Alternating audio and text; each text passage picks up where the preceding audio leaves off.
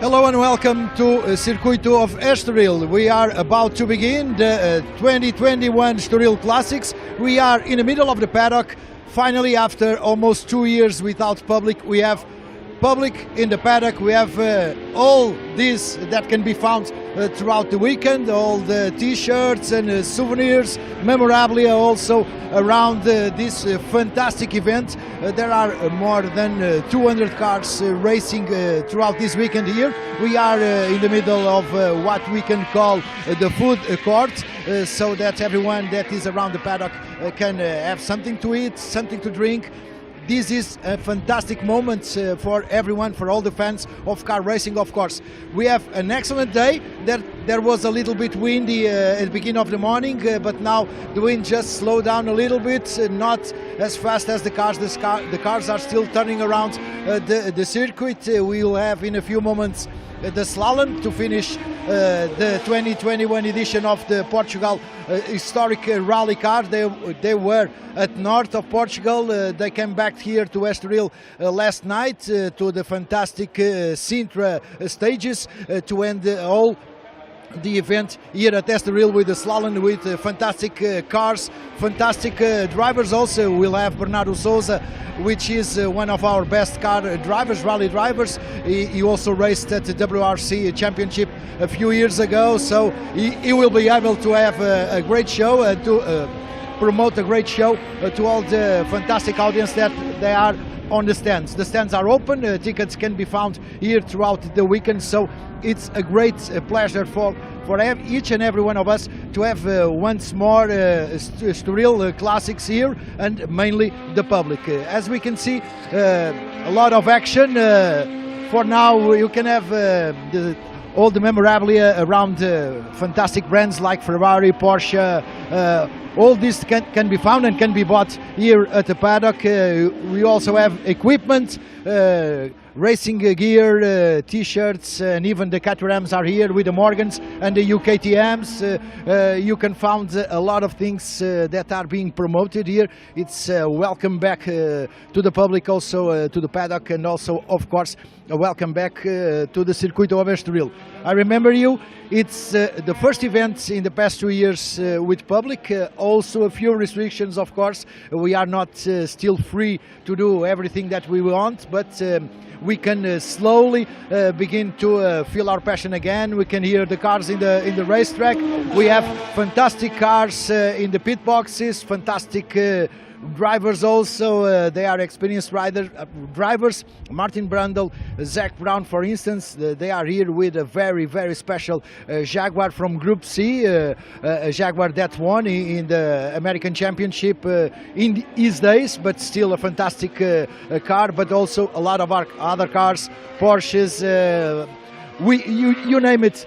We have a lot of cars here. This is one of the most benefic points, of course, the food court. We also have a lot of cars in the tents being assisted, being repaired, being prepared to go out on the racetrack. We'll show them throughout this day and the day of tomorrow. We also have fantastic races throughout the weekend that for sure will bring you back to this passion. And this is the Estoril Classics 2021.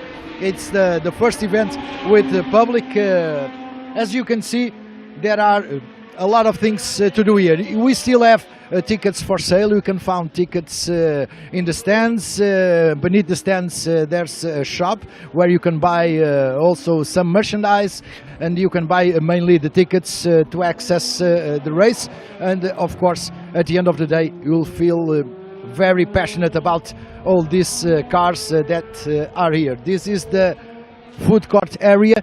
We'll show you throughout the day all the other areas. We'll have the slalom in a few minutes. They will start around 12:15 here Portuguese time, and for sure that will be a lot of action with the racing drivers, also very special cars. We have an Audi Quattro, also 4 Escort cars that were fantastic ones to see here and in the Sintra, in the stages of Sintra, Lagoa Azul, also in the north of Portugal, Arganil, Lausanne. So a lot of things can be done here throughout the weekend. We'll still have a lot of hours. We'll finish today at 8 o'clock. It will be the last moment for today's races. We'll have a lot of reports to show you for sure. For those who can't be here, you can find the best way to be here at Estoril throughout our transmission. We'll have broadcast Saturday and Sunday, and of course a lot of things to show you. The cars are cruising down the paddock, going to the pit lane, going to the starting grids. A lot of tasty things to have, food, drinks. There are quite a few hundreds in the paddock already, not completely full paddock like 3 years ago, before the pandemic scene, before the COVID-19, but we are getting back. It's really a special day to have public around us. I'll try to speak to someone. Do you speak English? Yes, a little bit. Yes, a little bit. Perfect. Are you enjoying? Yes, very much. What was the interest for you to be here today? I like Formula One, so I like fast cars. Which was your favorite driver in Formula One back in those days? Oh, back in those days. Well, I'm not that so much. Schumacher, Senna, of course. And today, which one is your favorite? Max Verstappen, eh? I'm not sure. Oh, you're Dutch. You have to be orange. You have to be Max Verstappen fan. Okay, thank you very much. Enjoy. So a lot of fans, Dutch fans also, not only Portuguese, but from very different countries came here to enjoy this fantastic weather. A little bit windy at the moment, but the temperature is quite nice. Perhaps we'll have a little less wind throughout the weekend, but this is Estoril and the paddock is completely full, as you can see. Max Verstappen fans also trying to enjoy the Formula One classic racing. We'll have 18 cars with a lot of history. Those cars, a lot of young kids also. They are feeling the taste of being in a race weekend also. So it's a very, very, very special moment for each and every one of us that are here throughout this weekend. Fantastic things. We'll have in a few minutes the slalom racing, so the race is ready, and we'll have everything here at Estoril for you guys to commentate on the booth, and so also for us to show here around this weekend.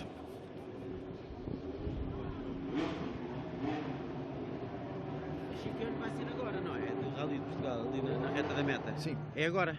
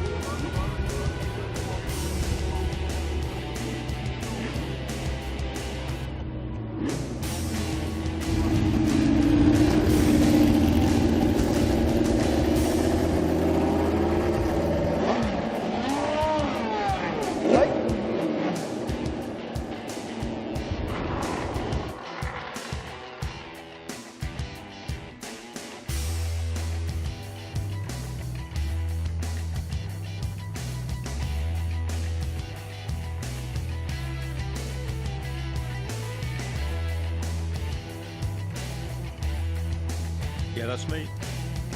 Can you hear me?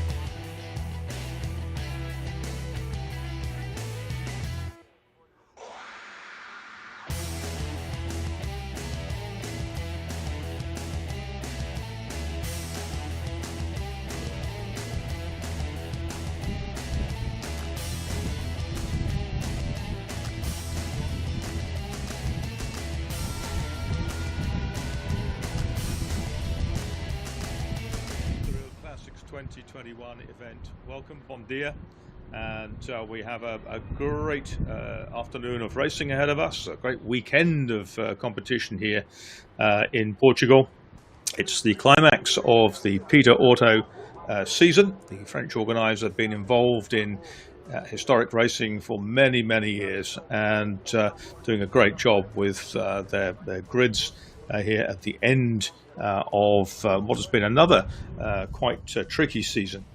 We have some fantastic cars lined up. We've got classic Grand Prix cars, we've got Group C cars, we've got the CER 1 and 2 grids, the classic endurance racing, we've got classic endurance racing legends, we have 60s endurance and the greatest trophy, among others, and that brings together a whole host of wonderful cars from the 1960s.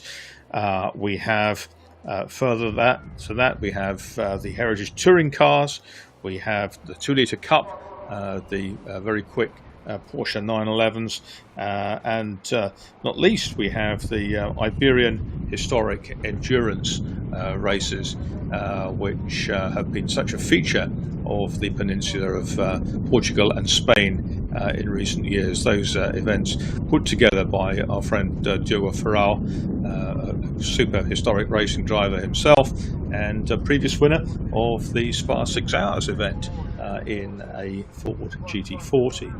So lots of heritage, lots of passion, lots of fantastic cars here on what is an interesting set of conditions. It's pretty brisk, the wind down there in the pit lane.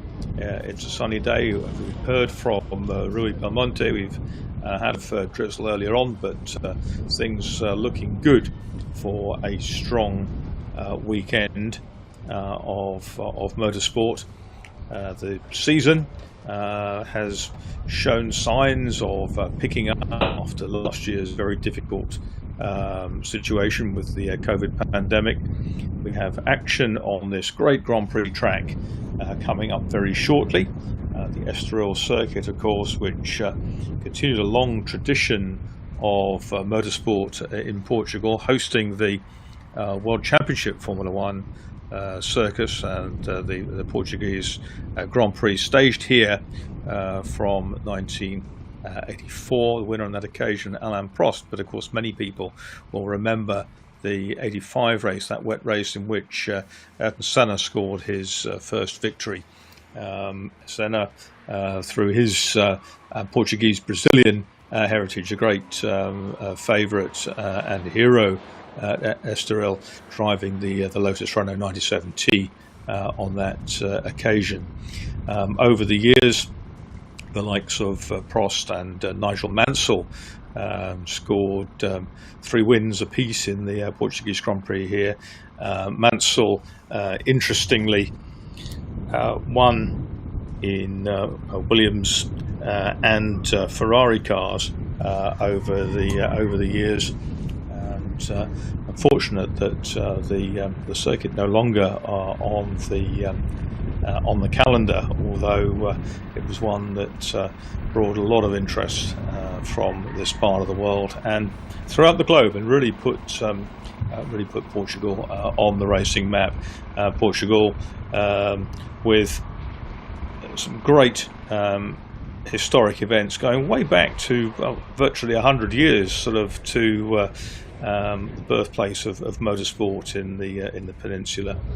But you've got a safety car, circuit car out, just making sure everything is safe for us to move on with the program. There's the circuit map. You can see that long straight from the Parabolica Ayrton Senna down to the very tight turn 1, and then the infield section. You can see down there in the pits 1 or 2 cars just being prepared in the garages, and underneath the awnings on top, some hospitality areas, so that the enthusiasts and sponsors of the event, some of the teams and their supporters, can view the action in comfort. You can see that the flags are bustling. It's very strong blustery wind coming in. You can see the clouds over the top of the wooded hillside there. The Estoril track, no stranger to historic motorsport, and super that it's been selected for the finale of the Peter Auto season. Patrick Peters, the organisation that Patrick Peters started all those years ago, and it brings together a really fine group of cars for single-seater and principally sports car racing, some touring cars in there as well. Just one or two preparations to go. That's one of the Circuito Estoril vans there, just dropping off some, looks like some grid placement bollards and markers for the first of our afternoon's events. We spoke earlier with Rui. We heard from Rui Belmonte down in the paddock, and he was giving us some rundown on the Rally of Portugal Heritage Exhibition as a slalom, I know, due to go on. And before we get into the racing, there is the circuit, 4.1 kilometers long, and you can see that dominated by the very, very long straight, which takes us past the finish line. I believe these are the cars that are coming out for the Rally of Portugal demo, and look like a Group 4 Escort, an RS 1800 type Escort with the 2-litre Cosworth engine in it, and there's an Audi Quattro there as well.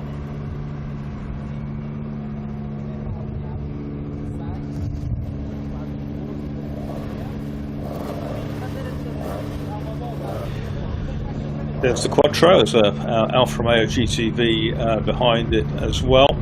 Quattro absolutely rewrote the rules in world rallying, with the likes of Valterol driving back then in the colours of HB.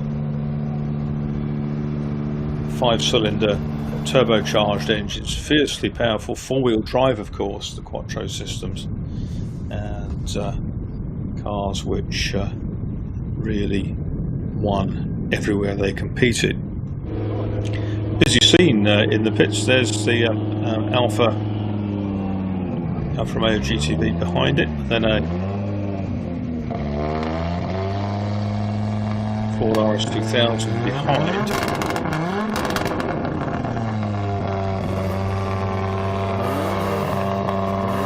Alfa Standing Racing.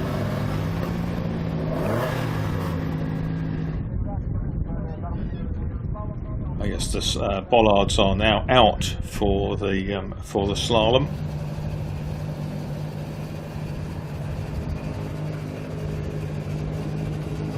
There's the Ford RS2000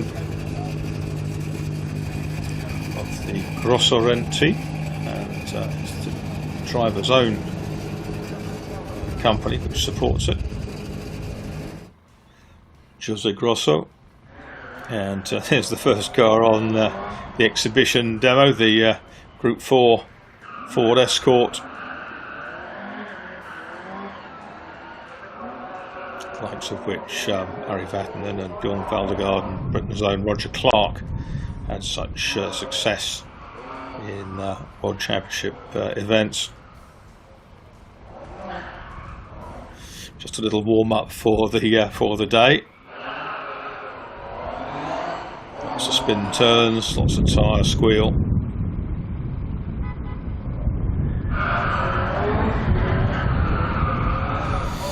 Call it drifting these days, don't they? But this is just a demonstration of the agility of rally cars.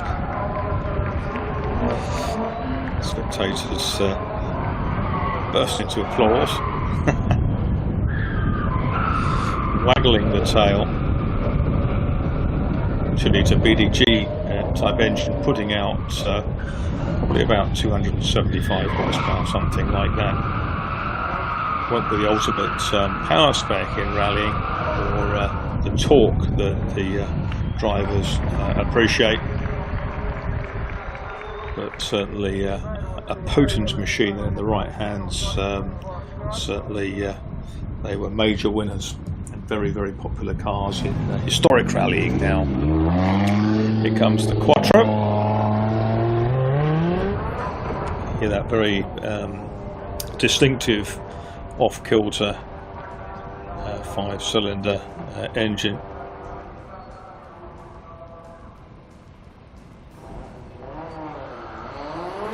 This one in the factory colours. You can hear the turbo and the wastegate crackling as well.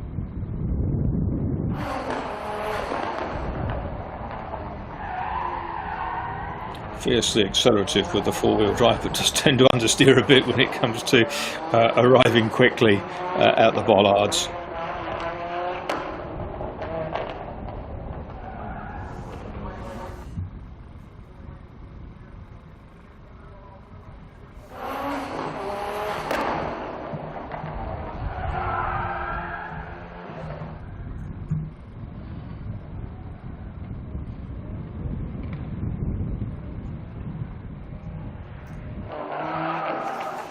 So there we go, back on course.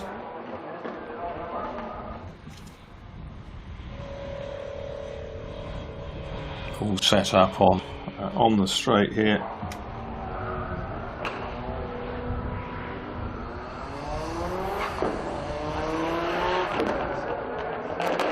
Valterol, who drove these cars very, very successfully. Won championships in 1982, World Championships. Also a successful racer of Audi cars on occasions. The cars from Ingolstadt, Germany. Here's the Alpha, going back to an earlier era.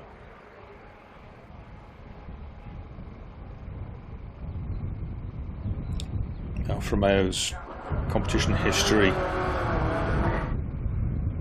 in this era, kind of the 60s and 70s era, inextricably linked with that of Auto Delta,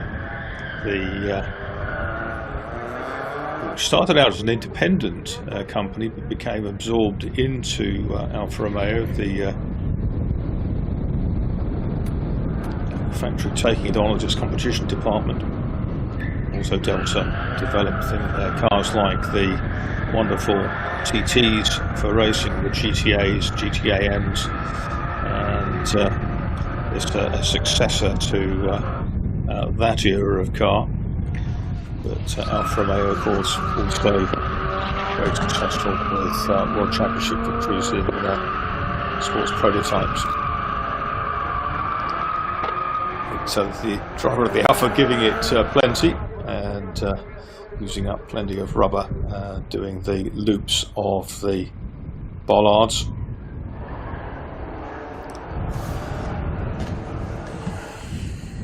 Rally of Portugal was often known as the Tap Rally, after the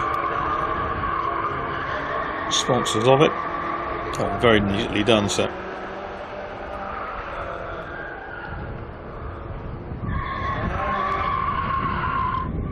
Bit of handbrake action and lots of right foot. We can safely say that our Alpha driver is thoroughly enjoying the experience here at Circuito Estoril.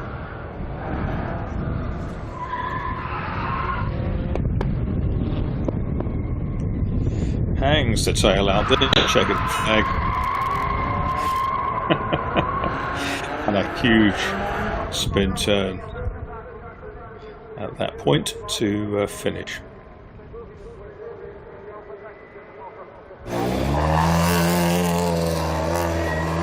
Now we've got the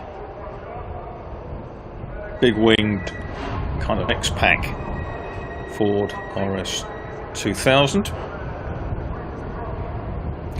This is José Grosso. Portuguese flag lifted off the bonnet, and away goes the Grosso Rent car.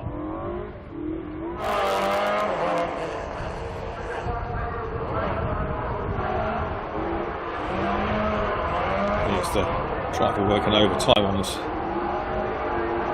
throttle and the steering, but into slip differential getting plenty of activity as well.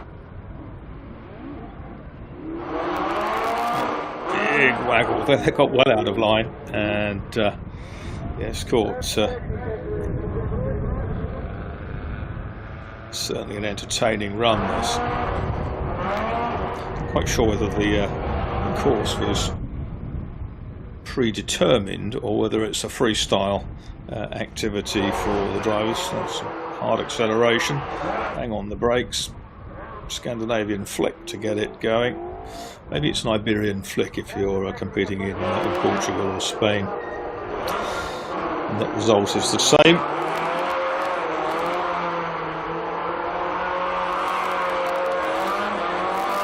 It's like a spirograph step, isn't it? The result of the spin turns. Plenty of rubber down, and the Escort comes back towards us. Little waggle on the steering as again, and very nice looking droop snoot Escort. Shoots down hard right up through the gearbox.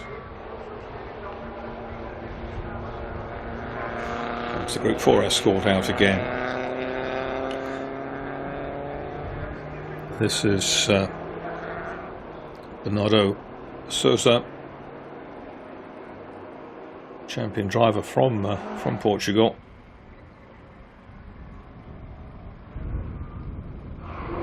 Long-standing competitor.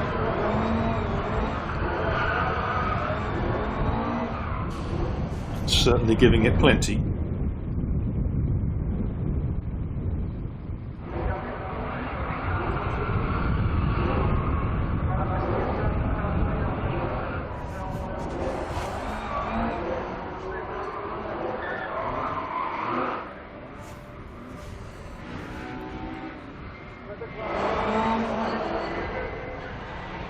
Great to hear that that engine. 2-litre 16-valve engine.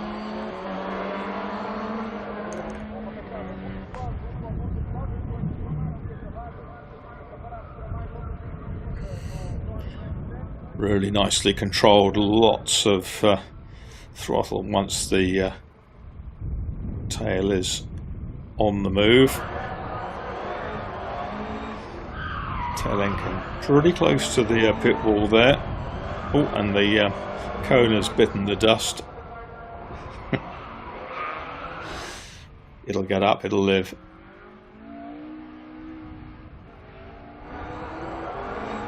And the checkered flag is given for Bernardo Sousa. His exhibition run. Quattro's back. The practice acclimatization has been done. And now let's have a proper go at it.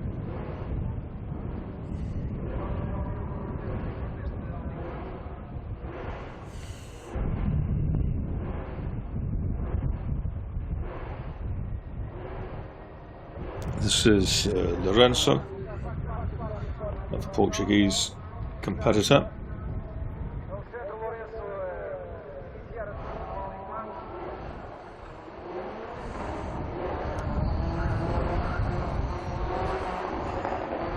Quattro has a notably longer wheelbase than the other cars in the quartet. Not ideally suited to the the really tight confines of the this racetrack course. You can see again it understeers. The front pushes on at the hairpin spin round the bollards.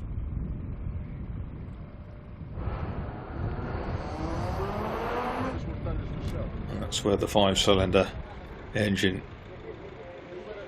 really comes into play, and the acceleration, putting it down through that fantastic four-wheel drive system that was proven in rallying and then racing with the cars that raced in the Trans Am and IMSA contests in the United States principally.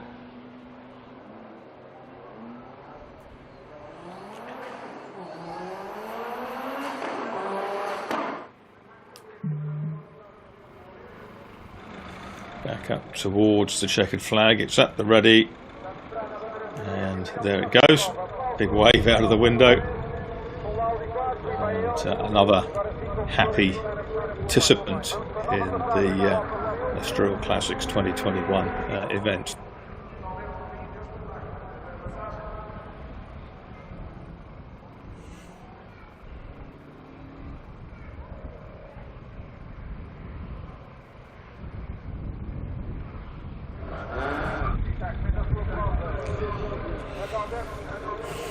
And away goes the Alfa Romeo.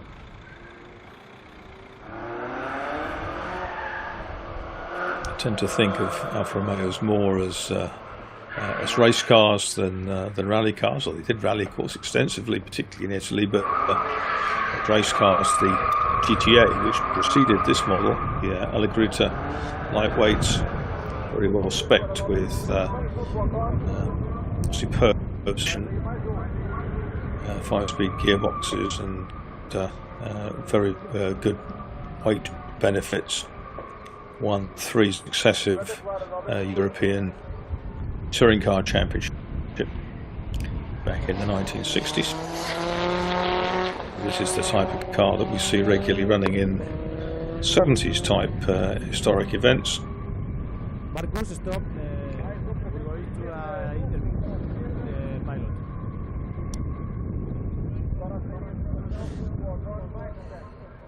Yeah, first of all, thank you for the invitation. I'm not part of the Rally Portugal historical cars, but it's always a pleasure to be on the slalom and of course enjoy and give some farewell welcome to our spectators. And again, with this little car, I always try to give my best and to have some proper fun. I know this is one of your babies. What takes you to drive these cars after WRC and all those fantastic cars you drove in the recent years? Well, this is my first ever rally car, where I did my first ever rally in my life, so I try to keep it and not to sell it. But it's true, after so many cars that I drove, WRCs, S2000s, new R5s, but these cars are still very enjoyable. Pure 2-liter engines with the carburetors, no electronics, no power steering, just proper rally car as ever built. Okay, thank you, Bernardo. Have fun. You're welcome. Bernardo Souza, after this exhibition with his little Ford Escort, as he says, it was his first rally car. It all started with this Ford Escort for Bernardo Souza. He drove WRCs, R5s, S2000, so he knows what it takes to be fast on a racetrack, on a rally special stage also. It is what it is. We have a lot of good moments throughout the weekend, and I'll give you back the transmission, of course, after this fantastic moment with the rally cars that just finished their slalom. Speaking Marcos. So here we are back with the RS2000, and good to hear from our driver there and from Rui down in the paddock. This is getting much more exciting than the first run for Jose Grosso. Yep, he's getting his money's worth there and using his tyre as well. Yeah, big round of applause from the from those on the pit wall. That was a nice run. He's got a co-driver in there enjoying the ride as well. So that's the 4 cars have had their 2 runs, a sighting run and then a further one. So now the bollards are coming in. The Alpha's shot off round the circuit. And the track will be prepared for racing.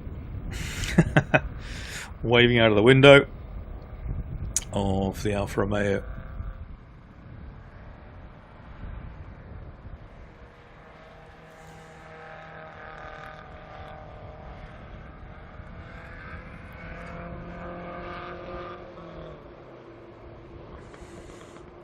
The reward for a couple of runs, a lap of the Grand Prix circuit here at Estoril.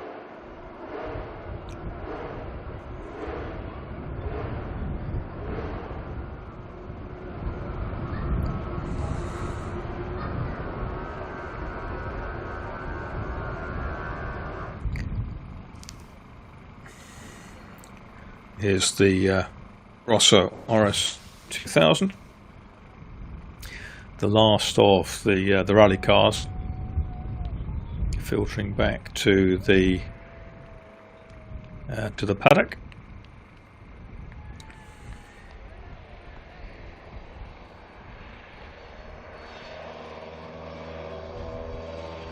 Running with the big X-Pack wheel arches.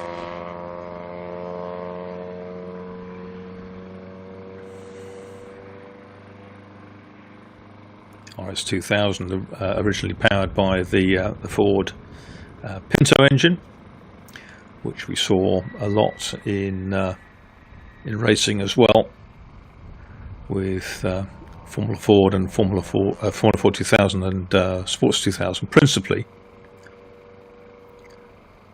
But we still see some RS 2000s in classic car racing, not particularly the historic classes, but they're a little bit too new for that, but certainly in the classics.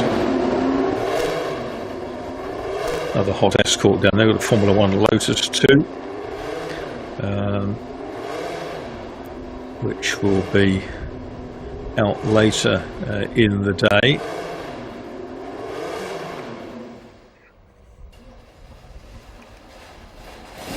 Pick up on those when they come out. There's a Surtees TS16 I see as well lurking in the pits, and a good looking big winged Escort there as well, from the European Touring Car Championship days of the early 1970s. John Player Special Lotus, just being warmed up down in the pit lane. Some highlights now of the rally demonstration.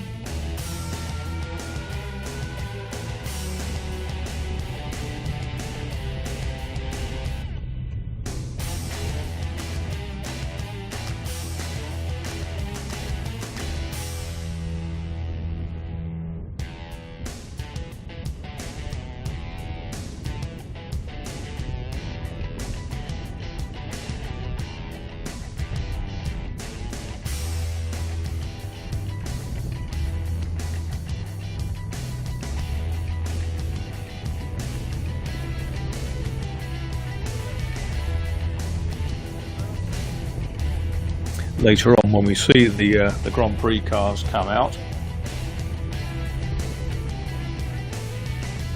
we'll see that Lotus 91, which is Steve Brooks's car, in the field. Expect to see 12 or 13 cars competing 386 Grand Prix car grid, but meanwhile this is Bernardo Souza with that Group 4 Escort at the Estoril Classics. Here we go. Yes, there's Steve Brooks's Lotus 91. It's a 91 that in Elio De Angelis's hands won that Austrian Grand Prix. The last Grand Prix that Lotus founder Colin Chapman actually witnessed, last victory for Lotus. His name is Paul. Can you introduce him? And I'm hoping to be joined by my colleague Paul Tarsi, who will be co-commentating through the weekend. Paul, good afternoon, bon dia. Okay, Paul, start talking, please.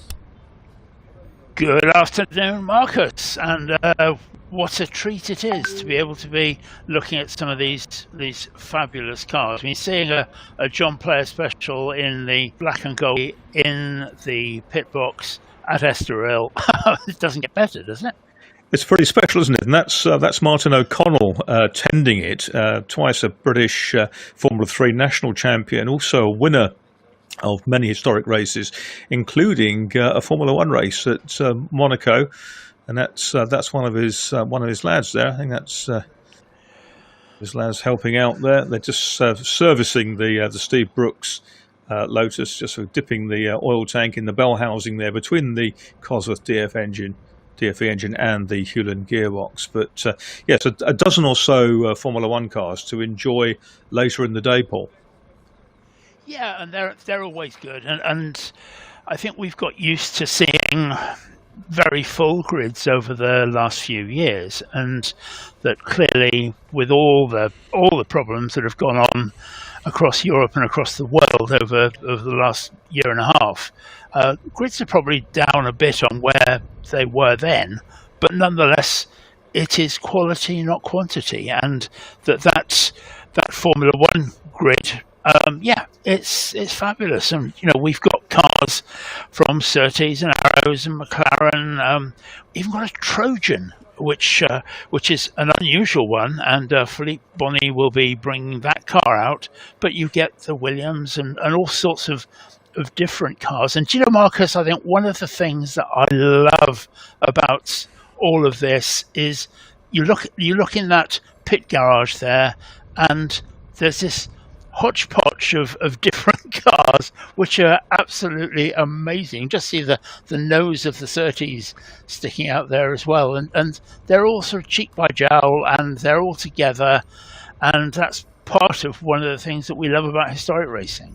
Very much so. There's a beautiful little chevron there, a little chevron racer behind it. Looked like the Cosworth powered McLaren Can-Am car that we don't see out very often. Looks like the M8 is an M8C, isn't it, by the looks of things? But there's a fantastic mix here at Estoril during the weekend, and we're going to see the best of an era of motorsport in which all the cars were different. Very, very different world now, because of course so many categories outside Formula 1, of course, which remains resolutely a multi-mark series. Many of the categories on the way up to Formula 1 are one-make categories. Everyone drives the same thing, and it's not as exciting as the days when we watched people like Jim Clark and Jackie Stewart win in Formula 1. They had fought their way up through multi-mark racing. That's how it was. We've got the cars coming out now for the greatest trophy, which is a new one on me. But what is fascinating is that right up at the front, we have no fewer than 3 Bizzarinis. And we see Bizzarinis in 1s and 2s in European historic racing, but very, very rarely 3 on the Southern Grid, Paul. Absolutely, and it's one of those things, isn't it, where Bizzarinis have kind of suddenly come good in terms of the cars that are there. They weren't absolute top of the tree. Let's just look at the grid that we can see that in front of us there. It's a great grid, and we've got the right at the front of it, we've got the Ebeling and Ebeling Bizzarini, Bourrier's Bizzarini, Hipólito Pires, Portuguese driver with the Porsche 9046. We've got Charles Villecourt with the Lister Jaguar Nobly.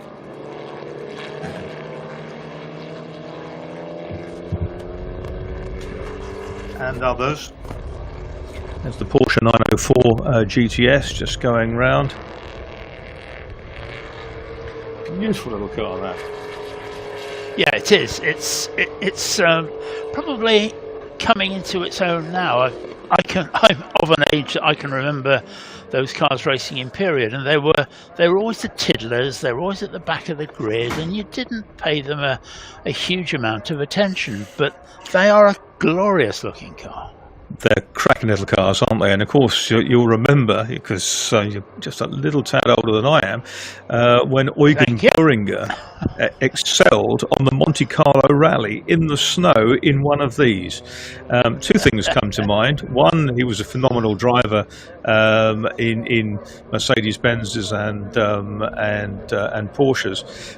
He was a man from Stuttgart and a great enthusiast. But also, you can see, looking at the Porsche 904, where Derek Bennett got the inspiration for the Chevron GT cars that came on from 1966 following the early Clubman's cars. Alfa Romeo TZ there, the pale green car, one of the first efforts of Alfa Romeo in conjunction with Alto Delta. But there is the Bizzarini, and the Bizzarinis are fabulous. 5.3 litre Chevrolet engines mounted a long way back in the chassis. They're quite wide, they're quite long, very stable platforms, and of course they're designed by Giotto Bizzarini, who was the man responsible for the Ferrari GTO before he fell out in league with numerous other Ferrari engineers, with the boss himself, with the Commendatore, and went off to do his own thing. These cars did compete at Le Mans, among other places in endurance races, but not as well known as the Ferrari GT Berlinettas and GTOs, but certainly a worthy successor. And there are more in build currently for historic racing as well, because of course the Chevrolet V8 engine is more accessible. It's more, I suppose, it's more enduring than the V12 Ferraris. There's a Lister Jaguar on the next row, the Lister Jags from the back end of the 1950s. Number 22 there. That's Charles de Villecourt with the Nobly-bodied car, and there were two distinct shapes of Lister, the Nobly and the Costin, and Frank Costin, the aerodynamicist, made his version much smoother. Big air scoop there in the back over the driver's shoulder, feeding the rear brakes. I'm sure that was not something you used to see too often in period. But there is the 49, Hipólito Pires, Mr. Fires with his 904 6 Carrera GTS Porsche. On the front, though, it's the Ebelings, Dirk and Leon Ebeling, with the number 68 car on the left of your screen, and 46 alongside, which is Christian Bourrier with the similar car. Further back, the next to the Bizzarinis, the red Bizzarinis, is Malte From. Then we've got the first of several Vöglers. This is Yves Vögler with the Alfa Romeo TZ. Safety car setting off. The four Vöglers in the field. Yves Vögler with the white Alfa Romeo Giulia TZ from 64. Then we can just see Carlo Vögler with the Ferrari 250 GT Berlinetta, Peter Vögler with the 718 RS Porsche, and Christian Dumoulin with his Ferrari ahead of Alain Vögler with another Alfa Romeo. That's the green TZ. It's an embarrassment of riches, isn't it? Also among them, you'll have noticed, I'll wait for it to come into shot, we should see the very different looking Morgan SLR of John Emberson, the British driver in the pack. Did you see it? I didn't see it, and I have been looking for it, but I didn't see it there. And it's highly polished silver bodywork, aluminium bodywork on it. Let's hope it is there. It is. It is there. Yeah. John Emberson there in the car run from Stockbridge in the south of England by the Foxcraft team, and one of 3 SLRs, Sprinzel, Lawrence, only 3 in the world, aren't there?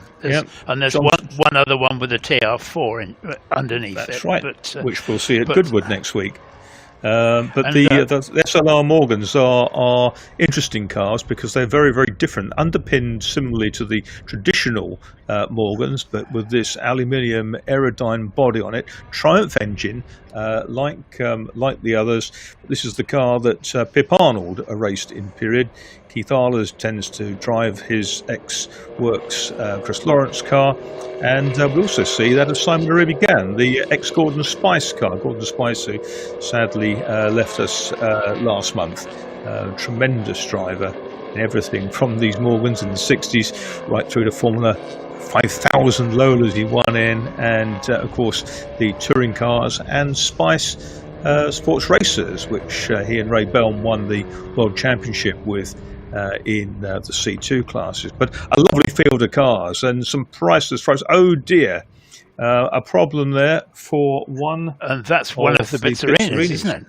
Yes. Yeah. That's the number 53 car. That's the car of Carlos de Miguel. It's that's pulled off.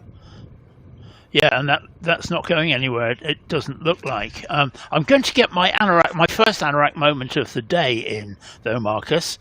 SLR stands for Sprinzel Lawrence Tune Racing, which that's absolutely right. Won't be my last my last anorak moment, but it will be my first. That's right. John Sprinzel was a racer and rallier, and of course Chris Lawrence, who drove that class-winning Morgan, the regular-shaped car at Le Mans in the early 60s with Richard Shepherd Barron, went to the fringes of Formula One, didn't he? With a Cooper Ferrari, an interesting concoction. As you could in those days, that you could buy a car that was a year old, 2 years old, 3 years old, and probably update it a bit, maybe, as he did, bolt something incongruous in the back of it, and suddenly you had a Formula One car and you could go racing. Are we going to get a start? We are in a second, and here they come then down for the start of this race, which is due to run over 40 minutes. Beautiful little Porsche RS in the middle of it, and we've got the Bizzarinis at the front, 3 scarlet Bizzarinis, and popping out from behind the poleman, which is the Ebeling car, is the Porsche, and that's Hipólito Pires, on whom local hopes are pinned. He's going to get eaten up in a straight line. Round turn 1 they go, the tight turn 1, the lift has gone wide over the curbing. Ferrari and Alfa Romeo and Porsche in the middle of the pack, but we've got the lead car, which is 68. We don't know which of the Ebelings is driving first, but we'll go with Dirk, who's our first on our timing sheets. One of the Alphas, that's the white Vogler Alpha TZs, moving up strongly as well. But through they go. Look at this. Oh, the smoky. That looks pretty bad. The third of the Bizzarinis is smoking nastily, which it was doing concerning. that as they came out of the corner, wasn't it, Marcus? That, yeah, it was. It was, whether it's oil surge or something, I don't know. But you were saying earlier on about that everything these days is single make or single spec Formula racing. Look at that Porsche up there in third place. That's going to be really quick through the twisty bits of this circuit, but then the big Bizzarinis are going to pull away on the faster bit. That's what makes this kind of racing so exciting.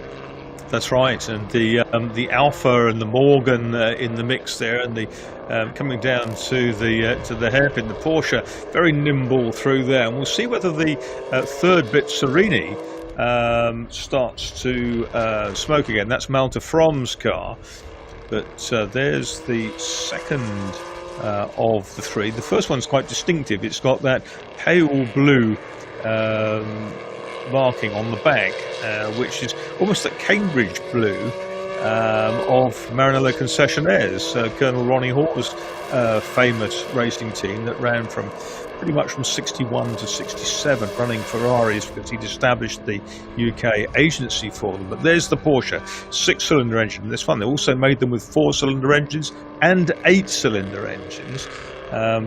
So the flat engine in those really also helps the balance of the car, keeps the centre of gravity really low as well.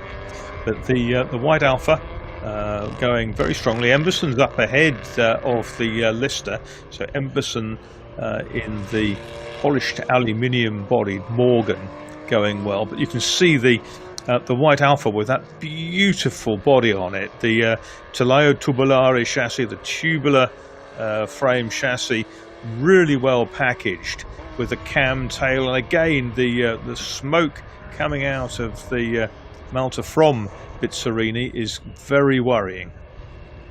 Yeah, it is, but it seems to be only on the exit of corners and maybe even only on the exit of left-hand corners, and that tends to indicate that it might be overfilled with oil rather than anything else.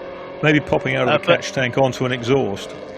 Yeah, but whatever it is, you don't want oil smoke coming out of the back of a car, and that will probably be making the driver of the Alpha behind him a bit wary, because if it's oil smoke now, it could be oil itself fairly shortly, and you don't want to be caught out on somebody else's oil round the hairpin there. And there doesn't. Oh yes, there is lots of smoke there, and that was a right-hand bend. It's interesting, isn't it? Beginning to come in with U markers that it could be a bad sign. You can see that bit, Serene. Also, it leans in the corners. It really kind of transfers its weight, and you can see the Alpha now coming up alongside. It's going to go through, and I wonder whether that's going to be the beginning of the end for that particular bit, Serene. Oh, he's got all the grunt in the world. I think I'm going to trump you in a straight line. You've only got 1,570 cc's of 4-cylinder twin cam power. I've got 5.3 litres under my bonnet, and in a straight line it doesn't smoke. Yeah, Malta from showing who's boss in a straight line. But the white Alfa Romeo there, that's Yves Vogler, is also... he fancies his chances of picking the bits off over the remaining 35 minutes. It's early days. It is, and I think, again, what we were saying, that this is the Alpha getting closer and closer. The smoke is getting stronger and stronger. Now, if that was an overfill, it would be burning off, and it isn't. So disregard all my previous comments about the fact that it might just be overfilled with oil. I don't think it is. I think this is now a problem somewhere with that car, although nobody has actually told the driver yet, because he's pressing on at great speed. But we're now coming into the part of the track where the Alpha gets closer and closer, and there is going to come a time where he can A, get past, and B, where he can stay ahead across that long start-finish straight, and then perhaps pull away. But a long way to go yet, and we've still got 34 minutes of this race left to run.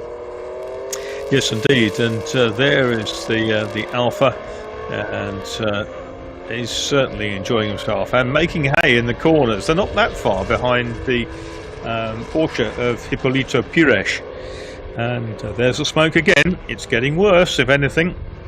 And you'd have thought that the driver might be able to smell it, but of course it could just be leaking out of the differential onto the back exhaust, in which case it won't filter through the cockpit first. It'll certainly be filtering through the cockpit of the Alfa Romeo, and behind the Alpha you can see the Lister, which is Charles de Villencourt. He's moved ahead of his rivals as a Ferrari and the Epperson Morgan in there. Slightly incongruous with that Lister Jaguar. It doesn't quite fit with the rest of these GT cars, but nonetheless a fabulous, fabulous motor car. It was built up in Cambridge in the UK by Brian Lister, who used his father's engineering company as the basis for being able to build these cars with mainly Jaguar engines, although we saw all sorts of different engines, particularly in the early days, didn't we? Yeah, the American Chevrolet Corvette engine was very popular as well. Most of them were made with the Jag XK straight 6 engine. First built in 1948, some decade before the Listers really hit their problems. They were great cars for shorter races, and they certainly gave the Jaguars a run for their money in sprint type events. The Knobbly, which is this one, has a sort of a rather bumpy looking body on it, hence the Knobbly. Was described famously by Sterling Moss as pugnacious. That's rather a nice term for it. It's not kind of svelte and all the rest of it and really pretty. It's kind of workmanlike, pugnacious, like a boxer. Yeah, and then the Costin version, which came out shortly afterwards, long and pointy and curvaceous, but so I've heard say, much more difficult to drive because you couldn't see the corners anywhere near as well. But nonetheless, a quick one. And you also, you had more of an overhang at each end of the car as well. And here comes the 88 Malta From, who's closing in now on the Porsche of Hipólito Pires.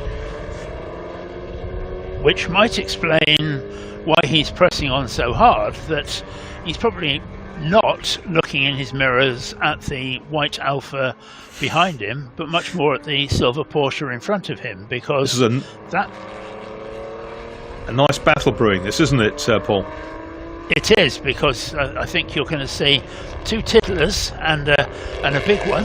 That you're going to see cars with probably half the horsepower of that big Bizzarini, and nonetheless it was they're not smoking like that Bizzarini is, and with half an hour of this race left to run, does that Chevrolet have half an hour left in it? I really don't know. It takes a very it's run very wide there.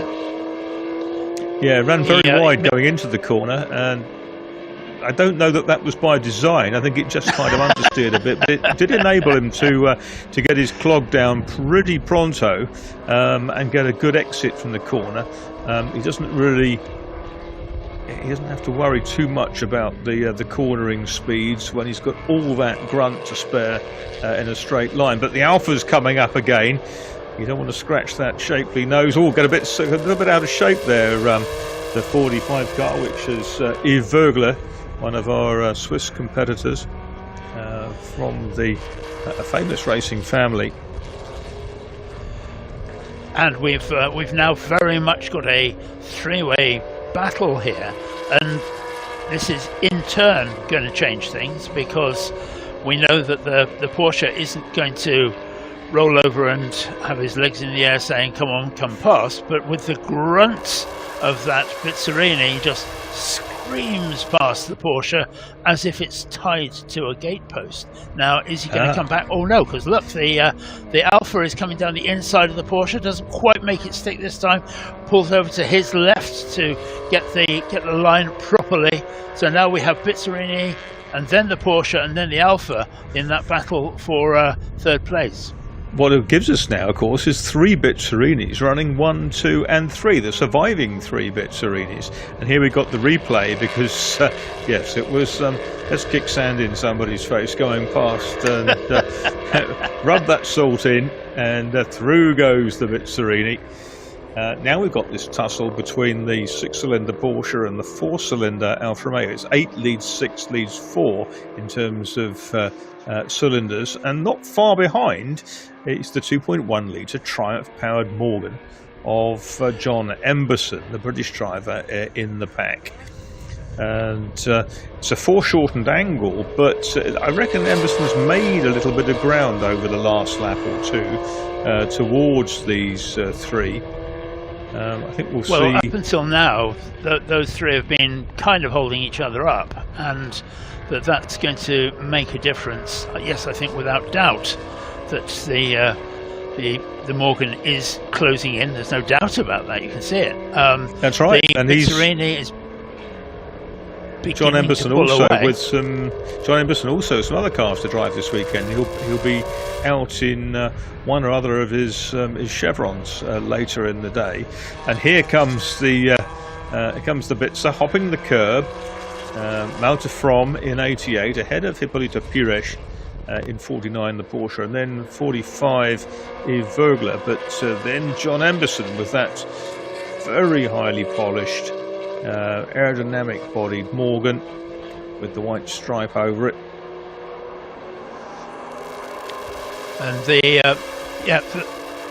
the third place car is beginning to pull away from the two smaller cars behind him. Now that's obviously comes down again as they get to the much more twisty part of the circuit out on the back stretch, but nonetheless he's beginning to pull away, and the battle perhaps is going to be between the Alfa Romeo and the Porsche for bragging rights behind the big engine Bizzarinis. Now we've got sports racing cars running together, because the number 60 Porsche, another of the Vöglers, that's Peter Vögler with that Swiss flagged helmet, has got past the Ferrari, and I think that was Carlo Vögler, so it's a family tussle. There's the 22, the Lister pressing on. Of course, the history of Lister intertwined with that great little sports car racer Archie Scott Brown. And see the Lister up ahead with the open tail stretching out now. Isn't that a lovely sight? Just seeing those Certainly cars is. being used properly the way they were intended. And there's the 250 short wheelbase car, the number 5 car, and those were made in all sorts of different formats.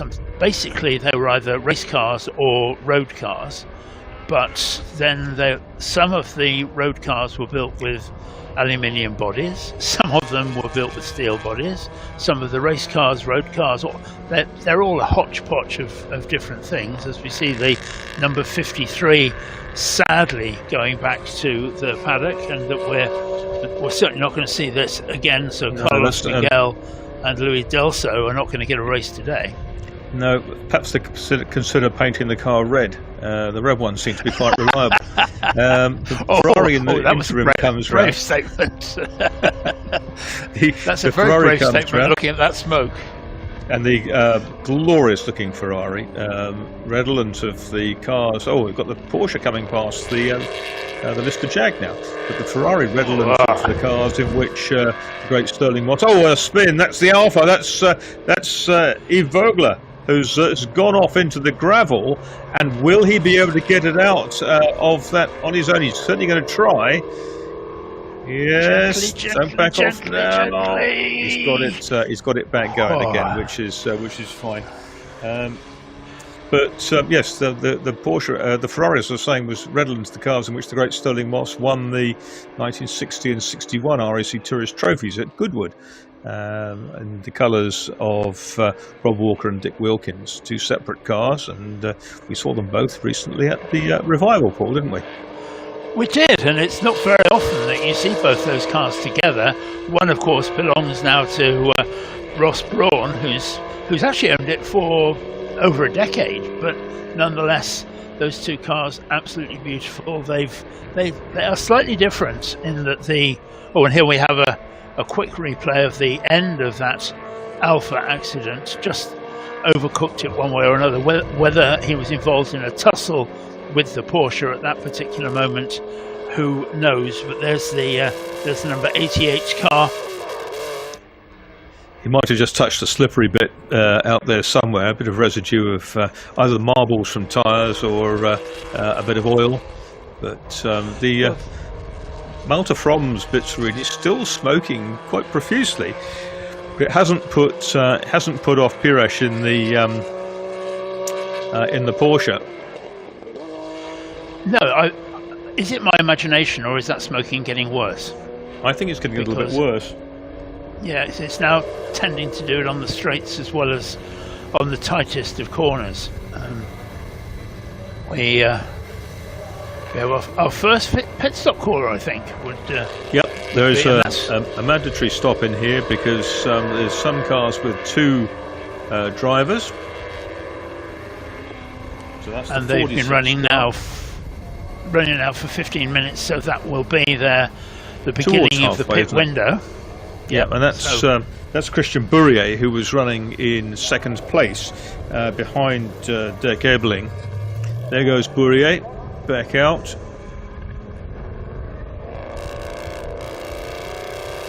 Oh, listen to that. It's mighty, isn't Fabulous it? 5.3 Chevy V8.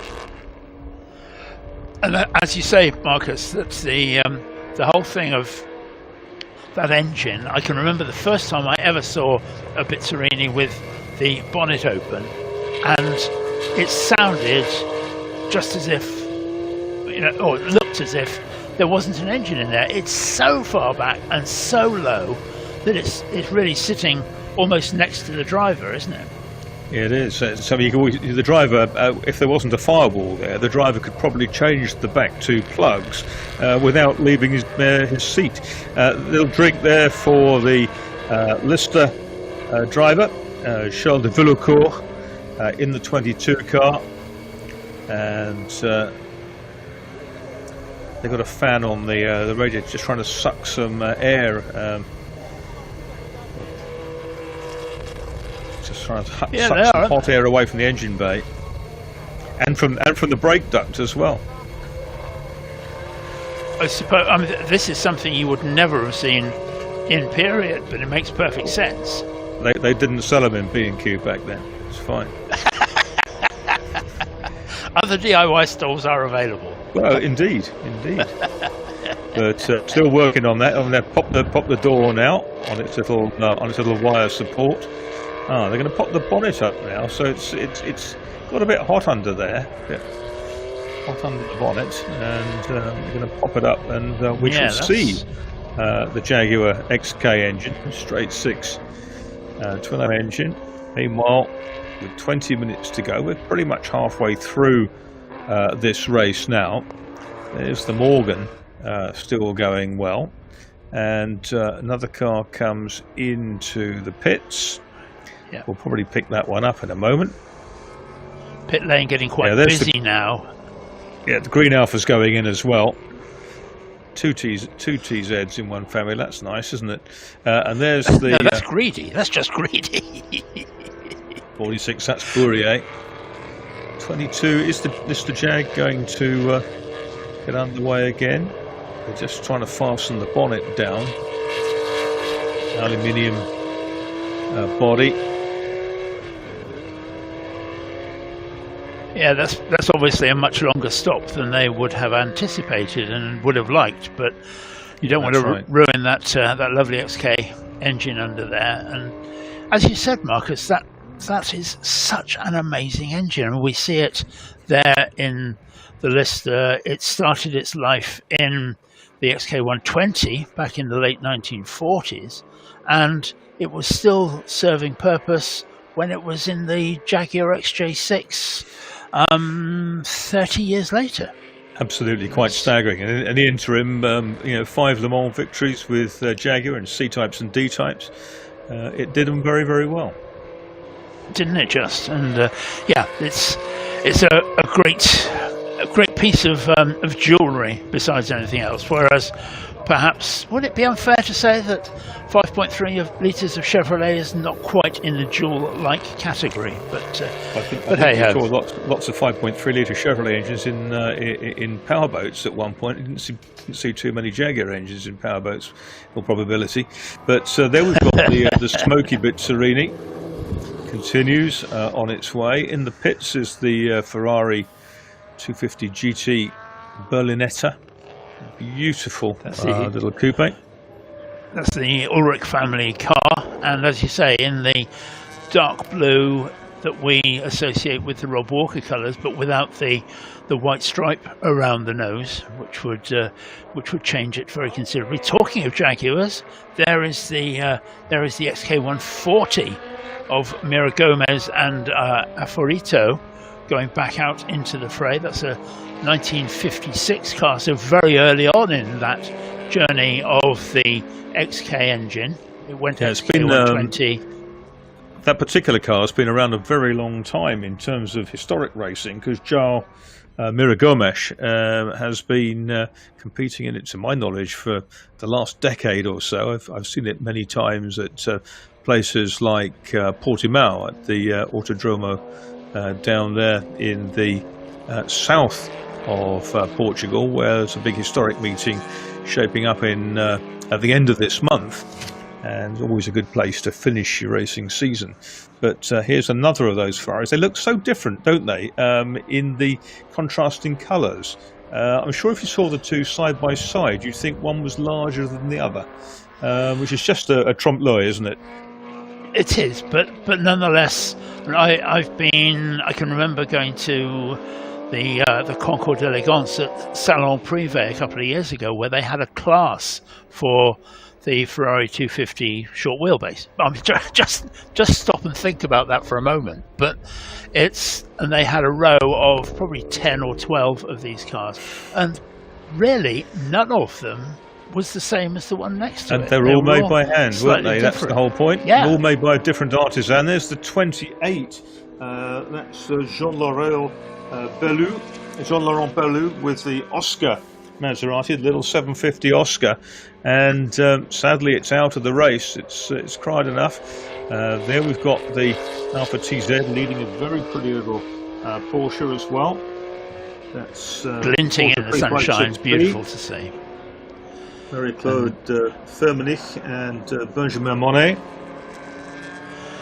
You know, looking at these cars in this race, I don't think I have ever seen an Alfa Romeo TZ before that wasn't red, and there are two in this race, one white and one that green. So it's a first for me. And Marcus, you will remember vaguely, but you'll remember that colour scheme used to be the colour of the Stirling Moss Automobile Racing Team.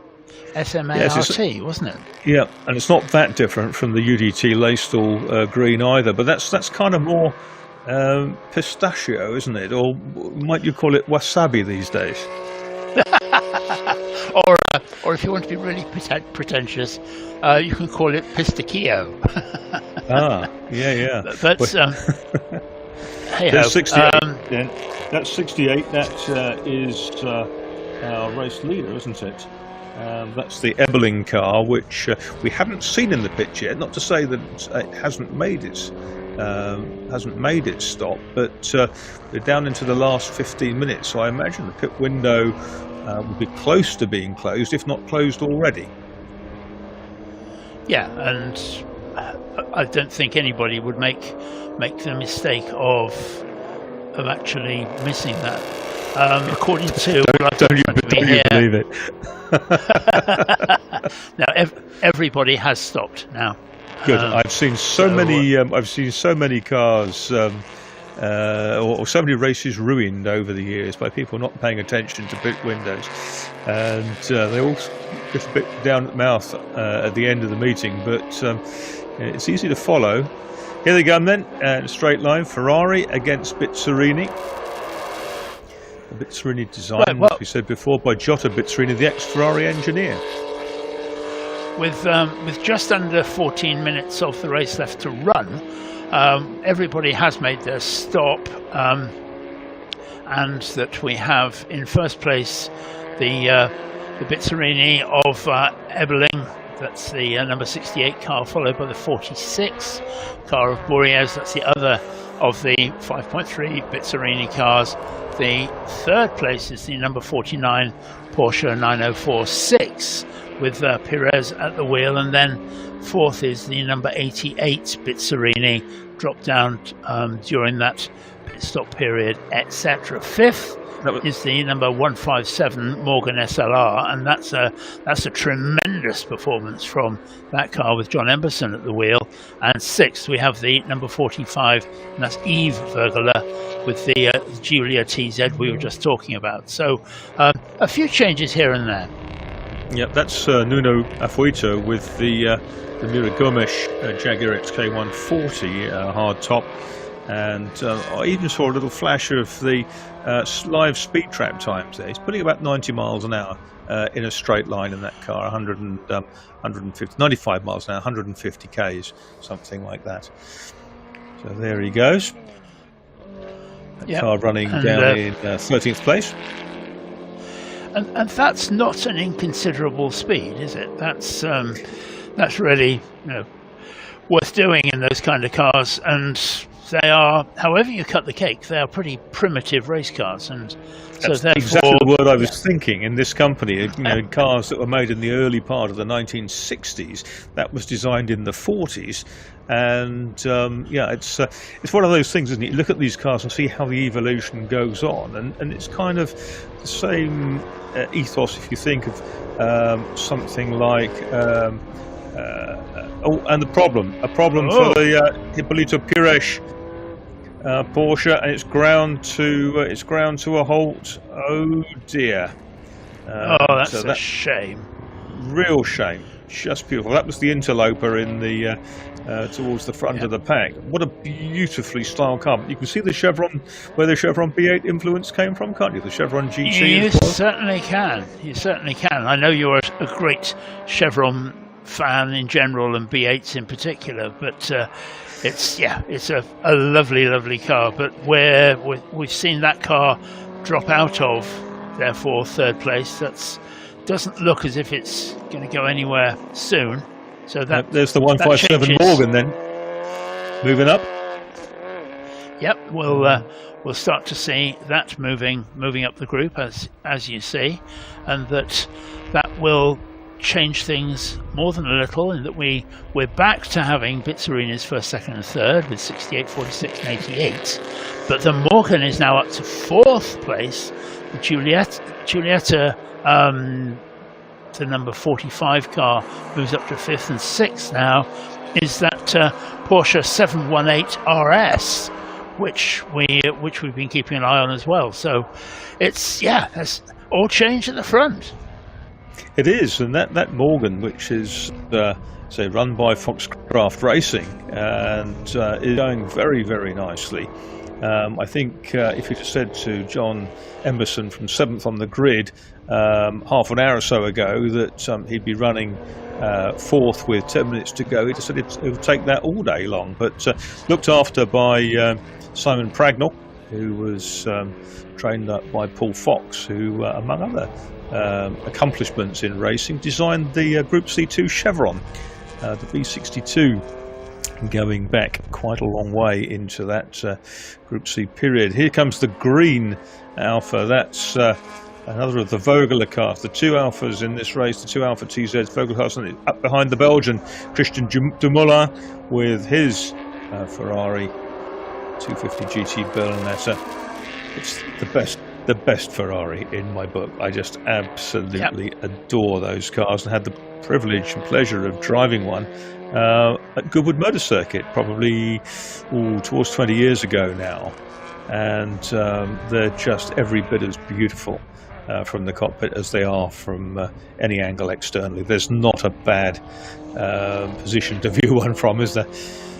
No, and I think they were overshadowed by the GTO simply because the development in the GT class of world racing was very, very quick at that time, and that the GTO was needed to be a counter to the cars from Aston and from Jaguar, and that for a while the short wheelbase was sort of overlooked. But yeah, in terms of looks, there is nothing better, and I would say that particularly those two Rob Walker cars are amongst the best looking cars in the world, bar none. Yeah, and very much so.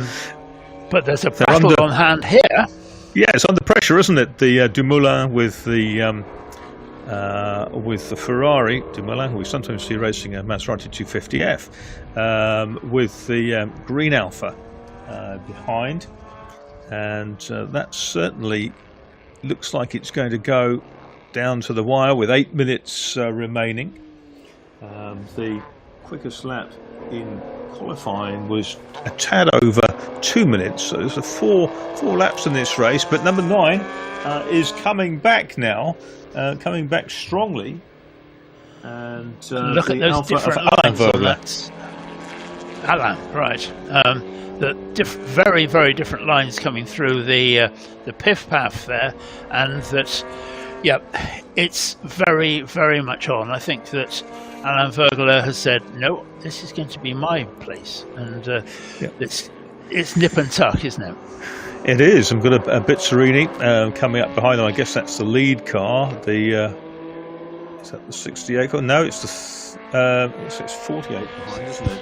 It's the 46 car, isn't it? The 46 car. Yeah, that's Bourrier coming up to lap the pair. So that might put a cat amongst the pigeons. Yeah, it may well. Depending on, it doesn't really matter where Bourrier overtakes. He'll shoot past in one of the straights, I would think. But no, he's been given the land, or has he? Coming round the long loop there, he gets through the first one. But that's going to slow down the Alfa, isn't it? It's broken the battle up, hasn't it? But that favour might be returned when the Bizzarini slugs past the Ferrari, as it surely will. It's newer, it's lower, it's leaner, it's got more power.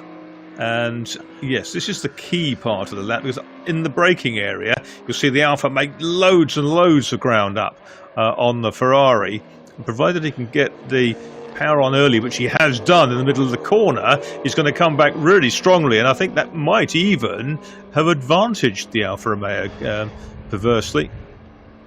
Now this is an interesting one, Marcus, because we now have the car number 20 has a time penalty for a pit lane infringement, and so does the Ferrari, car number 45. Yeah, and car number 45, which is the other Alfa Romeo, also has that infringement as well. I guess it's either that the pit stop wasn't quick enough, or was too quick, or speeding in the pit lane, but we really have a battle on now. Yeah, it's funny that the two Ferraris have both got penalties for pit infringements, and I guess it's not materially going to alter either driver's life, but it's just disappointing when you've been flat out in a battle, and you can see there. Look, the 2 seconds quicker the Alfa last time through than the Ferrari, but the Ferrari penalised. So that's going to bring the Alfa number 9 up into 8th place, and it might even get the other Ferrari, isn't it? It's Conrad Ulrich in 56. Will it drop him behind 32? I'm not sure that it will, because 32, no, the Porsche 356, I would think he's probably got a good gap on that. Right, yeah. We haven't been told what the time penalty is, but it would normally be 10 seconds or thereabouts.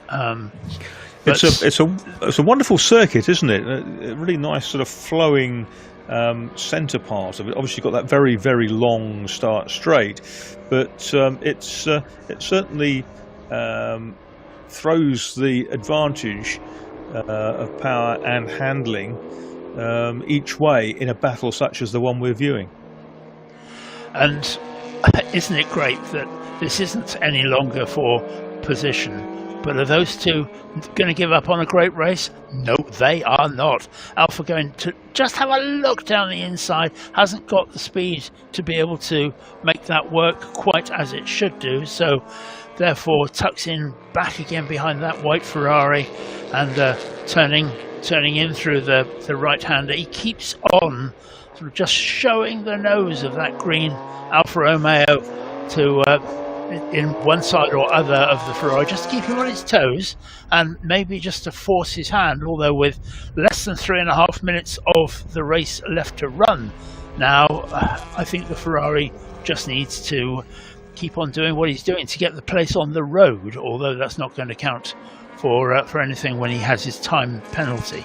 But it's all to play for now as they come off the Parabolica Ayrton Senna, and they are side by side across the start-finish line, Marcus. Yeah, that's right. And the Alfa can brake later into turn one than the Ferrari, that's for sure. The Ferrari, though, holds court, and there'll be a little flick on the wheel in a minute. All very nicely controlled. Number 20 then going through Christian Dumoulin, the Belgian, ahead of the Swiss Vogler with the Alain Vogler with the Alfa Romeo. It's getting very, very close, but they're going to have one more lap after the one they're on, I sense, because we still have 2.25 minutes to go, and they're somewhere into this lap. The circuit, incidentally, opened back in 1972, and it was 12 years before the Formula One circus came to town. But it remains a super place to go racing. Yeah, and we're fairly close to Estoril town itself. That's only just over 5 miles away, but it's nonetheless in a glorious part of Portugal anyway, and we're only 20 miles from Lisbon. Absolutely, and some super restaurants at Cascais, from what I remember. It's been a long time since I've been to Cascais, to a fish restaurant, but nonetheless, there's some maybe our time will come. Yes, absolutely. Look at this, the Alfa really hard on it, and they are making great ground through that very tricky little complex, which really suits the nimble handling of the Alfa. So developed by Auto Delta, which was Carlo Chitti back then, ex-Ferrari engineer. There's the we saw quickly the Porsche Spider, and here's the Ebling Bizzarini, which leads the race. We haven't seen that much of it, but it's been quite a long way ahead of the rest. It's not to say it's not there, ladies and gentlemen. It's very much still there, but it's funny, isn't it, that there's not much in the way of points or championships or anything. That these people are doing it for fun, and it must be a bit frustrating to go out there and win the race and not having had the battles that perhaps people behind you have had.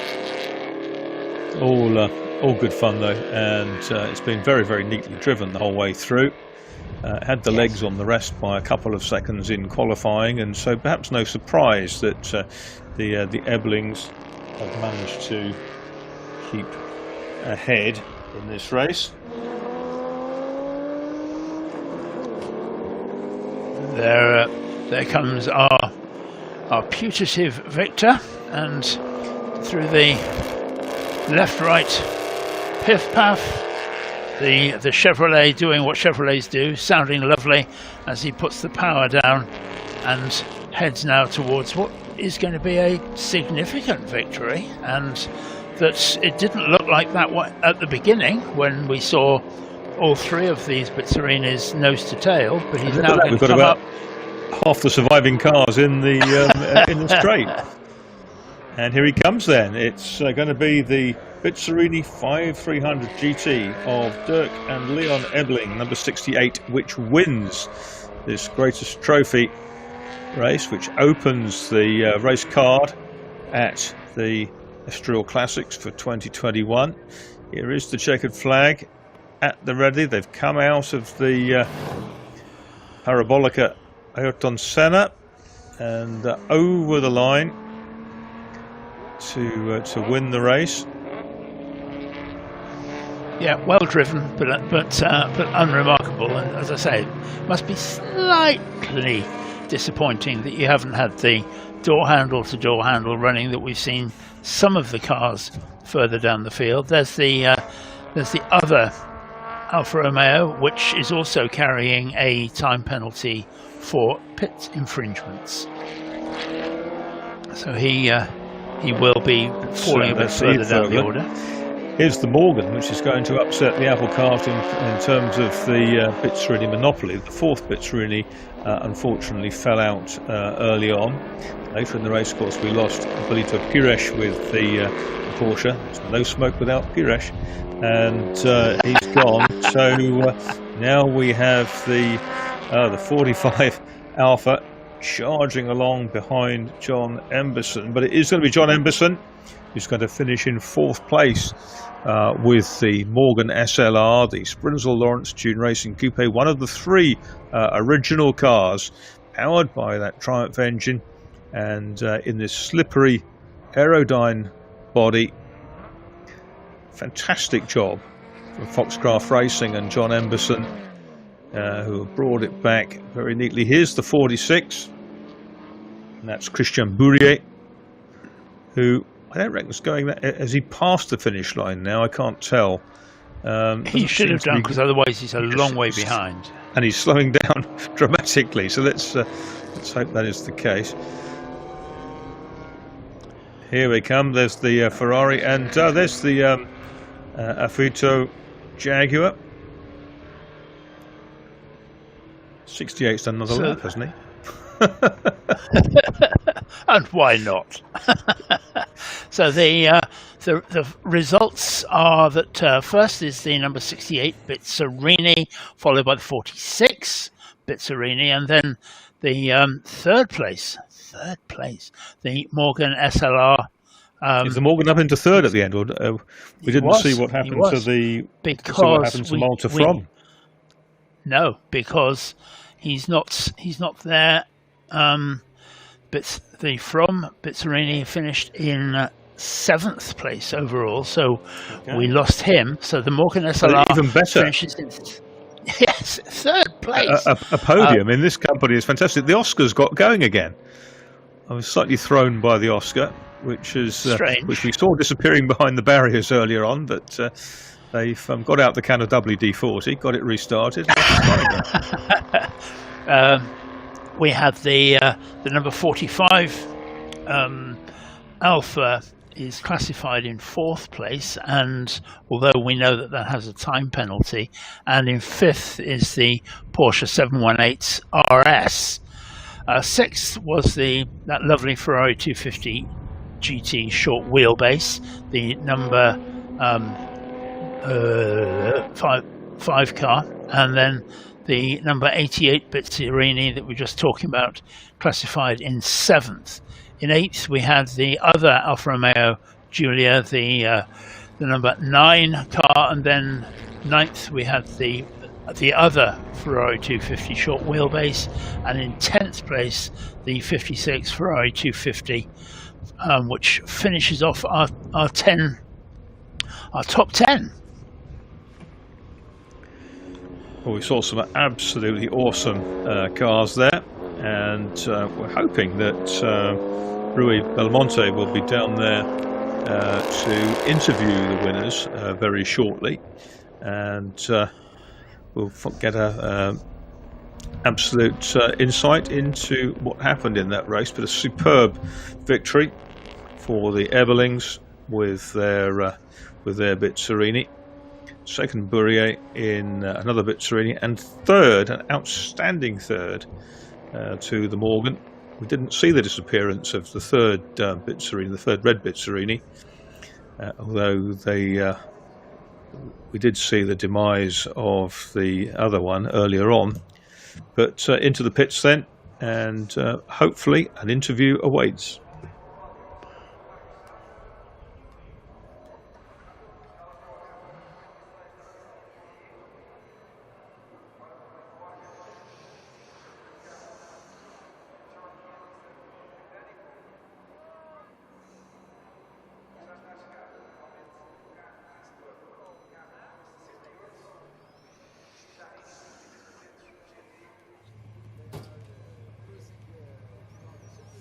But the Morgan's already down there. SLR 500 on the registration number. changed that's from the good. number that Pip Arnold ran in period. There comes 68. Yes, did do an extra lap because the others were awaiting him in the pit lane. That's a lovely sight, isn't it? Yeah, glorious looking Bizzarini. Very pretty Morgan SLR. And here comes Eberling, or one of the Eberlings, our gallant race winners, unfurling himself from the cockpit. I know the car's very low, he's very tall. Bit of both, I think. But yeah, but this is one of those ones, Marcus, where the whole thing has been a joy for every single driver out there. They've all enjoyed themselves. They've all had a great time, Marcus and Paul, we can hear from right them. now.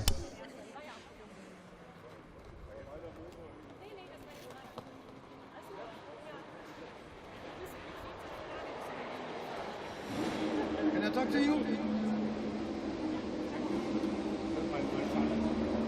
Oh, okay, but I want to talk to you. You finished the race. But my English is not so good as my son's. Mine is not also. Okay, we try. Good. We have an interview with Rui. Introduce him, please.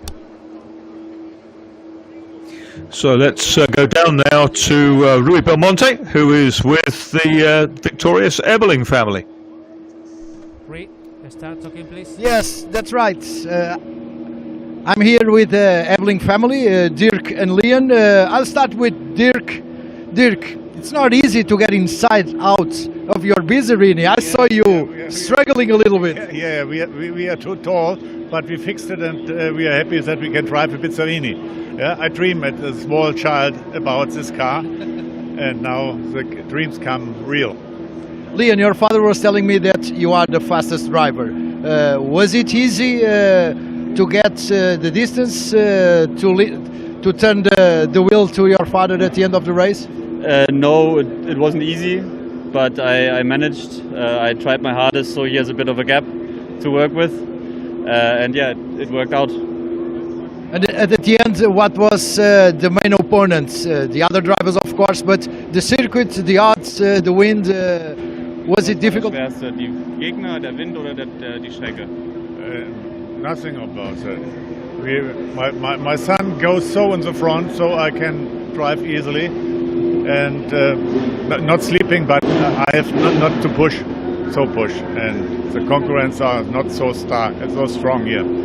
Okay, congratulations for your winning. Hope to see you back tomorrow on track. 6 hour race. 2 hour race. 2 hour race. Tomorrow it will be a longer race. Okay. Those were the winners, Dirk and Leon Ebeling. They won this first race of this Saturday. For sure we'll see them back on track tomorrow for the 2 hour race. We'll see how long they can get. They are really tall, as you saw. It's not easy to get inside out this fantastic Bizzarini. It was a hell of a race. We'll see the next ones for sure.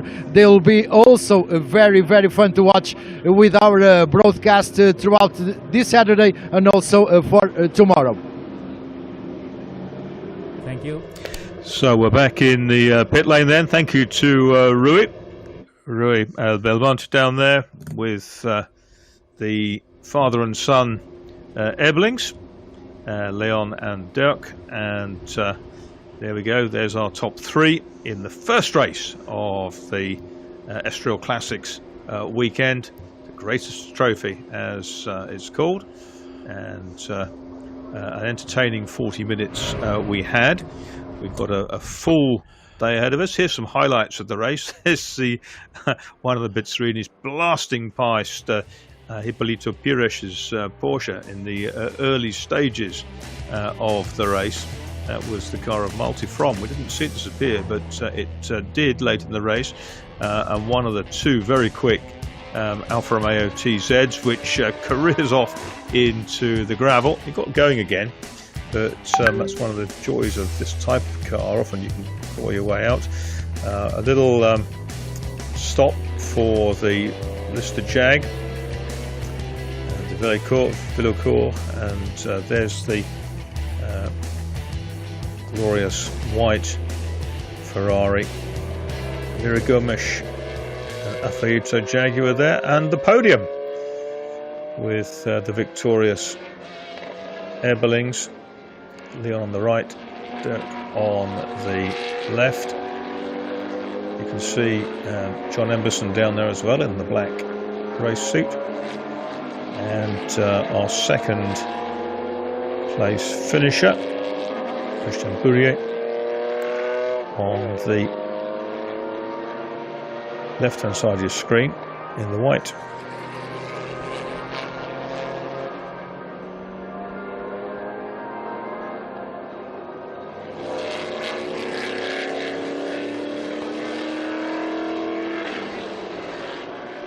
Traditional anthems play,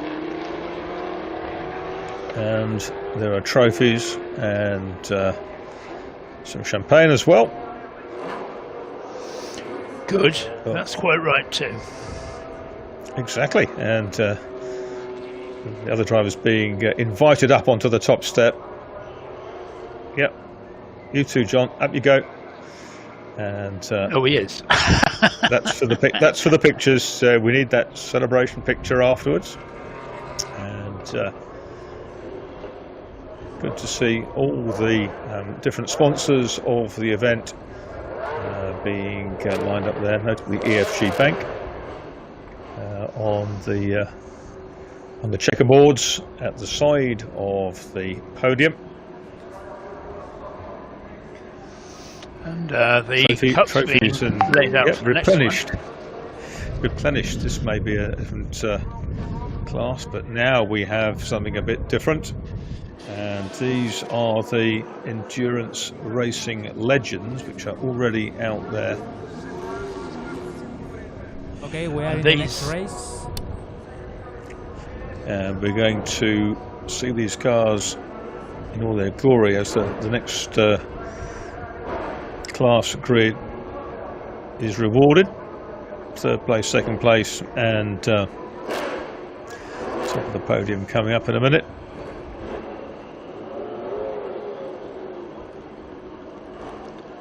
Got a Shine retiring winner. Yeah. Can I take this one as well? Yeah, I think somebody has retired back to their pit box for a chat with the team. But this is going to be exciting, isn't it, Marcus? The endurance racing legends. That these are always a good watch.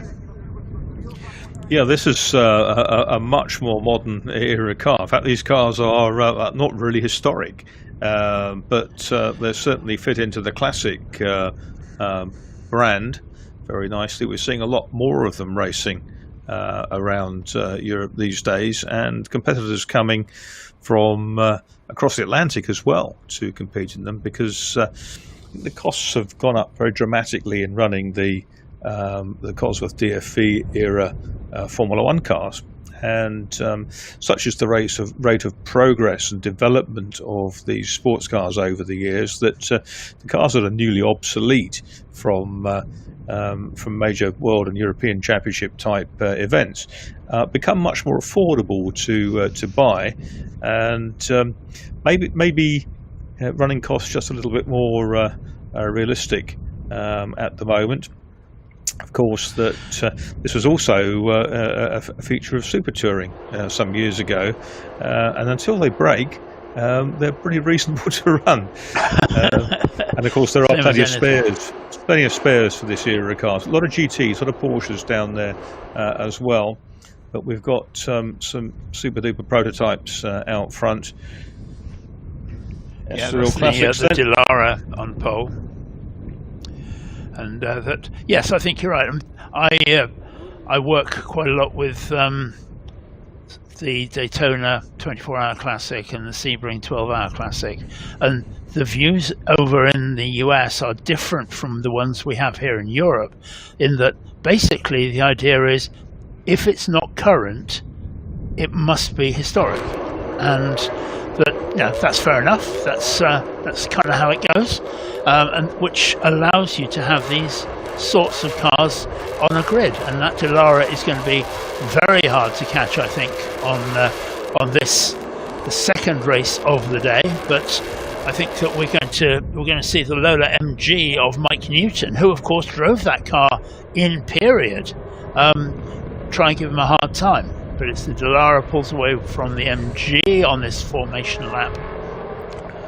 Yeah, here we go. That's James Cottingham then in the Dallara, fresh from his win in the Spa 6 Hours with Ollie Bryant in the Ford GT40. Look at him, watch for him. Mike Newton was alongside, and then there was a Riley and Scott there, I think I saw in third place. They're running very, very quickly through this grid. We'll fill in some of the detail when we get to the race. The way they go on this final reconnaissance lap. We have 19 cars on the grid, and a fair proportion of them are various variants of the Porsche 911, as you can see from the shot there. But one or two prototypes up at the sharp end as well, and that, as I say, those first two cars particularly, I think, are going to be very quick. And yeah, a circuit like this with those long, mainly constant radius corners are very much made for modern sports prototypes, and I would say those probably are modern sports prototypes. So this is going to be a good race. It'll be worth watching. And yes, we have the MG as it raced as an MG at one stage, which is second on the grid, and Joe Bradley tells me that Mike Newton won the LMP2 class at Le Mans in that very car in 2005, and with Tommy Erdős and Warren Hughes as his co-drivers. So there is some real history in that car, which is second on the grid. A lot of these cars have some good history. Did you see the TVR down there, the Le Mans TVR? I was just going to say that. Love it, absolutely love it. Yes, there are some very, very. There it is, the white car with the black bonnet for when they start. There it is. With the two TVRs together, in fact. The DeWalt yellow car as well. Ferraris in there, Porsches in there, and rolling start. They go away, and it's the nicely controlled start. Very much so. Oh, why can't they all be like that? That's perfect. Marcus, beautifully done, isn't it? Paul, be careful with the sound in your. So there they go then into the first corner. Prototypes out front. Dallara stretching away already, but lots of jostling down the order. Screaming through. Away they go. Out of our sight. We'll pick them all up.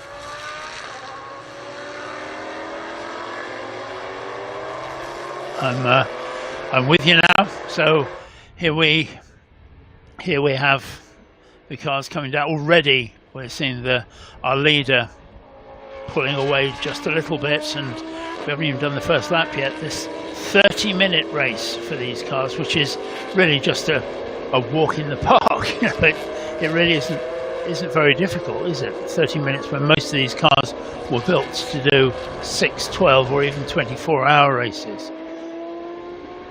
We've also got the Aston Martin, which I saw a bit further down the field there. That's the Romain Belleteste car, and that's DBRS 9, which was the car built for kind of club racing. It wasn't the very highly strung DBR9 that the factory ran. The DBRS 9 was settled down a bit cheaper to run, but nonetheless a glorious car. Has most of the look of a DBR9, but is slightly different as the cars go across there and complete the lap.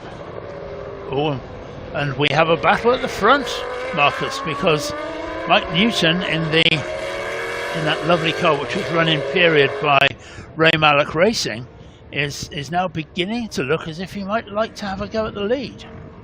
Yeah, that's a turn up for the books, really, because it doesn't have the, I don't think it has the ultimate grunt of the Dallara Judd out front, but it'll take a little bit longer just to get the Dallara up to its temperatures, I would think. It's a pretty savage machine, always sounds fantastic, and the gap there is probably, I should think, about 3 seconds between them as we look. But at the moment, it is Cottingham from the DK Engineering team to the based to the west of London, who leads the way. He's had an extraordinary 2 or 3 weeks. One at Goodwood at the Revival in the Tagiro Jaguar, achieving a long ambition. Won the Spa 6 Hours last weekend with Ollie Bryant in the Ford GT40, achieving an ambition which first saw them share a car back in 2004, and now is leading this one as well in this Dallara. Very, very versatile driver, James Cottingham. Indeed, and that's going to be a momentous few weeks for him if he could pull this one off as well. But if he can make that work, that would be absolutely joyous. But we'll have to wait and see. So many of these cars running in liveries which you and I would both recognise, Marcus. That's the red, white and blue Porsche there we see on screen. I can remember running in period, and that's number 52 car that we see, which is the Benoit Romac car, has got kind of the look on the livery of the 911 GT1 car that ran in Mobile livery to win Le Mans back in what would have been probably 1999. But those two having a great old dice with those two very similar Porsches. Yeah, the Porsches are just the go-to GT cars, aren't they? Have been for eons, and forever. Performed so well. Yes, there's been a lot of. There's a great pass there, in fact. A really incisive pass, but he's run wide on the exit and may lose out again. But that was really well done. He's going to lose out at the next corner. But it looks no. There's second thoughts. We're early in this race, still 25 minutes to go. Might try to make that pass on the last lap if that's going to happen. So it's Brigand and Romac having their battle. 52 Romac ahead now of Brigand, and yes, you can see all these beautifully liveried Porsches, and you can imagine them in somebody's model collection in 143rd, that one of everything, which really shows the evolution of the model over the years, from the early short wheelbase 911s that we're going to see in the 2-litre Cup at the end of the weekend, through to the very latest. So, yep, and the 52 car there with Romac at the wheel is, and here we see the pass again, which was beautifully done, and he's now making that really stick. It was achieved with a certain amount of agreement by Brigham, wasn't it? Because he could have closed the door, but decided not to at this stage of the race. Yeah, and I think that's what gentlemen drivers do. That they're not there just for the glory. It's also for the fun, and that it's one of the joys of historic racing generally, that people don't do stupid things to each other. And if the pass is on and realistic, then let it be. There's the Corvette, thankfully in the proper colours, and he also is going to do a nice tidy. Oh, is he? No, not quite close enough. Not quite. So, but he lined up the Porsche in front of him, but wasn't quite close enough. Has another look now. I think the message for the car with Peter Hughes on board is sooner or later I'm coming through, but maybe not quite yet, but he's got a lot of grunt in that car, so he'll be pushing on with that. And that's a C5, I think, isn't it? The a Z5, should I say? But no, Z6 it is. But those two having a great battle, and again, you know, it's the whole thing of these cars very different from every point of view. But the Corvette getting the power down now, doing the job on the long start-finish straight, and takes that place. So the number 1, 2, 3 car moves up a place.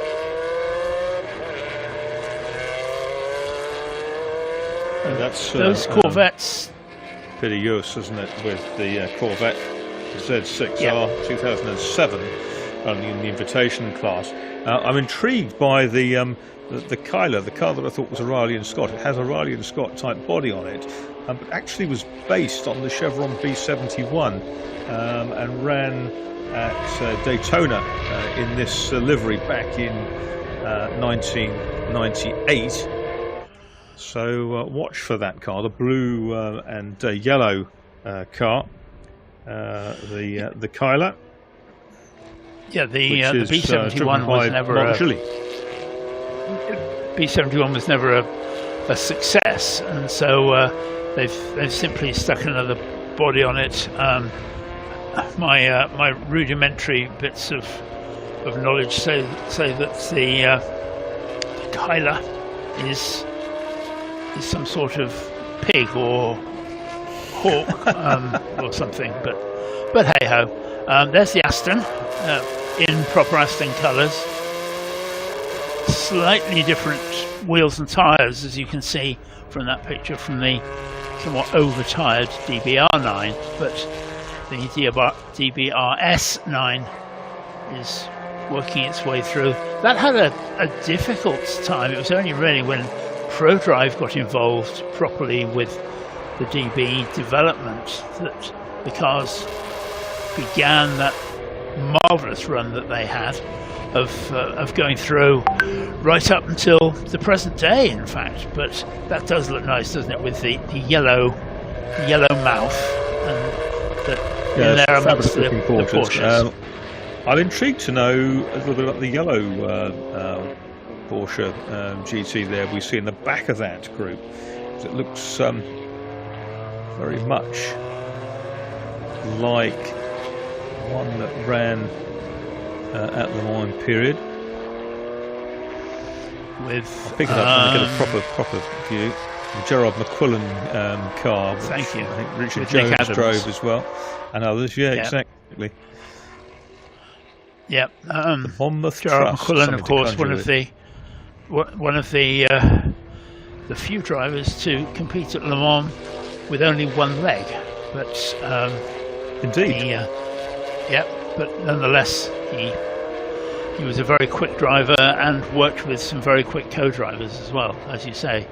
So I think that could well be that car. The McQuillan car actually drove the very first day, took delivery of it at Donington. Really? All right. So there's the Dallara carving through the pack, and James Cottingham, just fantastic. The car from the Italian Dallara stable, and under Martin Short getting terribly excited about his Dallara. Martin Short had an interesting racing career, which continues, and is lad these days racing as well, but started out in a one-off kit car built at Goodwood, just inside the front gate at what's now the ticket office. The Martlet kit car, built by David Martin, who was a mechanic to puddle jumper Ian Raby in Formula One back in the 1960s, and he built it with a guy called Lester Peart, and Martin still has that car and is restoring it. Well, there goes the Aston. A little piece of that. The gap between our leader and the Lola in second place is now out to 28 seconds. So that early flourish that we saw has come to naught with the Keeler is a further 20 seconds behind the Lola. So our first three cars are fairly well spread out, but nonetheless further down the field we've got some great battles, particularly in amongst those Porsches that we Keeler reminds me of the you probably built several in your day, the Keel Craft balsa wood planes to fly in your back garden when you were a lad. Well, you flew them in your back garden and promptly flew them into a tree. Yeah, it was either into a tree or the side of the house or something. But I think probably the average life of those balsa wood aeroplanes was about 45 seconds. But 17 minutes left to run on this race, and although, as I say, it's a bit of a big gap out at the front of this, nonetheless, further down we've got some great battles. The red, white, and blue Porsche there, leading this nice little train of cars. And you said, Marcus, that one of the things about going racing in a Porsche is that A, you know what you're getting, B, you know you're going to get some really good competition in races like this, and C, it's not going to cost the earth if you have a problem with it. Yeah, most of the a number of Porsches in Le Mans, Daytona, Sebring, where they get a good old shaking out, don't they? It's legendary, and the vast majority of them get to the end, despite taking plenty of abuse along the way. Yep. There's the MG Lola as it latterly ran. These cars were commissioned from Lola by the MG factory when they were trying to do a revamp of the MG brand, and that this car ran in period first of all in the grey and very liverish green colours that were then employed by MG as the factory colours. Then this car was bought by Mike Newton, and he ran it with exactly this NetView sponsorship and dedicated micros, which both companies he was involved with, and that he ran it as then the MG Lola, because by then it was much more Lola than it was MG. But nonetheless, a great history, at least to Le Mans with this car, and as we heard, as I said earlier on, that a class win in Mike Newton's hands. So yeah, that's got some history, and it's great to see Mike out there doing good stuff. There's the Keeler. There's the Keeler, which is the chevron with a kind of a Riley and Scott body on it, and looks pretty, doesn't it? In those colours, it's running along pretty nicely.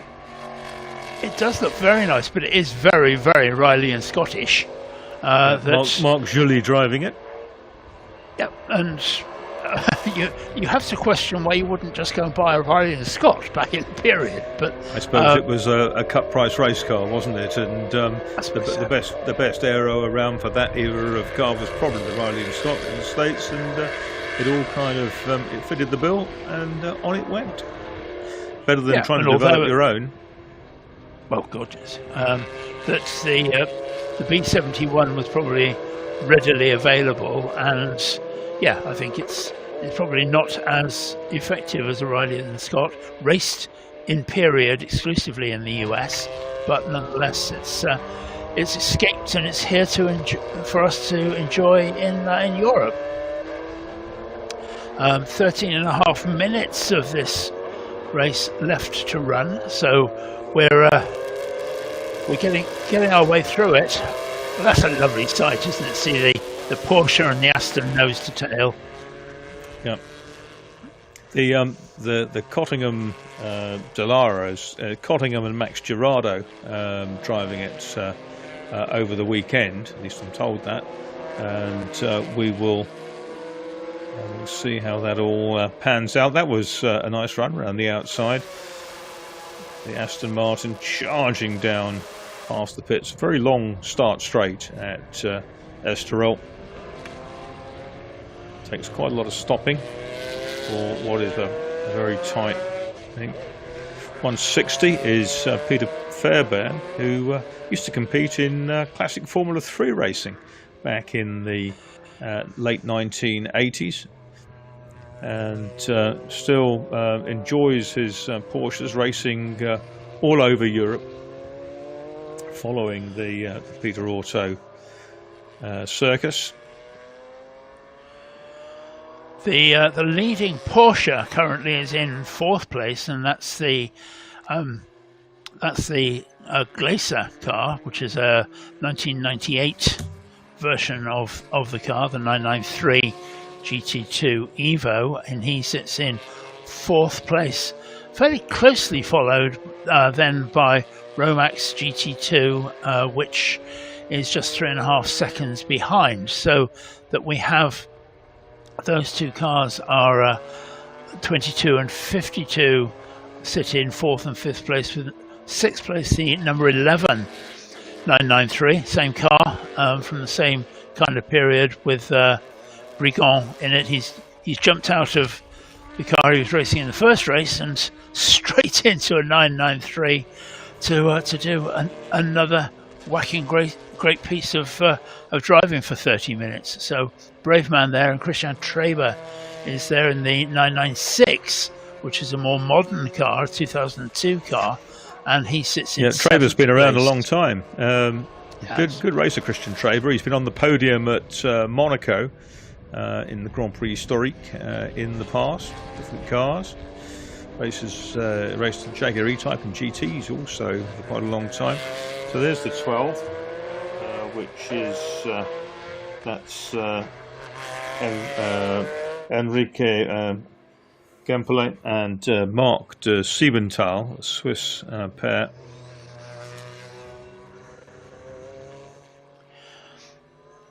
There's a big gradient on this track, isn't there? That it's not the flat autodrome that we see in some places. That there's some great uphill and downhill corners, which just add another dimension to making it such a brilliant track.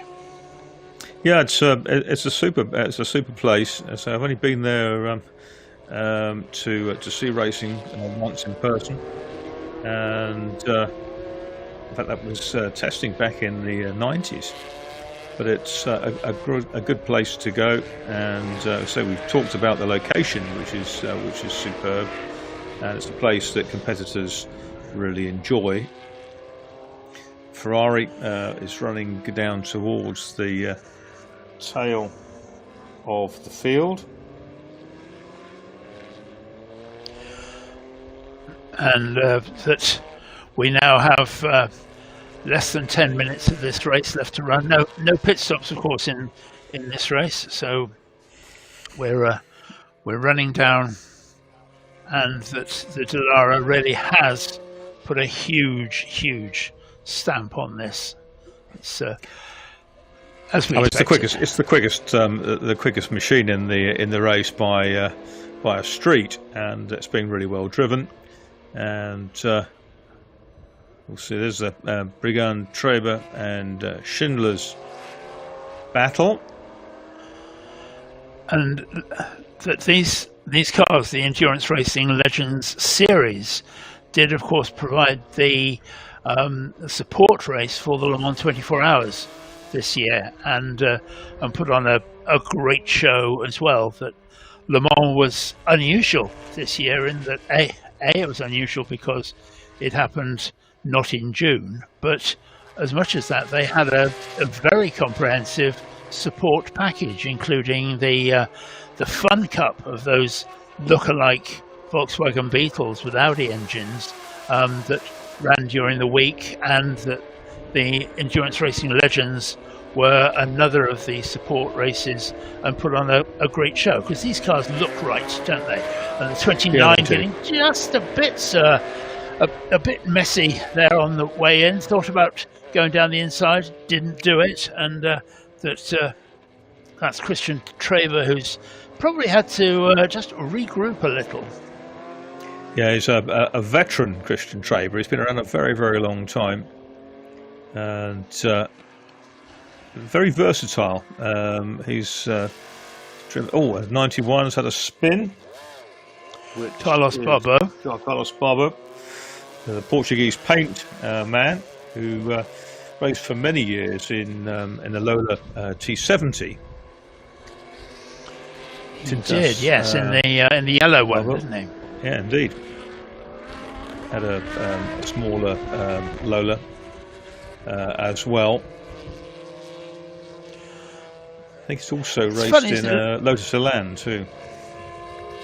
And I think he could well be out in that later in the weekend. But I'm sure he will be in the Iberian Historic Endurance race. That Dallara, I'm looking at it there, and we're seeing it from all angles as we watch it go around this glorious Estoril track. It's not pretty in the classic sense, is it? It's not a glorious thing to look at, but it's wonderfully purposeful. Yes, I think it's purposeful, workmanlike, thuggish, call it what you will, but it makes a wonderful noise, and it's a very, very efficient motor car. What they've done is they've Gianpiero Dallara and the team in Italy have packaged it really tightly, and it's obviously at the top of its game. Yeah, and I suppose there was a time, and we looked at some of the cars we saw in the previous race, the short wheelbase Ferraris and the Alpha TZs and things, where there was a kind of thought process that said, if it looks right, it probably is right. Whereas now, if the computer says it's right, it is right. And those aren't necessarily quite the same thing. That's why you can't tell one manufacturer's road cars from another from a distance these days, because it's all come from the same algorithms, isn't it? It's got to be fuel efficient, it's got to be safe, it's got to have a stiff cockpit structure to protect the occupants. But with these sports racing prototypes, they've got to be really, really rugged bases, because you see some of the shunts. You've been to Le Mans many times. You've seen some of the shunts there. Cars come back in tatters, maybe after a qualifying shunt, and a few hours later, if it's qualifying, or later in the race, if it's the actual event, they're back with new body kit on them, etc., and running just as quickly as ever. Yeah, and maybe a bit of tank tape here and there, but besides that, yes, they're back out, and yeah, modern cars are immensely strong and immensely aerodynamically effective, and I think that's one of the things with that Dallara is it does the job. So you can't criticise it; it does the job, and it's more than a minute out in front during this race, and so yeah, it continues to do the job. Here comes Christian Traver again, the 29, and he's a sports car dealer, classic car dealer from Switzerland, and I wonder whether he can get number 11 for again before the end of the race. Yeah, well, that's for sixth place when it comes down to it. So it's not, we're not playing with that, and it's also third place in class. So that would make a difference as well. You get on the podium for that. Emmanuel Brigan in the car with the red and white. Looks like a sort of a motorway safety vehicle, doesn't it? Motorway maintenance with those red and white stripes on it. Shades of the UFO BMWs that ran in European Touring Car Championship in the mid part of the 70s. Porsche versus Aston Martin. Porsche just prevailing into turn one. There's the 57 Aston Martin, which is Romain Beltest. He's got a fabulous stable of sports racing cars back in France, over somewhere near Rennes. Those two having a tremendous tussle. and again very different. Rear engine, front engine, probably similar amounts of horsepower, but how they deliver it completely different in almost every way. Aston going down the inside, but the Porsche just has enough stick that it can turn into the corner that bit later, and the Aston can't get close enough to make a challenge. He needed to be a couple of cars lengths further up the route before he did that, and clearly that didn't happen. So the battle continues. Yeah, Mr. Aston's actually got Gade on it. It was entered by Romain Bertest, but it appears to be Gade racing it in this one, and having a good chase. He's been very, very close to the Porsche for a while now, but can't outrun it in a straight line. I wonder why. Just maybe the Porsche's fractionally quicker off the previous corner, off the Parabolica out in Senna. But the Aston and this could be uses the time. all the road and more, but a curb. I wonder how the weight. Just how hard is that accelerator? Area. Yep. They're side by accelerator side. Push through the bulkhead. Yeah, we've lost them now, but we're into the last couple of minutes of the race. Here comes the Cottingham-driven Dallara.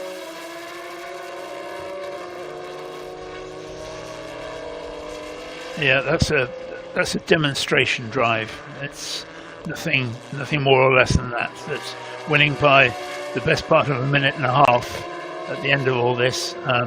He'll get another lap in. But the battles further down the field continue. The Dallara passes the motorway maintenance Porsche. Yeah, run by the Oreca team in period. Hugues de Schonach's team, PlayStation backing. And that's where it gets difficult sometimes when you're looking from the cockpit of a GT car. You may lose the low sort of radar cheating prototypes in your mirrors, but Cottingham pushes on. Say a winner at Goodwood 3 weekends ago in a 1950s car, the Tagiro Jag. Winner at Spa in a 1960s type car, the GT40, although that particular one made by Superformance in South Africa a decade or so ago, and now in a car from the early part of this century.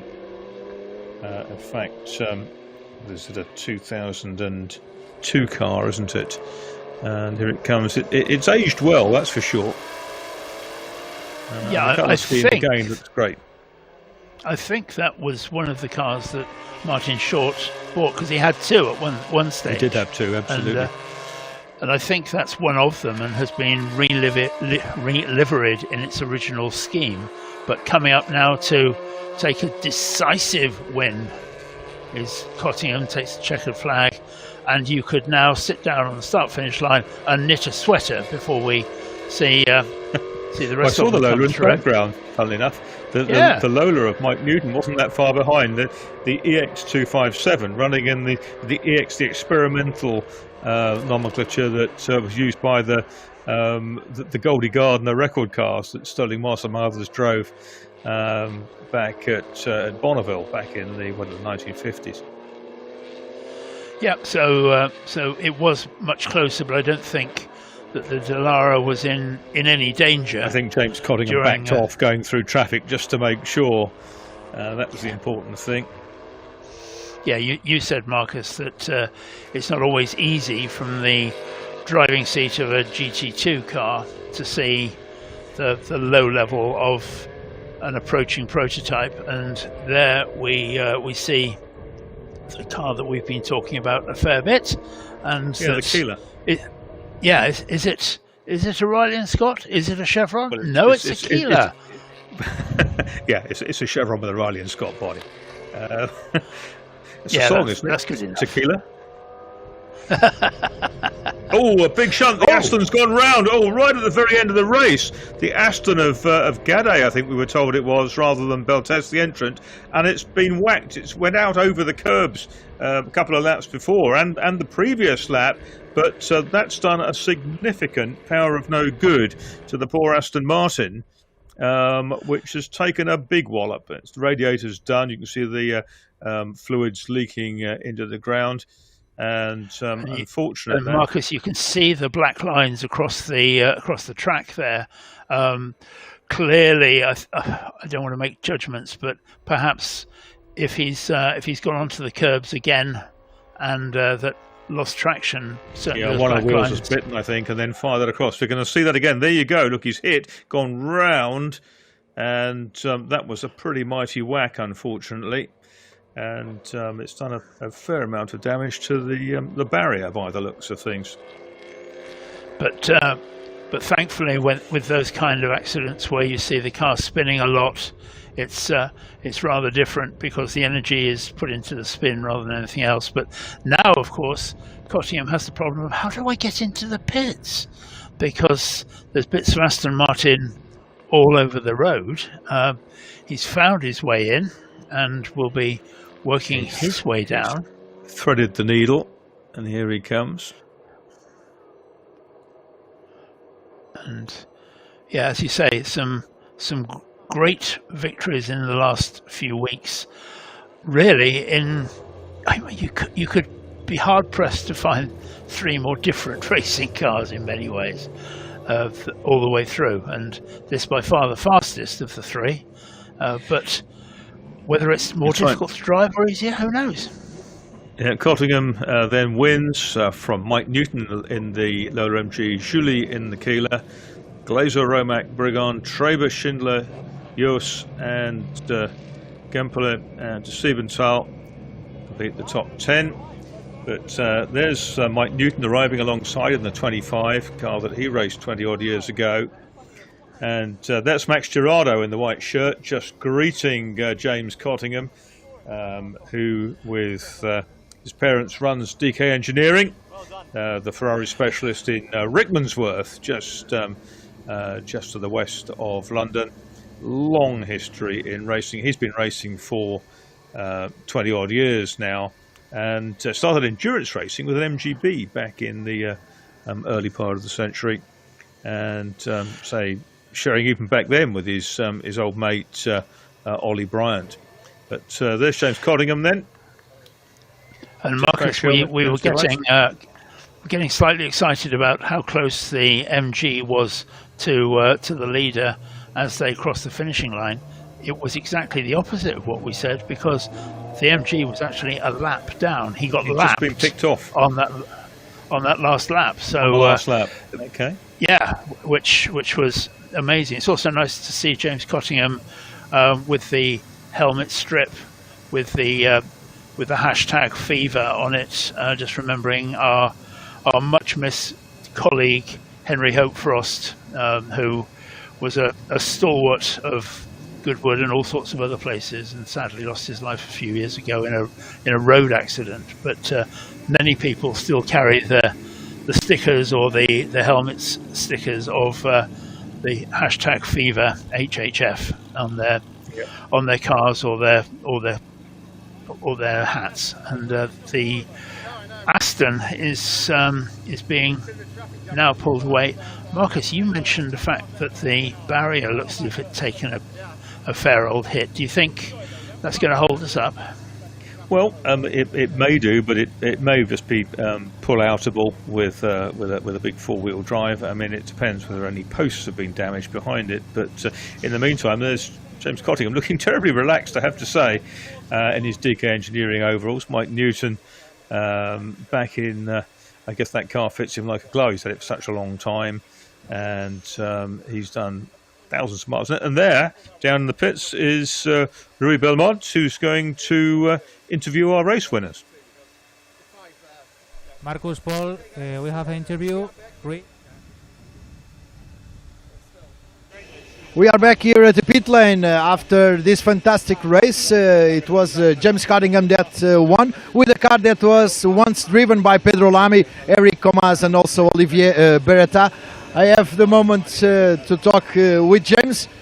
James, it's never easy to win a race, but you made it look like. Yeah, well, I have to tell you, half an hour around here in a car like this is very hard, so my back's exhausted. Was that the major difficulty, your physics? Yeah, I mean, obviously it'd be great to have more LMP cars here, but because of the COVID and travelling and stuff, that people have backed off. But this is turning out to be an amazing series, and you know, a lot of my customers are asking me what cars to buy next, and I think this is the grid to be on. So, you know, well done to Patrick Peter and Jarrah Venables for putting this together. And yeah, obviously had to keep it in one piece and get to the end, and yeah, really enjoyed it. And driving a car that was once also driven by one of the Portuguese heroes, Pedro Lamy, is a special thing also. And João Barbosa, he drove it as well. So yeah, I think that the Portuguese definitely appreciate it, and it's so great on the cool-down lap to see all the marshals on the track, you know, just loving it. It's such a great motorsport atmosphere here in Portugal. Got some great tracks, great people, just love being here. So yeah, thank you very much for having us. Thank you, James. Congratulations for the win. James Cottingham was the winner of this race with a very special car, as I noticed, once driven by Pedro Lamy, Eric Comas and Olivier Beretta. And James told me also that it was driven by João Barbosa, the Portuguese driver that made a fantastic career in the United States, also like several other drivers. But it was a great race, a great fun for him. And of course, his physics are not the best at the end of the race with a car so special like this one. But the audience is quite composed in the stands at the moment. Also a lot of people in the paddock, so it's a great weekend, and that was a great win also for James Cottingham. We'll see what it happens in the next races. Next one will be the Estoril F1. Show you all about.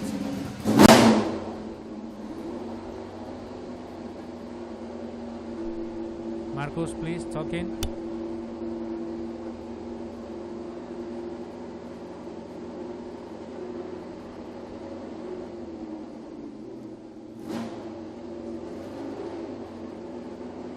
Up next. And they're always a joy. That it's funny, isn't it? How, you know, the old saying, "If you don't know what you've got till it's gone." The sound of a grid full of DFV engines is unbelievably good, and that we certainly have that to spare. That we've got lots of beautiful cars. We're seeing the highlights of this previous race. There was a lot of activity up and down the field, and that was a bit close. That these cars are very closely matched, although perhaps not in period. I mean, we've got quite a broad spread of particularly the Porsches. There's the Aston, and we're going to call it the McQuillan Porsche, having their battle, which then broke down when the Aston had that big off right at the end of the race. But James Cottingham running extraordinarily well and crossing the line. You can still see all the black marks from the rally car exhibition earlier on, and as Marcus said, they were drifting as much as anything. The Aston there taking a big shunt and going round 2.5 times before it came to rest. The DBR S9 will take a fair bit of rebuilding to do that. There we see James Cottingham coming to an end. He lapped the field in that race, which is a tremendous achievement, even in a car which is so much faster than most of them. The sad remains of the Aston Martin is put on the flatbed truck, and that the sweeping and clearing up begins, because clearly we need to make sure that the track is spotless and ready to go for, particularly perhaps for our classic Grand Prix cars pre-1986. Yes, we do. Here's the podium then, and proudly standing atop it, underneath the Union Jack of Great Britain, is James Cottingham. To the left of the picture, Mike Newton waving his trophy aloft, and on the right, we should have that's Marc Julie, who drove the Frenchman, who drove the Keeler. That is our sports prototype podium for endurance racing legends. I'm sure there will be a GT podium coming up shortly. Yep, here come the cups.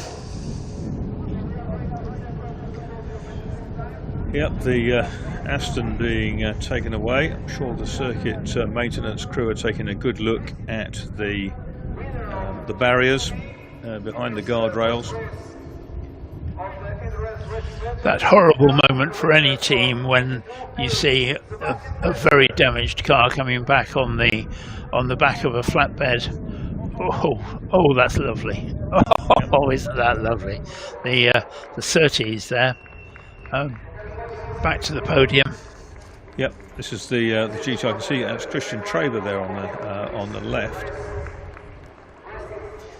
and they now leave the podium. Our GT winners.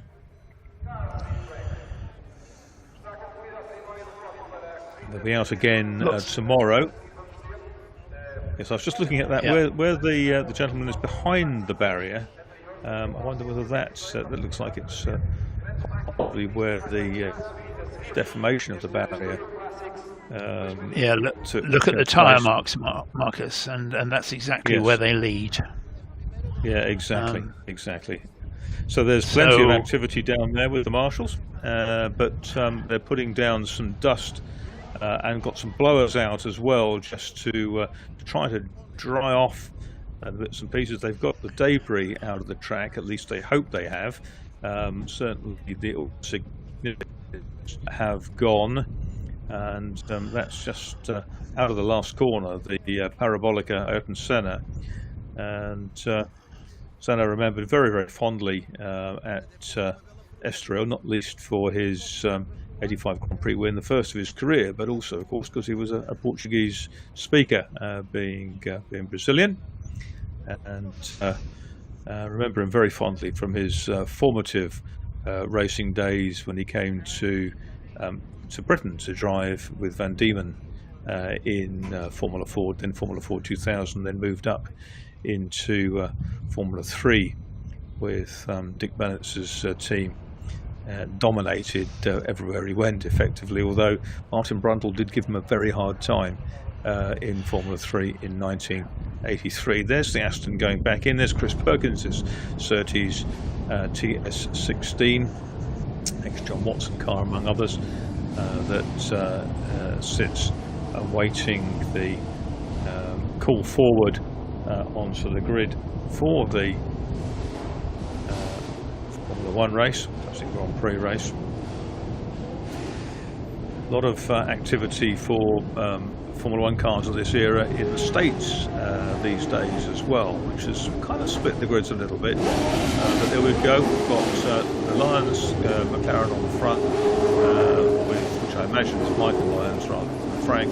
Then we've got Mark Hazel, we've got Williams, Steve Brooks in the JPS Lotus, Fred Lejeune in an Arrows next to that. All the way down we've got Barbara and Rive, Tattersall, Perkins, Bonnie,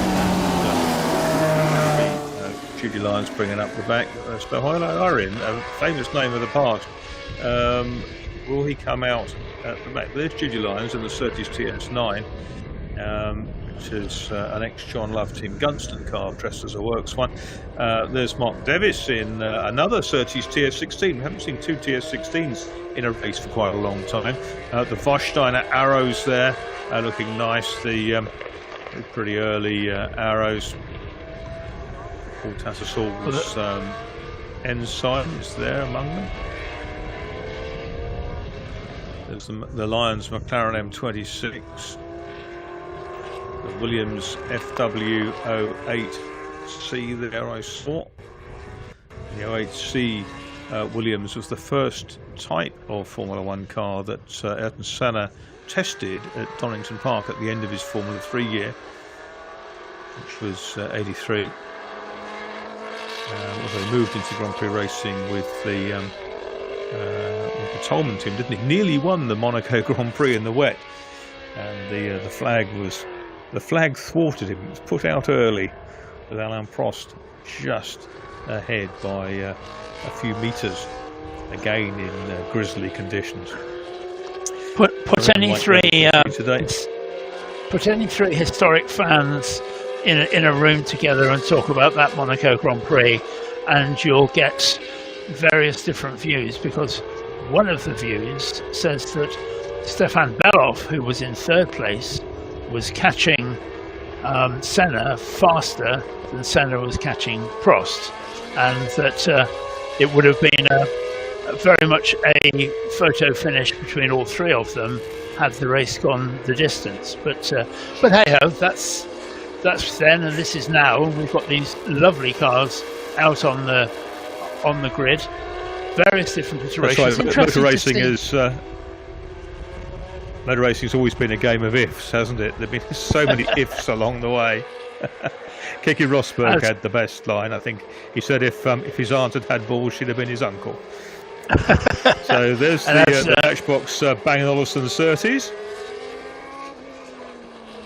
The car at the back of that little cluster, the arrows in the Warsteiner colours, is an interesting one, because it only got to race a couple of times, I think, because the people from Shadow all bailed out and started arrows, and that unfortunately, in their rush to leave the factory, they seem to have taken some of the arrows design drawings with them, and that the Shadow and Don Nichols et al. Were very unhappy about that happening, and they actually took the Arrows team to the High Court and won, and that they weren't able to run that car again because the High Court decided it was pretty much a straight copy of the Shadow, and consequently that would be seen as being theft. So they very quickly got rid of that car, and that it's only now in historic racing that you can see it racing again. Yeah, indeed. The Shadow team had been in Formula One since 1973. Burst onto the scene with the two UOP cars, and also the independent car for Graham Hill, the Embassy Racing banner. And Shadow, of course, had that famous Austrian Grand Prix win with Alan Jones. There's the McLaren M26 of Michael Lyons, 3 times a winner at Monaco earlier this year, won all 3 Formula One sets. One of them slightly fortuitously, of course, which is the incident between the Ferrari and the Lotus in front of him. Marco Werner, wasn't it? Marco Werner, yeah, that's right, in the Lotus. Couldn't avoid the Ferrari, and it was the Alessi Ferrari, wasn't it? He'd missed a gear, and just the car more or less stopped dead. However, sanctions were taken, which seemed unfathomable. But that was then, this is now. There's the Trojan, Philippe Boni, and the Trojan, designed by... It was a Ron Toronac design at that point, wasn't it? There's the Warsteiner Arrows in its gold livery. I drove one streets of Birmingham once in ahead of the Birmingham Super Prix that were Martin Hone put on a couple of trial kind of events to get the people of Birmingham excited. There's Chris Perkins, former RAF pilot. And also airline pilot with his Surtees TS16. So 2 of those cars. That's the Works liveried car, and then there's the Fina Bang & Olufsen car. A lot of different drivers drove for John Surtees over the years in Formula One. He was always scratching for a few more pounds to run the cars. But the McLaren M26 sits on pole. There's the other Surtees TS16. That's Mark Devis, the Belgian driver, in the Matchbox Cars Fina Petroleum liveried car. Mark Davis, Still carrying dealer in his cars. There's the Matra. Look at that. Great to see a Matra. That's Sohail Ayari, who has one of the earliest cars around in the field. But that car didn't recorded a time in qualifying, from what I can see. That would explain why it's sitting at the back. Yep, Neil Glover and his Arrows, and there's his wife Tess alongside. Who's a great supporter of Neil's racing. I think with Sahaya Ayari right at the back like that, that's going to be a car to watch. That's going to give us something very interesting to see. Yep, that's the Judy Lyons Surtees running in the Bond Oxo Rob Walker Works team colours. It was, of course, a Team Gunston car in period, driven by John Love, the South African racer. And did that car then, Marcus, have a life before it was a Gunston car, or was it sold direct to South Africa? I think it was a Gunston car pretty early. I can check on that. And some of those cars, in fact, one of the TS9s ended up with a Chevy put in it just for some 5,000 races down under, and then got back to a DFE. That's Vincent Rivet with the Rizzler Guinness March of the sort of Derek Daly era. And Vincent and his father used to race in 1 litre Formula 3 cars. He's running in the Rainbow Jeans colours, which appeared in the US Grand Prix at the end of the year. That's the late model Ensign that at one point had a kind of cheese grater style radiator up the front of it. That's Paul Tattersall driving that, who's an engineer by trade. We can see the Mark Hazel Williams there at the front. That's a flat-bottomed Williams. You can see it doesn't have the full-length ground effect side pods, just has little half-length pods housing the radiators. And it's another of the cars looked after by Martin O'Connell's OC racing team in the British Midlands. But it's the Marlborough liveried McLaren M26-1 of Michael Lyons. On the right-hand side of our grid. He's on pole by a decent margin, 2.5 seconds, something like that. So I think he'll fancy his chances in this race. There was some waving at the back of the grid. I think a car may have stalled back there.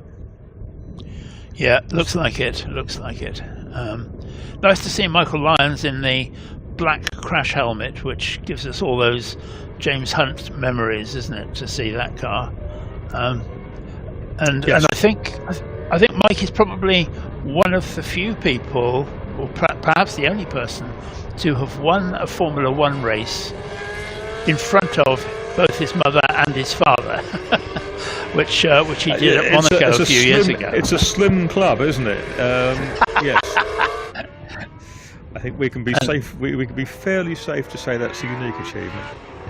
A very rapid lad, Michael Lyons. I mean, he raced in modern cars as well. Probably too tall to race effectively in Formula Renault, which he did for 2 or 3 seasons. But we know that he's quick in anything he drives in historics, and did a bit of modern GT racing as well. He's also a good coach for drivers in those sort of arenas, and it certainly is seriously quick. He gets on it right out of the blocks. There's no hanging around. You know, a bit like Senna. He's not one of the guys who kind of thinks, "Oh, the tyres are cold. I must take it easy for 3 or 4 corners." And let's be clear. These are seriously quick cars. They might be 40 years old, but they're quick. They were 190 mile an hour plus cars on the longer straights, particularly places like Kyalami in South Africa, where the high altitude meant that there was thin atmosphere, and you could gear long. You could to fiddle around with the fuel metering units on the engines as well to cope with that altitude. But yeah, they are fantastically quick cars, powered by majority by the 3-litre Cosworth DFV engine, debuted with victory at Zandvoort in 1967 by Jim Clark in the Works Lotus 49, and went on to win 155 Formula One World Championship Grand Prix, as well as many non-championship races as well. Of course, the DFE also won. Neil Glover pulling off the circuit in the later Arrows. That's the Arrows A5, and running in the colours of Ceramica Ragno, the Italian ceramics company. It doesn't look as if it's going anywhere. No. Which is a shame.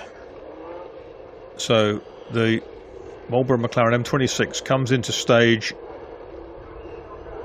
ahead of Mark Hazel in the Williams FW08C. Steve Bolby Brooks, we saw him come back after the round the world trip in the Silver Spitfire, Paul, didn't we? Landing that aircraft landed at Goodwood earlier in the year. It was a great Steve moment. Flew it part of the way. Yep. A great moment. This is going to be fantastic. Listen. We're here really accelerative. These cars with 450 horsepower each in sort of slightly rev restricted versions for these sort of historic races. Made more than 500 horsepower, probably 520 horsepower at the end of their development. And away they go then, and Michael Lyons so quickly out of the blocks. Watch for Steve Brooks in the Black Lotus. Yes, he's up into second place. Steve Brooks looking strong. Hazel is in third. Then it's the Warsteiner Arrows in fourth place. Look at that lead that Michael Lyons already has, and he's way out of the way. He can now start running his own race. Interesting to see the Arrows FA1 is up there in fourth place. Fred Lejeune, long-time historic Formula 3 racer. And Lejeune is, I think, maybe up another place. Here's Lyons then, who leads the way. Good long late turn. Brooks is second, Lejeune is third, Hazel is fourth, and then it is the Ligier, and that's Mr. John of B, Jean Guittard, in the Ligier. Mr. John of Béziers, the town where he resides. The rest chasing through behind. Car with a very distinctive high air box there, which is very relevant to the era. It's the Surtees, Mark Davis.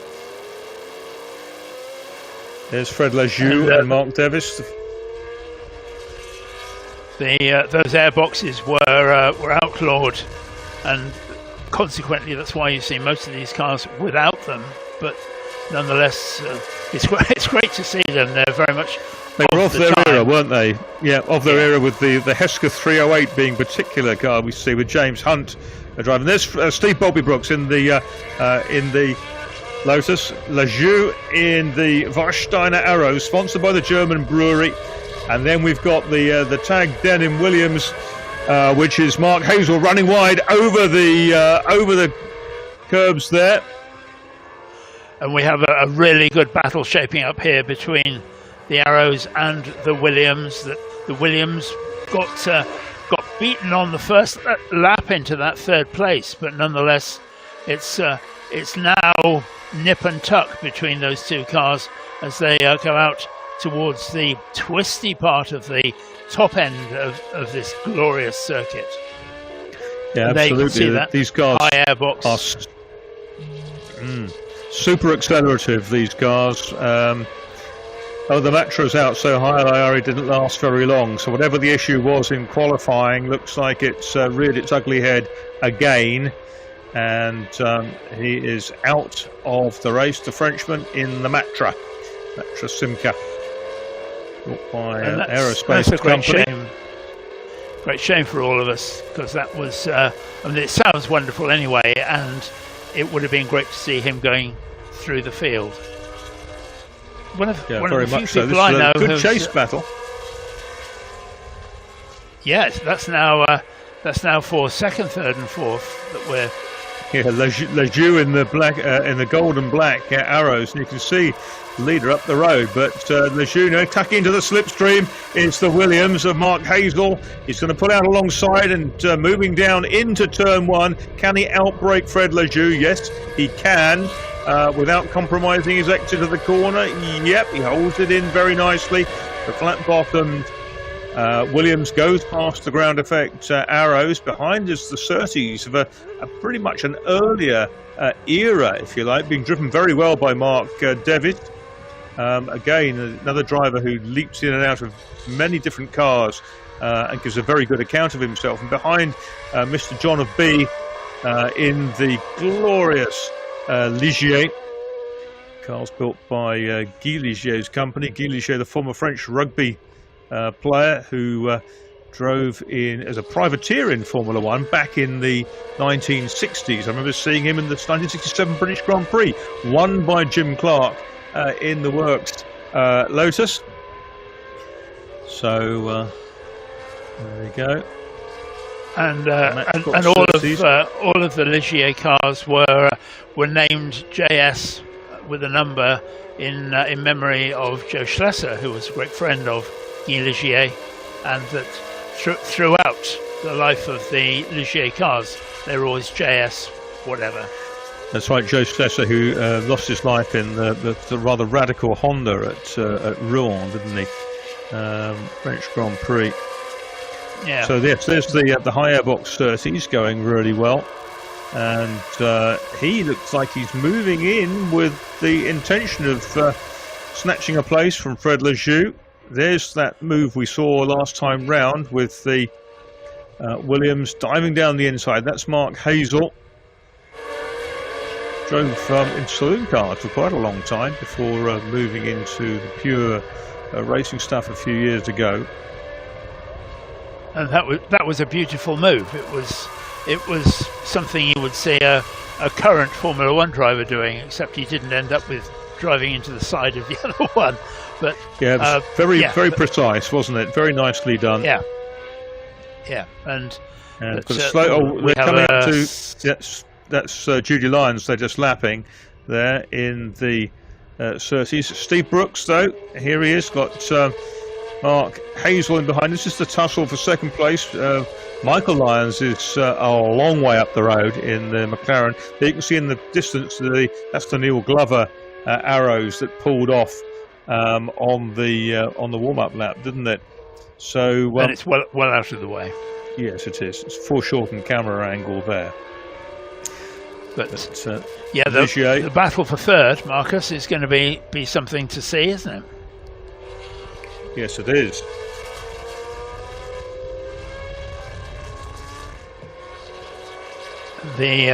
These two very, very iconic cars from the period are now going to be looking to do the thing.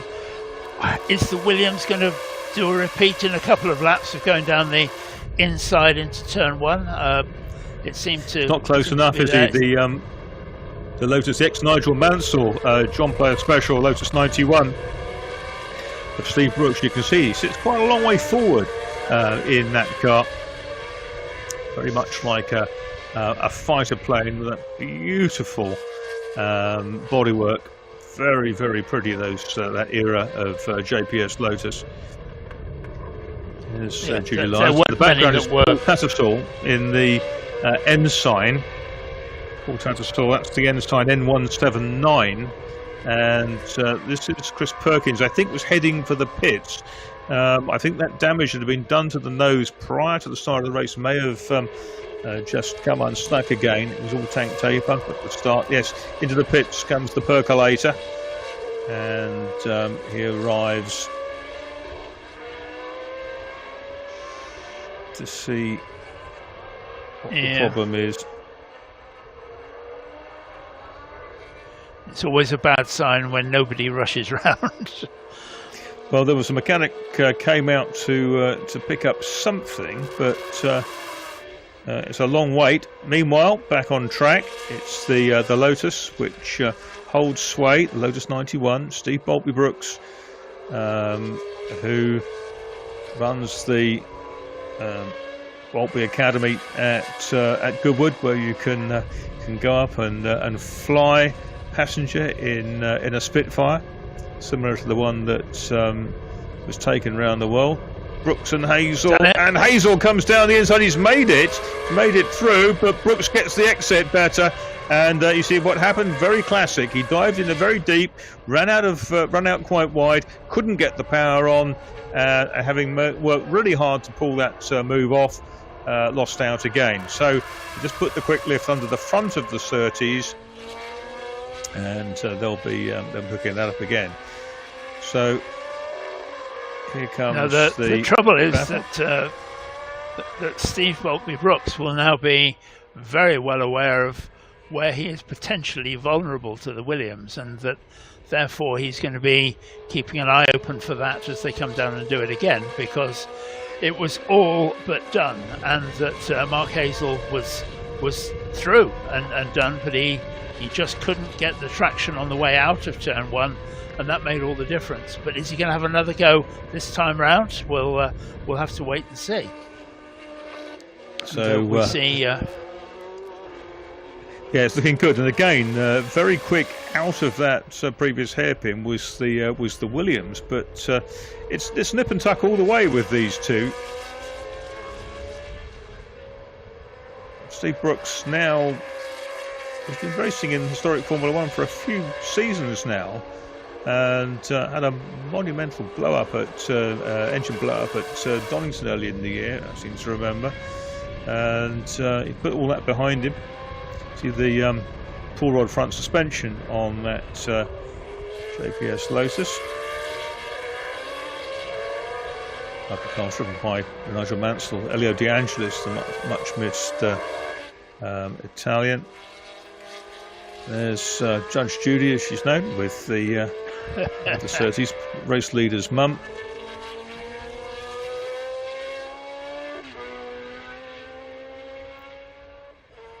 But yeah, the battle is undoubtedly this one between the Lotus and the Williams.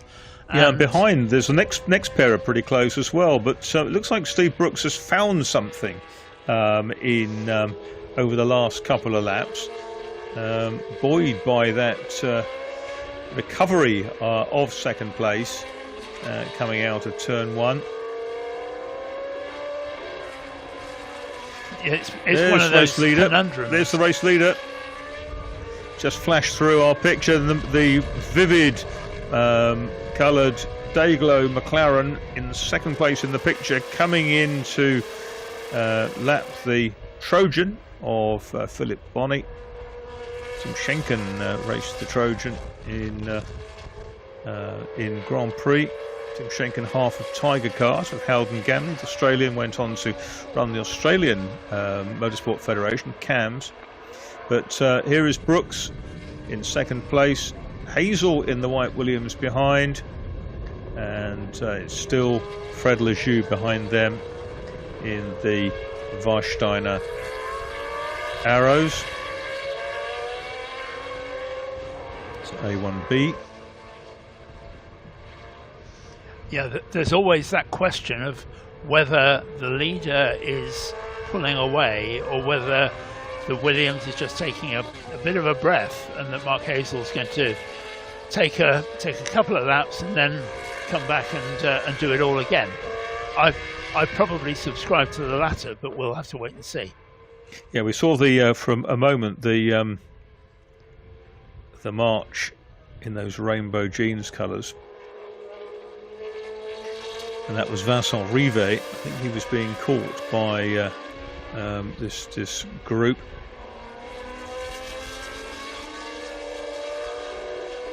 There's the lapped Trojan. There's the leader. There's Michael Lyons, who with 7 minutes to go charges out again, still using all the road, all the curb, and a little bit more. And Mark Hazel in the Williams there, FW08C. In the mid part of the course had caught Brooks again, but he's dropped back a fraction.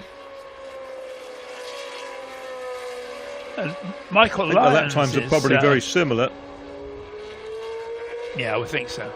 Michael Lyons is still a young man, but has driven a whole host of different historic Formula One cars in his time, and that I doubt if there are many people who've driven as many different DFV cars as Mike, because he's done a huge amount of different car racing, including things like the Fittipaldi. I seem to remember him having a go at once. He's been in all kinds of cars. I mean, that's for sure. I mean, I think that, I mean, there'll be people like Simon Hadfield and Martin Stretton who will have raced a bunch more, but they've been around longer than Michael has. Michael was a historic Formula Ford champion before he got in the big cars. He's won races in Formula 5000s. He's won races in all kinds of different cars, including Ford Sierra RS 500s, Peter Sturgeon's Pucker Eggenberger car. He's been racing a Trans Am Pontiac in recent times as well. He's quick in sports cars. You put him in anything pretty much on the historic front, and he's in his element. If you're quick, you're quick, and it's as simple as that, isn't it? Probably goes. It shows that if you can drive a Formula Ford really quickly, you can probably actually jump into anything further up the ladder that has more power, but it has more grip and it has more braking and it has more aerodynamics. There's Lejeune and Davis having their battle. It continues. Fred Lejeune in the Arrows, just a few lengths ahead of the Surtees. And down they come. The wide nose of the Surtees will actually make it quick in a straight line. It'll divert the air over the wheels, and it is quicker in a straight line than the Arrows. And Davis squeezes up the inside, but he's not quite close enough to pull off the pass on Fred Lejeune, who's relatively new to historic Formula One racing, Grand Prix car racing. And this is a lovely battle of cars which are a few years apart from their heydays. Yeah, very much, and the technology is clearly very different, including the aerodynamics. But a great battle. Had the Surtees been another metre up the road on the way into turn one, he'd have got that, but sadly he wasn't. So therefore he's going to have to do it all over again. But there is nowhere on this circuit that one is significantly faster than the other. They are very closely matched as they now go down through this glorious circuit. I love these rises and falls of the circuit. It makes it look so beautiful. I absolutely love it. And the Warsteiner car there coming back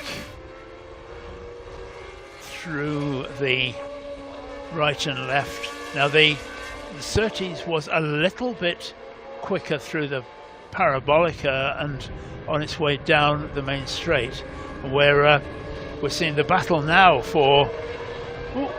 I didn't think that was going to happen, but the Williams has gone through and lost it again, exactly the same as before. That's peculiar. Yeah, it's been an enduring battle. Yeah, but that was a carbon copy of what happened a few laps ago, and we have 3 minutes only of this race left to run now. So if anybody is going to make a difference, they need to make it now.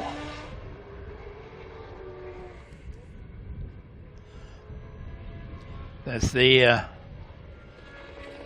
JPS Lotus leading the Williams. Isn't it great to be able to say that it's the JPS Lotus leading the Williams round this lovely circuit? Yeah, it certainly is some quality cars in this field.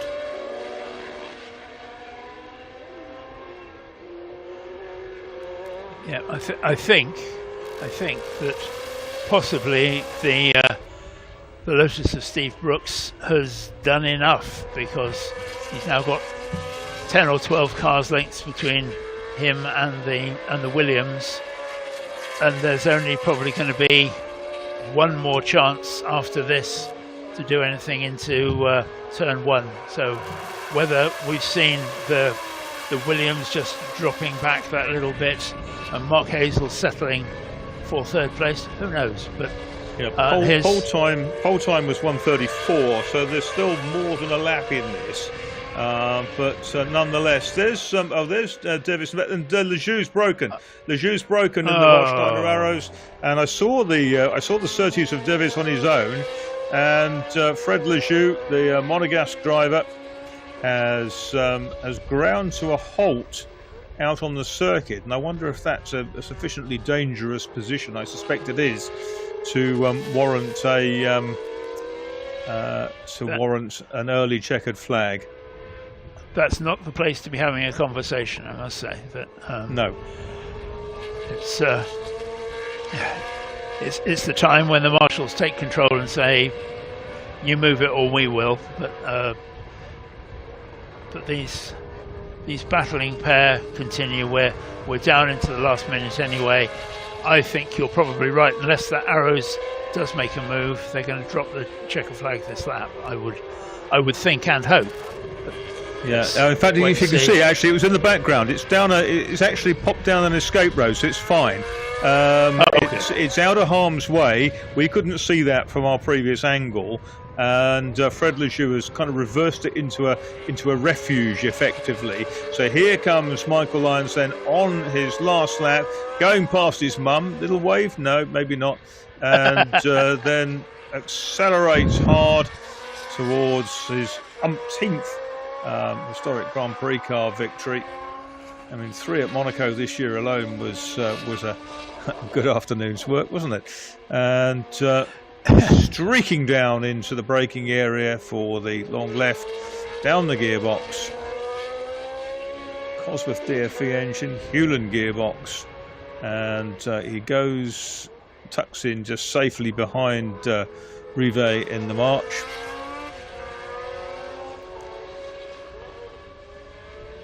In no hurry to get past, ducks into the hairpin. That's it. He made absolutely sure that Vincent Rivet, the Frenchman, had been around the historic racing world for quite a long time, knew he was there and wasn't going to administer the chop, dive through. Yeah, Rivet used to race fondly to Formula 3 cars with his father, who was affectionately known as Pop Rivet, I kid you not. And there is the McLaren comes steaming over the line, and very, very fine drive as ever by Michael Lyons. It's his stock in trade winning these races, isn't it? And car that was driven by Patrick Tombaugh and James Hunt back in the day delivers the goods in Michael's hands. There is Steve Boltby-Brooks in the last 91 ahead of the Williams FW08C of Mark Hazel. Both cars run by OC Racing, Martin O'Connell's team. And who are we going to see next? That was an exciting battle between Steve Brooks and Mark Hazel. Yeah, they changed places a couple of times, but only a couple of times at the wrong time. But excellent race, quick, fast, spectacular, noisy, and the pom-poms are out.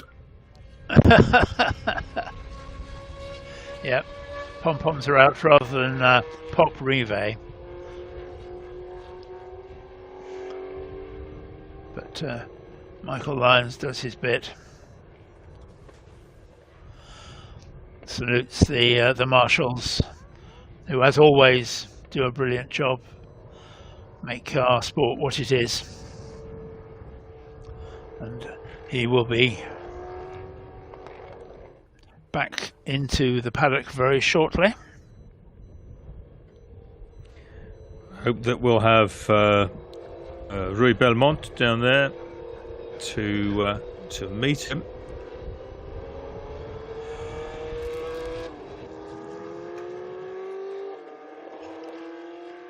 The M26, the car that followed on from the iconic M23, which James Hunt raced so brilliantly. I saw Yeah, the it Ligier was nowhere there near as for a pretty, moment. was it? No, it was nowhere No, it near as wasn't. pretty as the M23, but or as effective. So true. but the M23 won races in various different hands. I think there was an era of decline for McLaren, wasn't there, at that point, because the M29 and M30 weren't very clever. The M28, M29, and M30 series weren't very good. It wasn't really until the restructuring of the company and the MP4s came along, and we've seen MP4s racing in historic Formula One with Bobby Verden-Rowe to start with, and Steve Hartley latterly. There's a good old handshake from Michael's mechanic there. He's going to pop out of the car.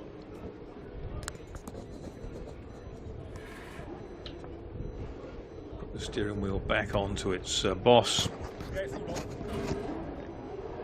And jump out. Another lanky figure to go up onto the podium.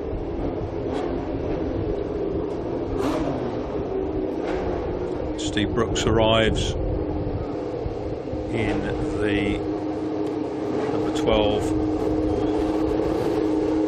Lotus 91.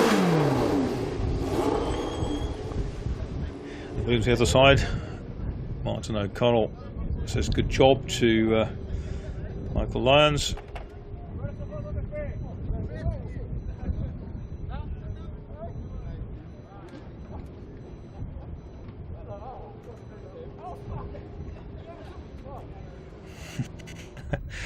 A discussion about the first corner antics with Mark Hazel from Steve Bolby Brooks. There is Fred Lejeune. That was a shame to see that Arrows run out of puff very close again. I wonder whether it just ran dry on fuel with all the turns around Estoril, or whether there was a proper mechanical failure in there somewhere. Neil Glover's Arrows A5 also being recovered. It's a straight toe back, but he realised something was wrong very early. There's Steve Brooks. Rui, are you ready? Where's Rui Belmont? I hope he's down there with Michael Lyons, our race winner. We have an interview. Rui, starting to talking, please. Start talking. Okay, we are here at the Parc Fermé at the end of the race. I'm still looking for Frank. He was here just a few minutes ago. Then he left. I'm looking for him because maybe he went to do something that was something that he needed to do right at the end. I'll try to talk with Steve Brooks, the second place. Steve, sorry, how are you? Tired. Tired, of course. It was a great race, great to watch. Also, he was pushing me hard. Did you have fun also? Yeah, I didn't have time for fun. I was aware he was right there all the time. It's like, oh my God, he's there again. So it was hard work. Is it special to drive a car just like this one with such a history on his back? That's beautiful, but something about Estoril, it's such a fantastic track. For sure, for sure. What's the most difficult part of the track? Just getting it right as you come out at the end here. Very important to get the speed. And for tomorrow, what do you think? Let's see what happens tomorrow. Anything can happen. Okay, have fun. Thank you. Thank you, Estoril. Amazing. Thank you, thank you. It's the second place for Steve Brooks. I'm going to talk to Frank. Frank just came back. He went to talk now with Frank. Just Michael. Michael. Frank was my father. Your father. Okay, Michael. It was a great race to watch. Certainly, it was difficult to achieve this victory. I'm very happy every time I get in these cars now. I've got a lot of experience these days, so it's always a pleasure. I didn't think I was going to be driving this weekend because unfortunately with my Hesketh we've had an engine issue on the Thursday, but luckily enough sharing the cars with my family. I got to drive with Dad's car today. He'll race with it tomorrow. He did the free practice, so we're sharing it 50-50, but we know the car very well. I've had good history with it, and it's a good car anyway. You know, in period it was winning Grand Prix, so it's nice to be able to get the chance to enjoy it around a fantastic circuit like Estoril. What's the most difficult part in Estoril? For me, it's probably the last corner, because racing with the earlier car with less downforce, no ground effects, because it's before that period of time, you have to hang on quite a lot. You don't have so much grip, so the car's moving a lot, and it's a really nice challenge. Also, last night when we had the qualifying quite late, the sun was coming down, so the exit was quite blind. So, yeah, it's one of the most rewarding and one of the most difficult parts for sure. The tactics for tomorrow will be the same? It's a bit of a reset.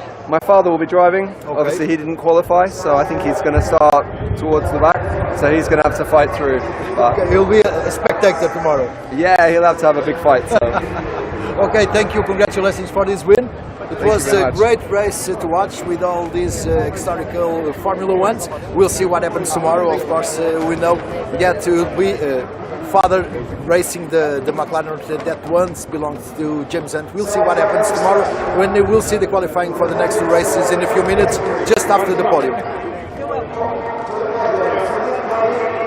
So there is our winner then. Microphone battery, please.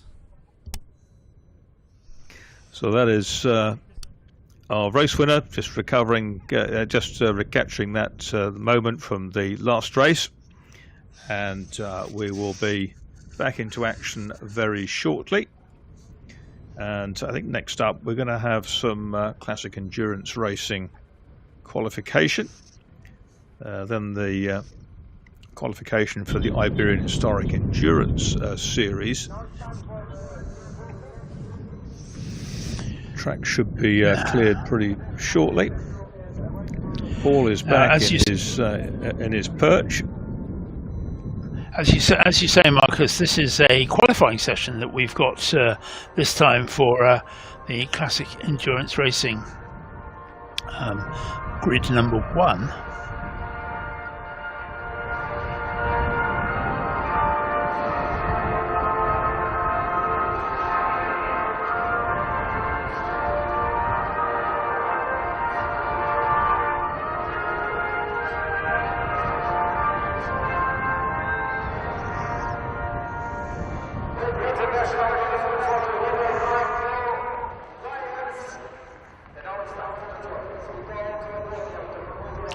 Right, so yes, it's going to be a qualifying session that we'll be having next, but we have the podium first and some lovely trophies there for the chaps.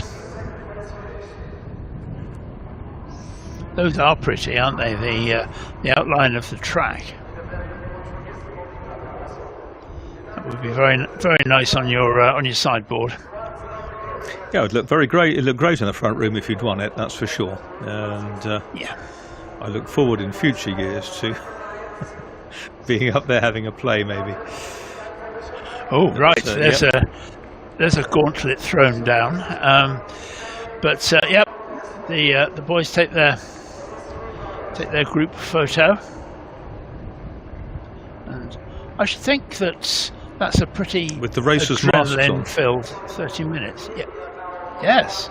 With it. Yeah, I think Michael was saying then to Rui that he was working very hard, hanging on around there. This is a fantastic grid, one of the best grids of the weekend, and it contains some incredible endurance racing cars. We've got Lola T70s, we've got all manner of chevrons from the early B8s through the B16s. We've got B19s, B21 in the field as well. We've got Ford GT40. What else? We've got some Porsche 911 Carrera RSRs. We've got the little Lola T212s, which were the rivals of the Chevron B19 in the early part of the 70s, the early heyday of the European 2-litre sports car championship, and we'll talk about that a bit later. We've got Di Tommaso Pantera, Group 4 car among them, with a hulking Ford V8 engine, and also we've got a McLaren, the M8C McLaren, the Curie Evergreen car with the cars with DFE power rather than a big Chevy in the back of it. Which was built, of course, for Alain de Cadenet, and that he ran it with Chris Craft back in period. But you know, Marcus, when I looked at this list for the Classic Endurance Racing grid number 1, I thought this probably couldn't be further up Marcus's street if it tried. I mean, it's got all the cars that you love. It's got many of the cars that you've driven, and that it's absolutely perfect for you, isn't it?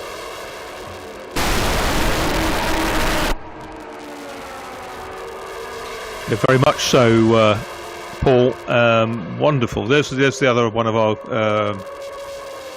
podiums for the Formula One, and that's Steve Brooks atop it.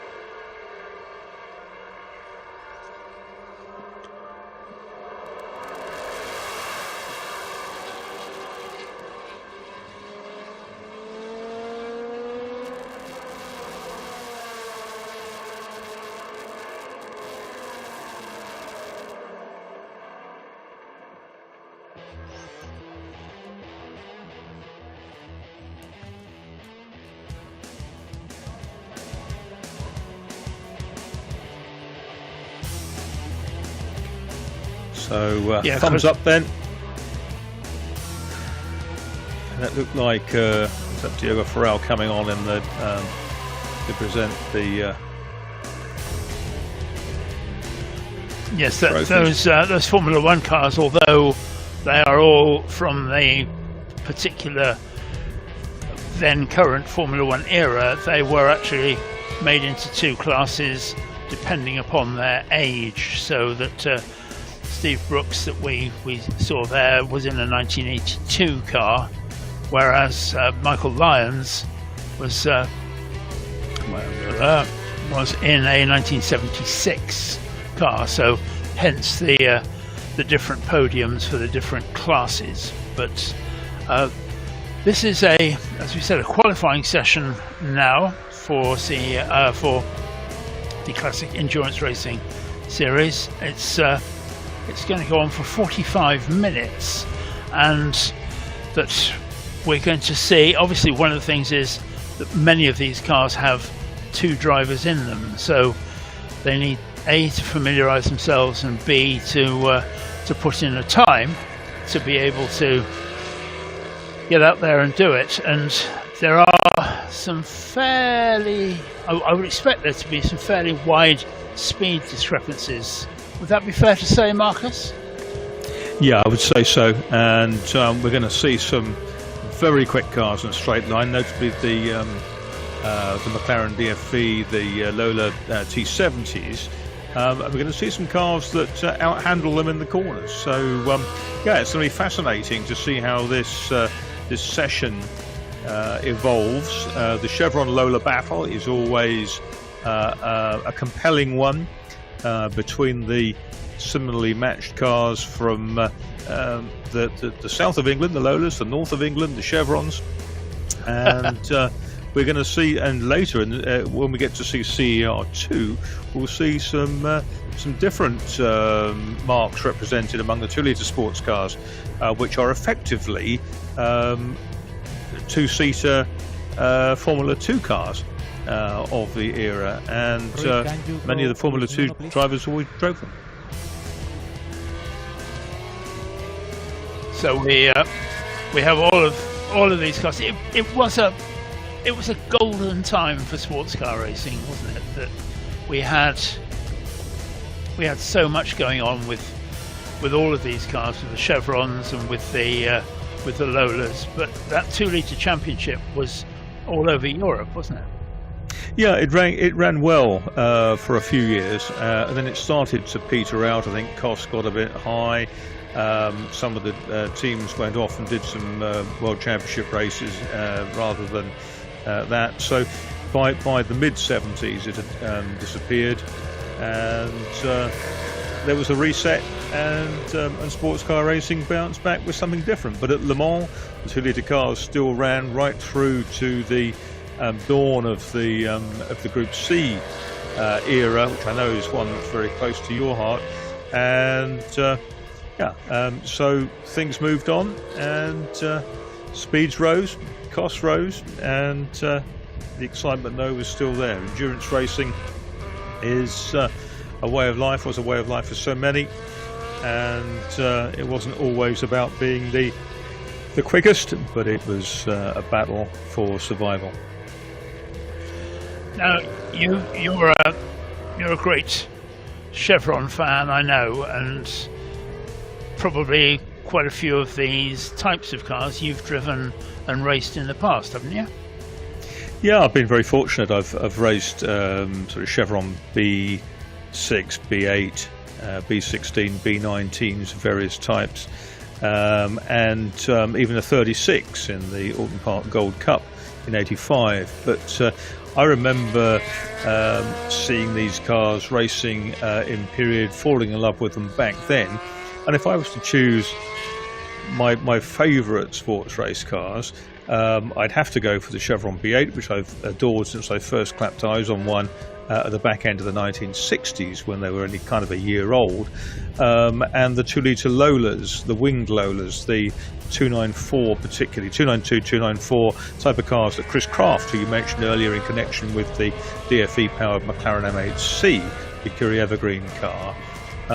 Chris won the 1973 European 2-litre Championship driving Martin Bahrain's Crown Racing Lola T292, and they had fine chassis. They were developed by a really strong team, Bob Marston, with up-and-coming stars, among them Patrick Head, who obviously went on to Williams, and they were just mighty.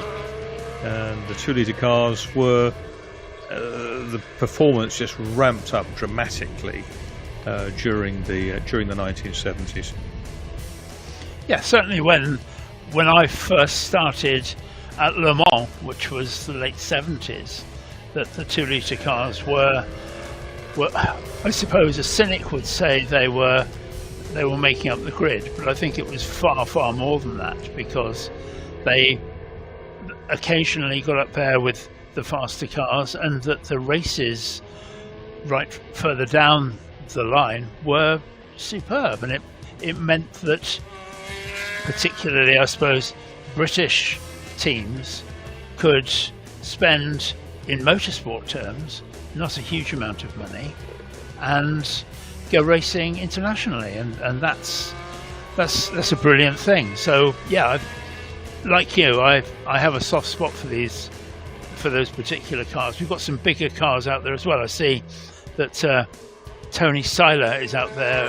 He's co-driving with Mirko Seiler in the Lola T70, and that's the Mark III with the white car with the green stripes up it. They're not. Yeah, there's quite... a couple of Mark IIIs out there. The earlier T70 coupes. That's a 3B, and the 3Bs are running with the later T73Bs of a type which won the 1969 Daytona 24 Hours, the Penske team car, Donahue and Parsons, wasn't it?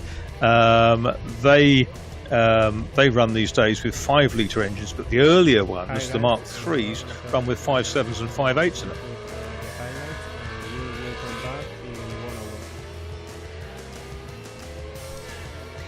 So we're going to move away from qualifying, and we're getting really excited about these cars, and we're going to come back with live action, I'm told, in about 1 hour.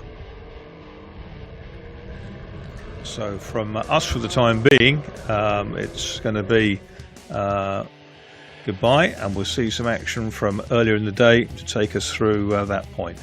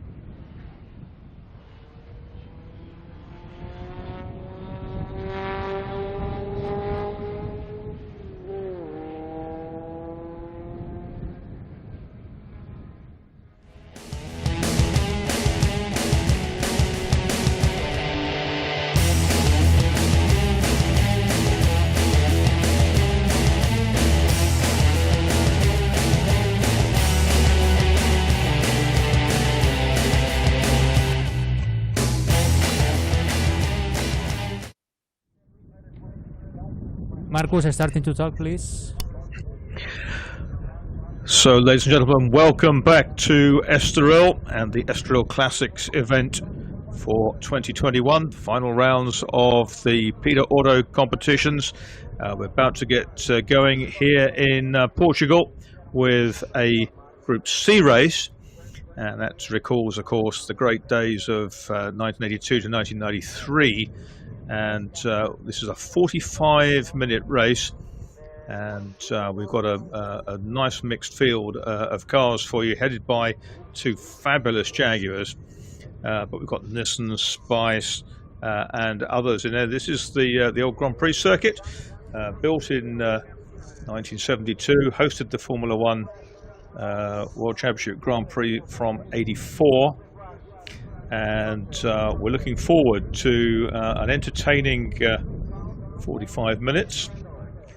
One of two races for these cars, and we will be in action very shortly. The car's due to come out for a start any moment now, and in fact they're probably right up there on the grid, just outside our eye line under the Circuito Estoril bridge. It's been a blustery day in Portugal, and I know that there are some exciting cars to talk about very shortly. Very picturesque area here, not far from Lisbon, near also to Cascais, and a great favourite among competitors coming here to Portugal for the scenery, for the cuisine, and of course for the legendary racetrack. Just panning out now to see the vista. This is towards the end of the lap, and you can see the elevation change on the circuit. It's very far from flat. There's some fine cambers and gradients to sort out the competitors. We've already seen some races this morning. We saw a Formula One race. We saw the Greatest Trophy, as it is called, and we saw some endurance legends out as well. A couple more races today. And say, first on track will be the Group C cars, and here they come. It's Martin Brundle who heads the field from Olivier Guélan, both in Jaguars. Then we've got Pierre-Alain France in his Spice, Tony Sinclair in his Spice. We've got Antoine Weil as well. He's down there. Go down to Monet, Nielsen, and Hoopars on the grid. It's a slim volume, but it's a quality entry. And we will see now as the cars come out. We'll pick some of them out for you. There's an interesting car among them. I hope it's there, and that is the Olmas, which is Antoine Weil driving in this race, and Bertrand Rousseau is going to drive it as well, and it's absolutely unique. So we'll talk a little bit about that one later in the race when we get to see it. It's the Mustang Probe there as well that I saw. So as the cars come round to form up, this is going to be a really intriguing battle between some of the most powerful sports racers ever built, and certainly the most efficient to their day in the Group C era. Paul, and the most great favourite with you. Well. Yeah, absolutely, because they're I think a lot of people love these cars for just that reason, that they are redolent of an era in sports car racing.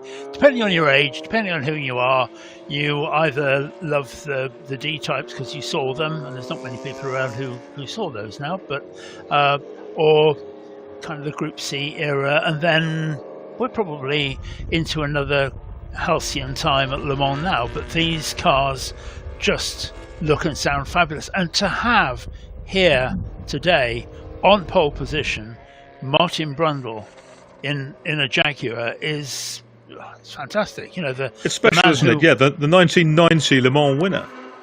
Yeah, and okay, not in this car, and ironically, that it's the car that's next to him on the grid, which is of the type that he won Le Mans in 1990, and we'll talk a bit more about that during the next 45 minutes. But these cars were great. Of course, Group C was initially and fully a fuel formula that basically you could run pretty much anything you liked in terms of size of engine or turbocharging or anything else, as long as you didn't use a given amount of fuel depending on the length of the race. That's right. The cars weighed a minimum of 800 kilos, many of them quite a lot more, and the maximum tankage in one hit was 100 litres, so as simple as that. So we've got the two Jags in the contrasting TWR Jaguar liveries, haven't we? We've got the Castrol car, the XJR10. It's owned by Zak Brown, and it's driven in this race by 1990 Le Mans winner who won that race with the Dane John Nielsen, with Price Cobb the American. And this is one of the IMSA type cars running the turbocharged V6 engine alongside the purple car we're looking at now, purple and white silk cut Jaguar of Olivier Galland. That has a 7-litre V12 engine, and as you were saying, similar to sister car to the one that won Le Mans, in the hands of the man who sits to his right. These cars weighed around 900 kilos when new, the V12 Jags, and doesn't that look the piece? Absolutely brilliant. We go back to the second row of the group. We don't currently have the Nissan that's supposed to be there, but there is still with its question marks all over it. That's the Obermeyer Spice that raced a little bit late. It's a 90 Spice. It's driven by Tony Sinclair.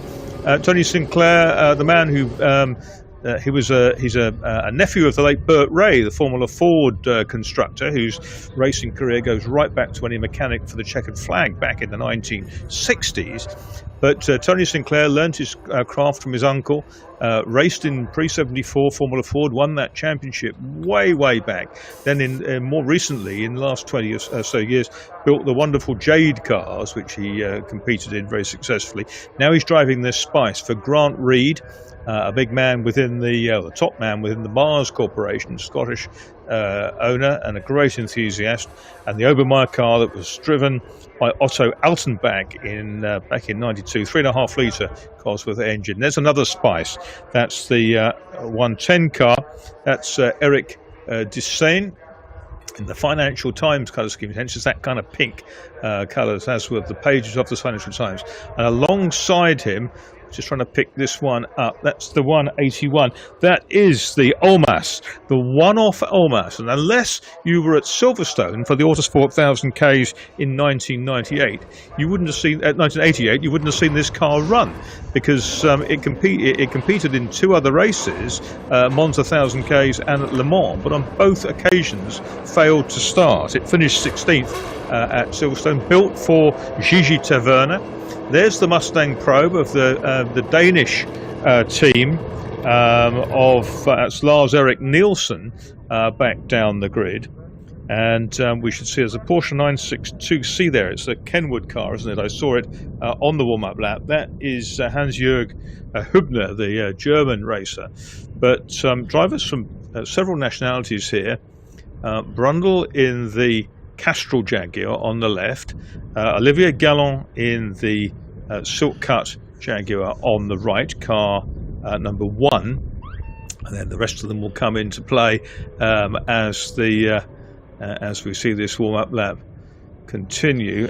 We don't appear to have the other Spice, which was so quick in qualifying. That's the France Père et Fils, Pierre-Alain France and Erwin France, number 27. That car pulled 183 miles an hour, 294 kilometres an hour in qualifying, but looks to have strained itself in doing so, because it's not there. And there's the Kenwood Porsche at the back. We're also missing the Nissan as well. From that grid, I don't think I saw that going through. The Jaguars at the front are very much so Nissan, yes, the Nissan is the France car. The Nissan is the France car. Right. That's the one that was so quick. No, that's the car that's missing. I thought it was a Spice. Oh, right, it's sorry, a Nissan, I'm sorry. but it's not there. The Jaguars at the front, two ways of making the same omelette, because the original XJR 9, 10, 11 and 12 were, or 10 and 12 were the big V12 7-litre cars, which are a very tall, very heavy production engine. And the car that Brundle's driving, the white Castrol car, has a much more nimble 3-litre V6 turbocharged engine. It was really built because the big V12s were running out of steam and that they needed something new and different. And it's quite interesting that that car is an American IMSA spec car, so would be running a 3-litre engine, whereas the cars that they ran in silk cut livery in Europe were 3.5 litres, for the difference between. That's right, Group and there was C. about 100 horsepower, wasn't there, between them? Yeah. The So IMSA ones made surprised. about 650 horsepower. The Group C ones about 750. But yeah, absolutely fascinating. Repackaged by Tony Southgate and Ross Brawn. So it is a very, very fine piece of engineering. You can see the side pod's a little bit lower, it's a little bit sleeker, it's kind of more tightly enveloped, isn't it? It is, yes, and we're now seeing the grid forming up nicely, 2x2 formation, so let's hope we get a decent start. Yep, here we go then. The two Jaguars side by side. Martin Brundle on the left of your screen in the Castrol car. The Frenchman Olivier Galland alongside. And the light should change any moment. There we go. 45 minutes of this race. And let's see how it all works out. Brundle has the advantage coming down to turn 1. Tony Sinclair goes up the inside and grabs second place in the Obermeyer Spice, the white car with the question marks over it. And the Mustang Probe's in there, I see, looking really cool as well. But Martin Brundle is who leads the way. Side by side, Sinclair and Galland next. And then in fourth place. Is that the Almas coming through, or is that the Gebhardt? Sorry, the ADA, which is based on a Gebhardt. We'll see what's happening. Anyway, through they come. Probe is there. The Pink Spice is there as well, and lights ablaze on these cars. Really fabulous stuff. The Mustang Probe is making a lot of progress up the order, and is currently running fourth from way down the grid. And that car is here. Second place. That car is here sort of by default, in that it's an IMSA car rather than a Group C car. But those regulations were very, very close in parallel. So here by right as much as anything else. But it's the Spice in second place, going a bit going very wide, and the Jaguar squirts through. That really was just 7 litres of squirt, wasn't it? Which took the Jaguar past the Spice there. 7 litres trumps 3.5. Well, and the door's open on the Jaguar. The door of the shortcut Jaguar is open.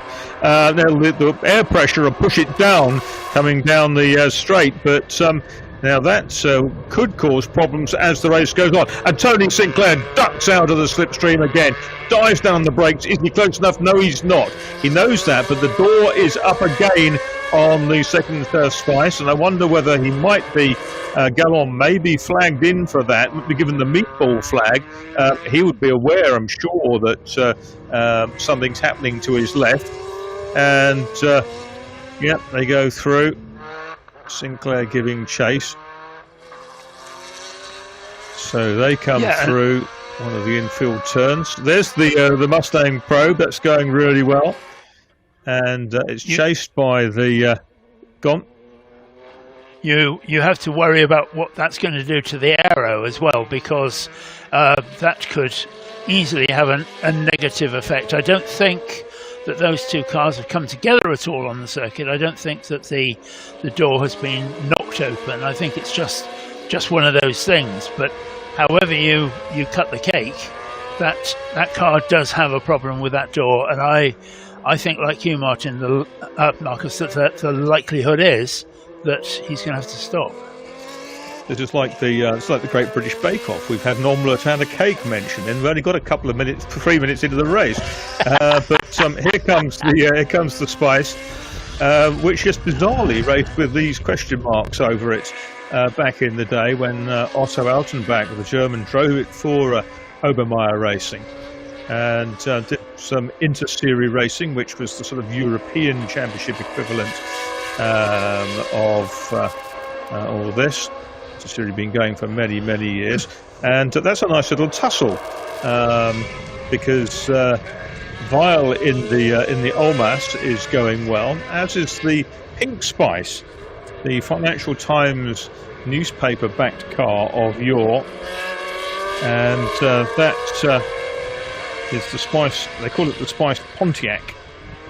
Some of the early Spices in the 80s actually ran Pontiac engines in the IMSA. Some ran Buicks as well.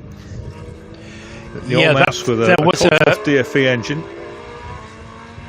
There was a time when you had to be aligned to a manufacturer, and that's how Spice came about. But nonetheless, it's a strange one. But certainly, these cars looked a little bit like the Fiero road car, didn't it, of the time? If you squinted at dusk from the next country. But so there we go. The Olmas has come around really wide, but gets the power on really early, and that's Antoine Weil, the French driver, and he's stuck in behind the Ford Mustang Probe. And I have to say that seeing that Financial Times Spice takes me back, because back at those times I was doing some work with Chamberlain Engineering, and they ran that car at Le Mans. And probably if I rummage through my wardrobe, I can find the Financial Times team kit. In fact, I know I can, but sadly it wouldn't fit anymore. But nonetheless, I look back on those times very fondly. I'm pleased about that, Marcus. And down they come then, down the straightaway, and out comes the Olmas 181 of the Giordano colours.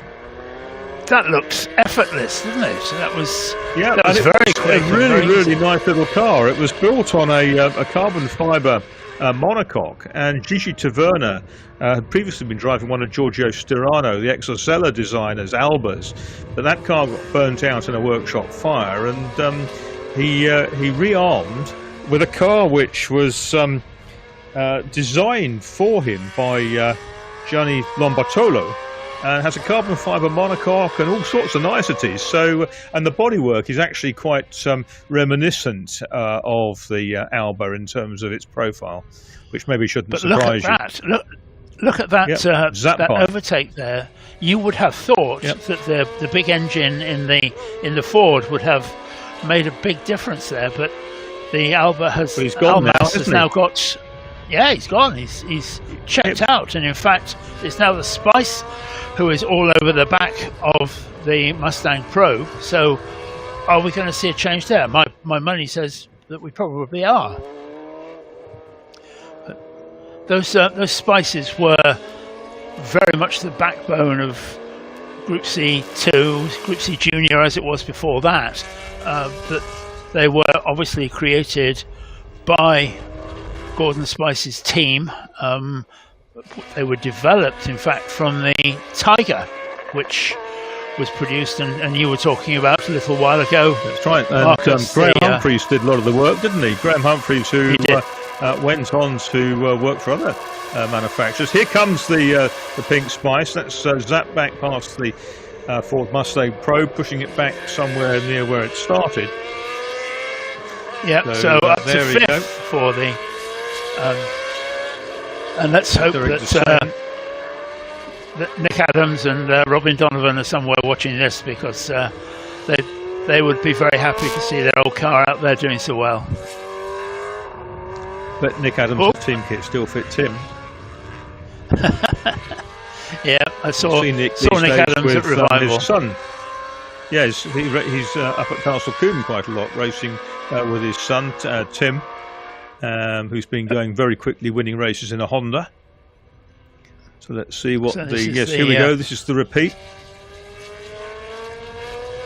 Eric Desane in the pink Spice Pontiac, as it's called, goes through.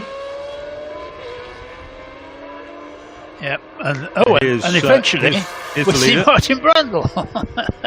And the two Jags are running not far apart. No, and we know that the competitive spark still burns very brightly inside Martin Brundle. That he is not somebody to turn up and just drive round and be happy with third or fourth place. He will want to win this. He doesn't do making up numbers. Martin Brundle now 62, and I remember catching up with him, watching him racing a Ford 2000 Reynard back in 1980. So that's a long time ago. That's 41 years ago. But he's still pushing on, and he's been really enjoying his historic racing, particularly because son Alex has been competing as well this year, and they've been racing all kinds of Jaguar products around the circuits and the big events of the year. There, with the door still flapping, is the car for Olivier Gallon. It won't make any difference in a straight line, I wouldn't imagine, or barely any noticeable difference. But under braking, you can see it comes up, not like a classical air brake, but nonetheless, it's not so clever. They're lapping a car at the back of the field. That's the ADA, based on the German Gebhardt. ADA engineering. Chris Crawford, you'll remember, was all part of that. And ADA, Anglo-Dutch American, was the group. Chris Crawford was involved.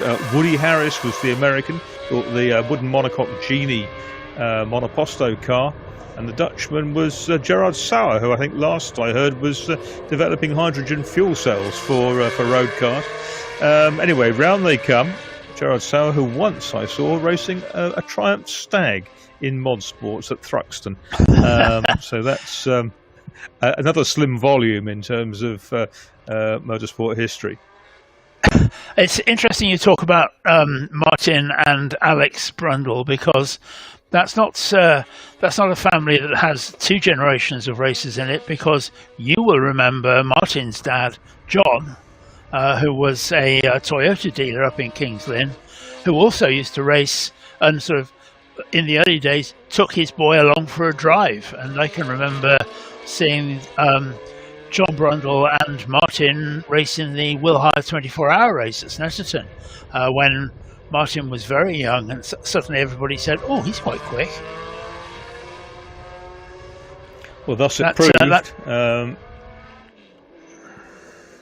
Yeah, you don't get to race in Formula One as long as he did, and in these absolutely stunning Group C. Oh, look at that! That's the Almas. The Almas has broken. Is that the curse of the commentator? Well, I mean, it has started a race, which is good. It's only started one of the three it entered in period. It went to Le Mans, and now there's the replay of the Jag with its door flapping, but I think it's just slow motion cameras, nothing more than that. So the Almas went to Le Mans with Fabio Magnani, Roberto Ragazzi, and Gigi Taverna. But they Marcus, look how close first and second are. Look how close first and second are. It was 2.6 seconds last lap, and it's less than that now. So certainly half a second, isn't it? Yeah, the old school Silk Cut Jaguar, the big V12 7-litre, is closing down on Martin Brundle in the 3-litre V6 car as they circulate now. But certainly much no closer substitute than for cubes before. And torque. Yeah, plenty of cubes, plenty of torque, and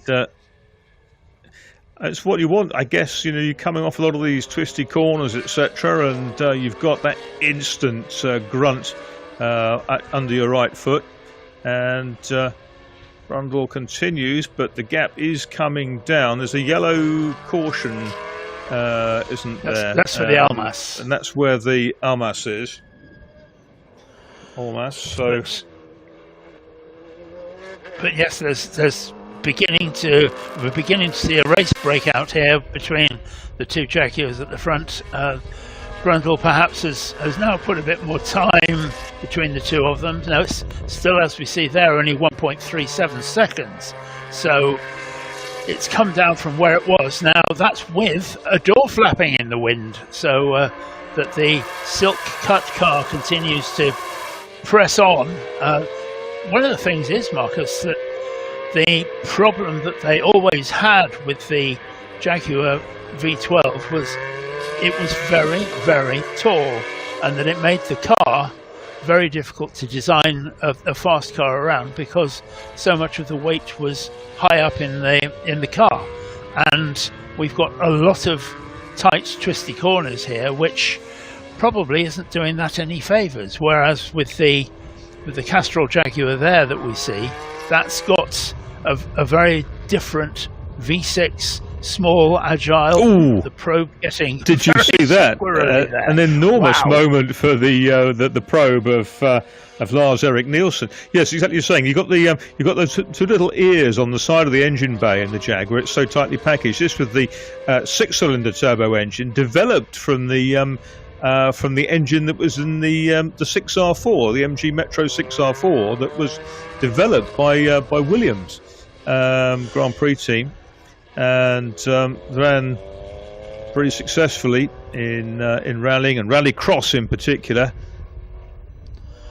Yeah, I think the development was. I think they are distant cousins by the time the thing actually got into the Jaguar XJR10. I think that there's not much 6R4 left of it, but lovely to see that Kenwood 962 there, the car that would have been run in period by Kramer, and that looks fab. Just about to be lapped.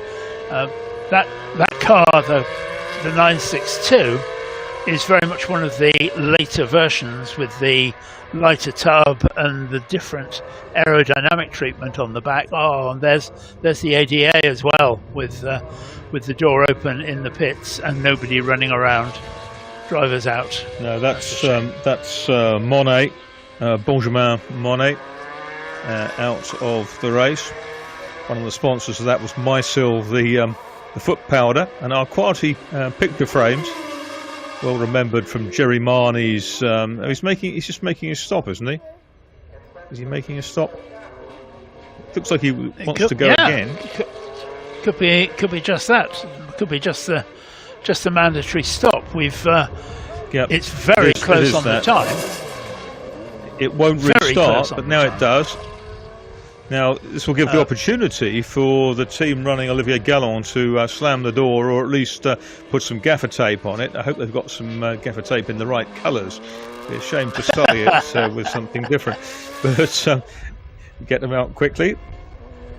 Yeah, but we have only had 15 minutes of this race so far. I worry slightly that the ADA might have been a tad early into the pits, but that's not for me to judge. But nonetheless, cars are still out there now.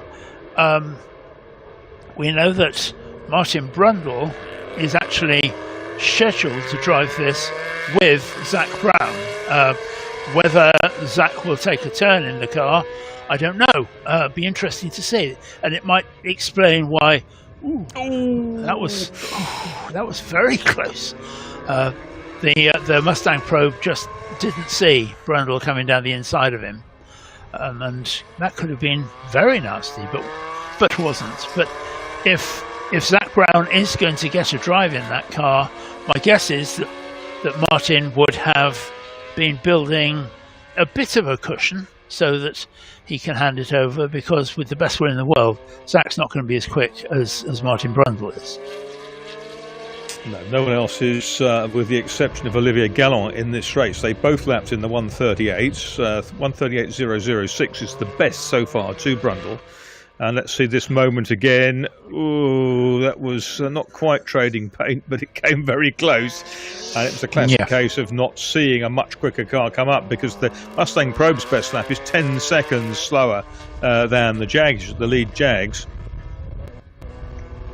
Yeah, but you know, we've said lots of times before that in true scale endurance racing, one of the things is that you have to be able to get through the traffic easily and properly and quickly.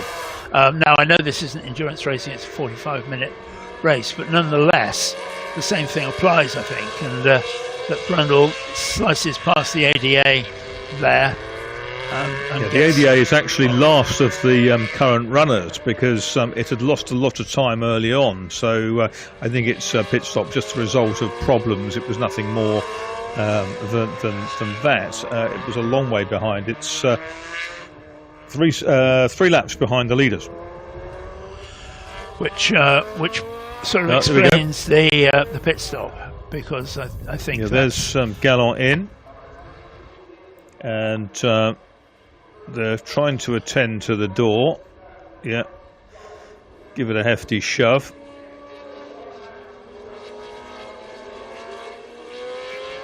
I think it just pinged up the racer tape quite properly. Yeah. There's no driver change there. No, Galland is a soloist anyway. Yeah.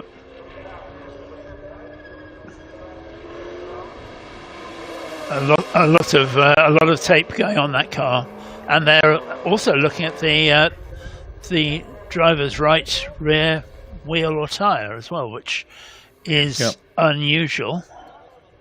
And of course, to get to that, you've got to remove what they affectionately called the dustbin lid in the day. Take the wheel spat off. Now, whether they've been able to do all that in the time that the pit stop is allotted, I don't know. It seems quite a long time, but we're saying that it's been go back on. We're now counting down, I think. Yep, the crew chief there with the stopwatch. That's well-known sign for fire her up. Yeah, it's called the whirly whirly. And counting down. So he's had all the things that needed to be done, we hope have been done, so that he can go out in what is, to all intents and purposes, a fresh car. The ADA's back. Yeah. Olivier Galland's had his 3,000-mile service. He's picked up the tab, and off he's gone. This is Eric Desain with Financial Times Spice, probably eager to get a set of period racewear to go with it. Paul, might fit him. And in comes our race leader. You set yourself up for it, and I did, didn't I? Yeah, I deserve that. Yeah, and there's Martin Brundle. He must be coming in pretty shortly. Yeah, well, he's got another 8 minutes if he chose to, but Here straight in. You're right, Here Marcus. I could hear the engine note was a little less urgent than it had been before, and I'm impressed. He's got through. So this will be. I mean, all of these pit stops are preordained in terms of timing, so you can't have a quick pit stop. You can have a long pit stop, yes, but you can't have a quick one. And the car is there. Brundle is out, so that means that Zak Brown is in. So that kind of backs up what we were saying, that Martin was keen to hand over to Zak with a bit of time in his pocket, although by the time this is all done, actually, there's not going to be much in it, I don't think. Well, he's currently that car's currently a lap ahead of the Mustang. because of that long stop for Gallon with the XJR12. Zach Brown has a wonderful collection of cars, not quite the racing weight he was in his Formula Vauxhall Lotus days, but his car collection is second to very few, and this will be an interesting climax to this race. Still 22 minutes to go, 13 laps down for that Jaguar. It's completed the 13th, the Castrol XJR10 turbo car, on the inside of the pit wall. Gallon is back to second. The Gallon car, although it had a lot of work done to it, it didn't exceed its allotted pit stop time. So, because they actually held it on the watch before they let it back into the race. So, the pit stop timing for these two is going to be, I would imagine, the same. So, it's all going to be down to a race to the flag. Yeah, that's right. Now, a lot of the time in the kind of post-COVID era, they've had long pit stops to allow really weird things like sort of sanitizing the cockpit between drivers getting in and out, which is most odd, even in sort of short British historic races. But the engine is fired up. You can hear the low growl of the turbo V6, and away it goes. Right, now where is the Silk Cut car? Because this will be effectively the race to the flag now between these two. Zach Brown looking left and right into his mirrors just to make sure nobody is behind him as he comes down pit lane, and he'll be pulling out onto the racetrack. We're looking for the Silk Cut car. Oh, there's the other Jag going past. Goes into the lead. So we now have the Silk Cut car into the lead. That's answered your question, Paul. And Silk Cut. We very much have a race on our hands. Yep, we very much have a race on our hands now. And now Zach Brown, new into the car, is going to have to get going, isn't he? Because Gallon is well up to speed. He knows exactly what's what on the circuit. He knows the conditions, and he's been pounding round and round for 13 laps. Martin Brundle did 13, but Zach Brown is on his outlap on a bit of a voyage to discovery. And it's going to be a very interesting 19.5 minutes between now and the checkered flag, because the Silk Cut car, I love the fact there's two Jaguars at the front of this, but the Silk Cut car is in the best seats in the house right now. But I think we all know Zach Brown, and we know just how competitive he is. We talked about Martin Brundle, but there is no comparison, I don't think, between the competitiveness in that car and any other car in the field. Marcus, we have an interview. So we're going to hand over now to Rui down in the pit lane, and I would hope he's with perhaps Martin Brundle. Rui, start talking, please.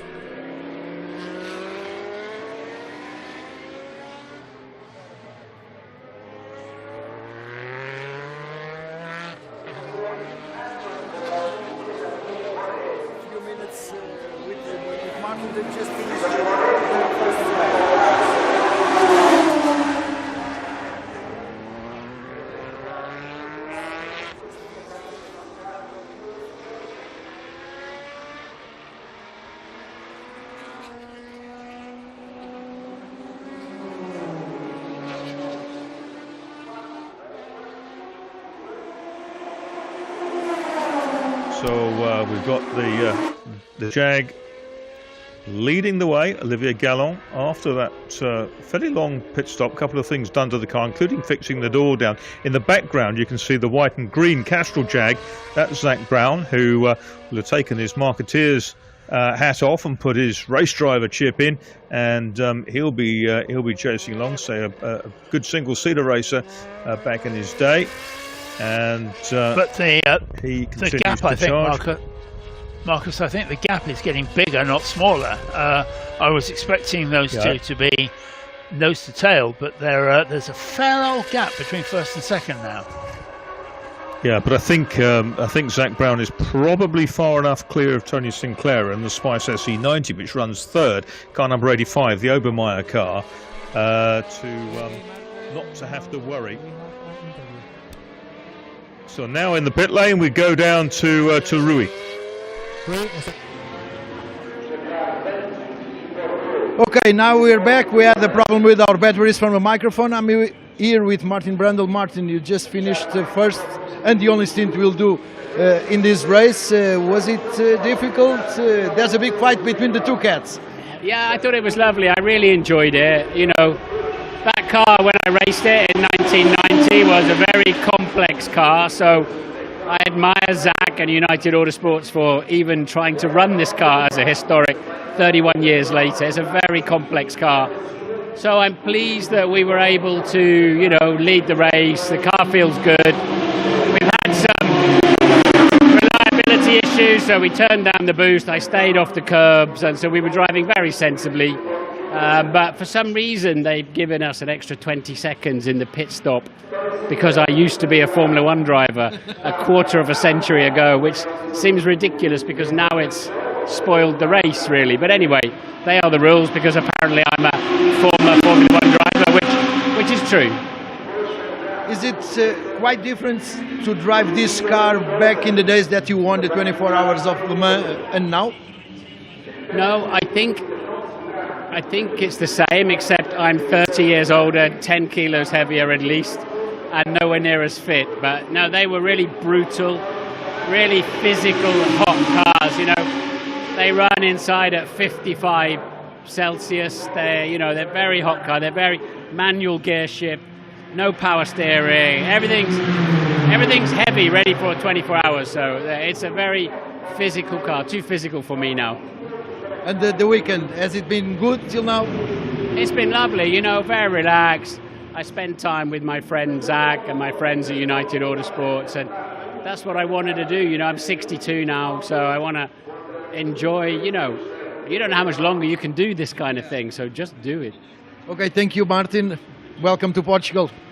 Martin Brundle just finished his stint, handed over the car to Zach Brown. Zach is now driving with a 20-second penalty here at the stop because Martin was a former Formula One driver back in 30 years ago, but it is what it is. They are trying, and for now we have the other Jag in front. It's the Silcat one. They are trying to win also, of course, until the end of the race. 15 minutes, something like that, till the end, till the checkered flag. We'll talk with the winners at the end. Okay, Marcus. Wonderful to hear from Martin Brundle. I was speaking to him recently at the Silverstone Classic event, and he really is enjoying himself. And that ethos of living for today is so important. If the last 18 months has taught us anything, it's that. But at the moment, Zach Brown, the car owner, Le Patron, is 13 seconds behind leader Olivier Galland. The third place car is the Spicer. Tony Sinclair had a bit of a battle a minute ago with the ADA, which gave him quite a hard time in a straight line, that's to say. But there is the number one car, which leads the way, Olivier Galland, and the 7-litre V12 engined Jaguar. He's pulling away at 12. This is this tussle again, and look, the ADA is going really well in terms of he's keeping up with Tony Sinclair in the, and I wonder whether Tony Sinclair's got a bit of a problem because, I mean, they are running a lot of laps apart. They're 3 laps apart, these cars, and the Spice, the White Spice, isn't going to hang on to the position on the road. It's going to hang on to the territorial advantage, of course, because he's so far ahead. But that slippery ADA is really giving them a hard time. So Sinclair in 85, the ADA running at the back of the field. It's the last survivor in the race. but he's enjoying it, and that's what it's all about. I mean, I think the gap the between Olmas first has got going again, hasn't it? The Olmas has got going again. I'm not quite sure how, but it's whatever the problem was has gone away. But here we go with Monet, Benjamin Monet, in the ADA, giving the third place man some hassle. He is indeed, and that's turning into a great fight. It's not a fight for a position, but as I say, if they can have a bit of fun in the process, then so be it. And yeah, the car's made 2 stops, hasn't it? Yeah, it made 2 stops. Now we could, of course, have a driver change in that, in which case it may be Ralph Huber driving it now. It's shown as Monet, but yeah, but the United Autosports car is shown as with Martin Brundle in it. So yeah, exactly. Oh, and that was a bit close. That was a bit of a squeeze, wasn't it? Now, in modern day racing, that would be frowned upon. That it would be, you shouldn't try and unlap yourself. You shouldn't do anything. But this is great. This is just a battle for the sake of it, and they're both, I'm sure, having fun. That Tony Sinclair will be trying to just put a few lengths over that ADA, just so that he can not have to worry about it. But he'll be checking his mirrors. He'll be checking to make sure that that's not going to happen again, that the ADA is going to go down the inside. My money says it probably is. But yeah, I would have thought it might be advisable to let him through. And but I guess if he's not being instructed by he's gone out wide. Now, here we go. There's the drag race. And have some fun, have a chase. There's Olivier Galland with that left-hand door now firmly anchored on the XJR 12 Jaguar. Fernando is faster than you, is I think the watchword there. But nonetheless, yes, the 2 Jaguars still at the front of the field. The gap now 20 seconds between first and second, with the Tony Sinclair Spice. That's the same gap as the kind of penalty meted out to Brundle and Brown, isn't it? So it is. That's true. That's true. So had that not been the case, they would have been side by side. Now, does that say that the handicappers got it right or got it wrong? I don't know. But there's still 9.5 minutes to go. Yeah, but Galland is pulling away rather than falling into the clutches of Zak Brown. Tony Sinclair is 1 minute 14 seconds, 1 minute 15 seconds behind Zak, and then the probe is a lap down from there. So it's all to play for at the front of this. I'd love to see Zak Brown now beginning to get familiar with the car and start moving his way forward. It's interesting. What is interesting is that Zak's sector times are very, very similar to those of leader Olivier Galland. Yeah, so it's perhaps stabilised a bit now. I suppose one of the things is with this kind of racing is that, unlike modern sports car, single seater, whatever it is, racing, where drivers spend all their lives being drivers, and if they're not racing, they're training or they're in a simulator, these people have busy and complicated lives to live, and nobody more so probably than Zak Brown, who runs a number of different businesses and also a very up and coming Formula One team as well. So yeah, I think it's probably fair to say that he's got other things on his mind than getting fit to race at Estoril. That was we saw the ADA coming around the outside of Toussaint Spice there, and what is interesting to me is that the Olmas, which disappeared earlier on, is going again now. It's now has been lapping quicker than Tony Sinclair. It doesn't make a huge difference to the result of the race because the Olmas was a couple of laps down. But there's the battle again between Sinclair and that's the ADA, isn't it, in behind him again. So there's been a change in that order again. So they're not separating anytime soon. No, that's going to go all the way. Quarter. Yes, I would think that's going to go all the way, and that certainly we're not going to see the ADA with Monet aboard slowing down or not giving up this fight simply because it's not for a place. That's if nothing else, that's for honour. And the Spice, as I said, the backbone of the junior part of Group C for many, many years, and raced also in America, very often with a big V8 in the back. But over here, they were originally with a DFV, then a DFL, which was the long stroke version of that engine. And of course, when they made Group C into a single formula rather than Group C1 and Group C2, quite a lot of Spices were built to do that. And look, there goes the ADAs. He's up close again. Oh no, not close enough. Do you think that's going to be across the start-finish line? Well, could be. There's Desain. He's back in the pits with the Financial Times Spice, currently now down in 7th.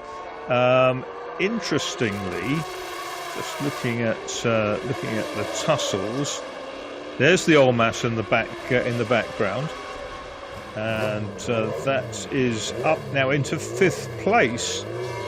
And is 13 seconds behind the Mustang Probe with about 3 laps in this race. 3, maybe 4 laps in the race, but lapping a chunk quicker. Yeah, so that's a hard luck story that car came to a halt because he's quick. Is he going to get involved in this tussle in front of him? Because that would be interesting. That he is. Yeah, he is. And so the Olmas, the red car at the back of that trio, is going to be with him in a couple of laps, and it may help his pace to draw him closer to that Mustang. In fact, the gap went down 4 seconds last time to the Mustang of Lars-Erik Nielsen, the Mustang Probe, which indicates that with the amount of time left at his disposal, we're going to get the Olmas up into 4th place, despite being stopped at the side of the track for quite a long time. Yeah, well, that's the principles of sports car racing. But he's right with them now. They are absolutely a trio, and suddenly what we've got is that with the Monet Huber car, the ADA, he's going to have to start worrying about what's behind him rather than what's in front of him, and that's going to take his eye off the ball considerably. He's going for it just to try and avoid that. He's going down. He's going to get that place beautifully done. And look how quick in a straight line the Olmas is. That's gone through. ADA's passed. The Olmas is passed. The Olmas going down the inside. There's not enough room there. But it's quick in a straight line. Apart from anything else, it has a pretty small frontal area, I've noticed. It's not a car I'm greatly familiar with. In fact, nor many people having had such a short contemporary racing career. So it finished the only Group C race it started, failed at Le Mans, failed to get to the start, failed at a later race, and just did the Silverstone, the Autosport 1000 Ks. Right, so it's 5 seconds now between the Olmas and the Mustang Probe. So and that's immediately come down as they cross the timing beam to 4.0 seconds. So it's a second a lap. That this could be a very interesting finish for 4th place overall. He's past the ADA now. And there's the Mustang Probe up ahead, the yellow, white and blue car, not very far away at all. In fact, it's down to 1.5 seconds, clattering the ADA over the curbs. Right, so this is for 4th place. Your change. And 2.5 minutes left to run. can the probe get very, very wide for the next 2.5 minutes? I doubt it. No.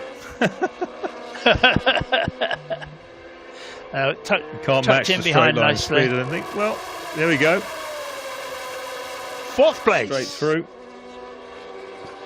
4th place. That's beautifully done, and there was really nothing much that the Mustang could do with it.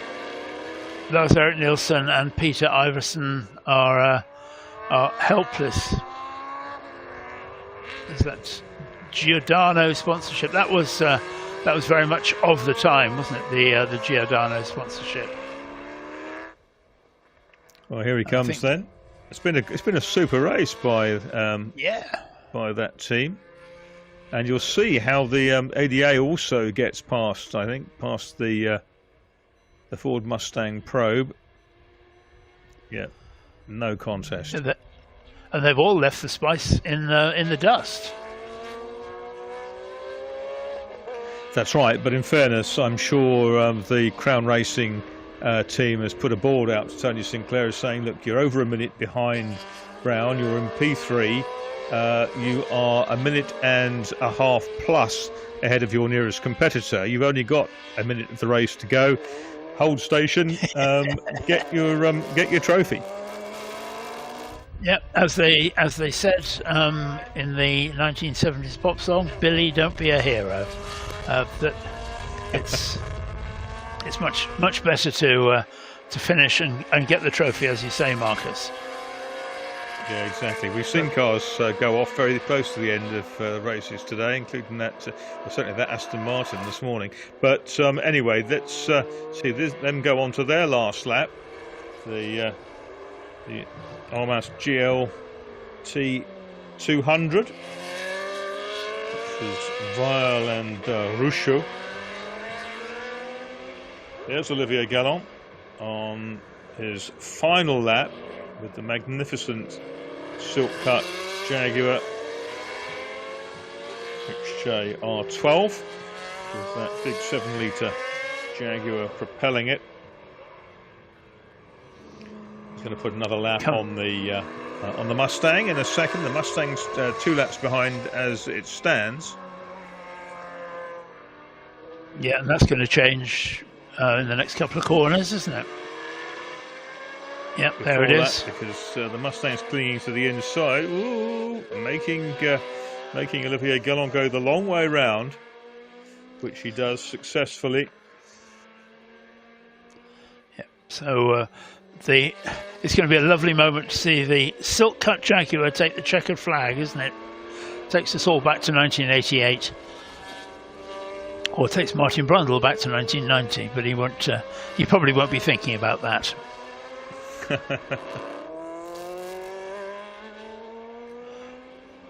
But yeah, great drive by Olivier Galland. That's one. But yeah, the ADA and the Almas, brilliant drives. Love those. Neither of them had the right to be doing what they were doing for the last 5 or so laps, and a great finish. Yeah, it's good to see some of the underdogs showing well, because back in the day they were minnows in a sea of sharks, and through to take the checkered flag. A great win for Olivier Galland with the Castrol Silk Cut Jaguar XJ12. Here is Zach Brown in the 61 car, the Castrol IMSA V6 turbo powered Jaguar. And he's going to finish. Let's have a look to see where he does finish.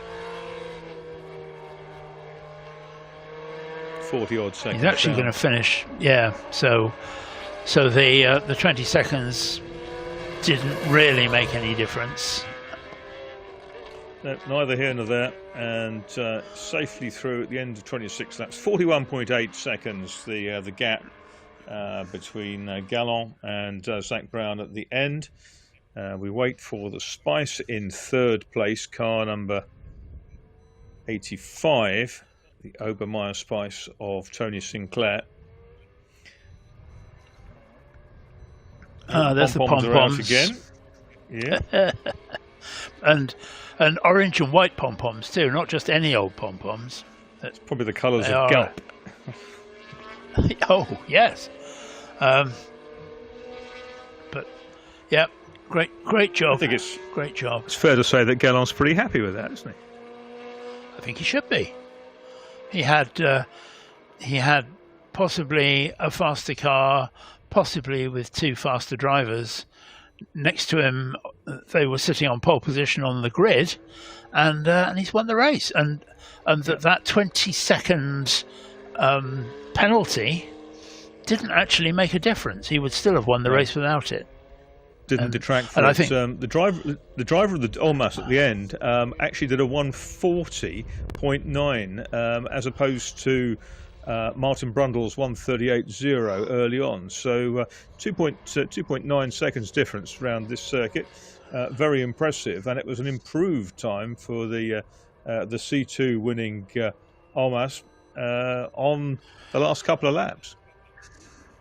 Yeah, and in a car that, let's face it, is not a Jaguar. You know, it's not going to be up there with all the stuff. So yeah, all credit to them. That's a great race and a great result. And you said, Marcus, that there's so much variation in this. That lots of different cars, lots of different drivers.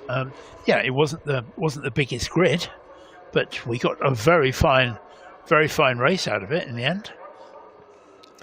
Very much so, and they're being greeted by his team. Is Olivier Galland, our race winner.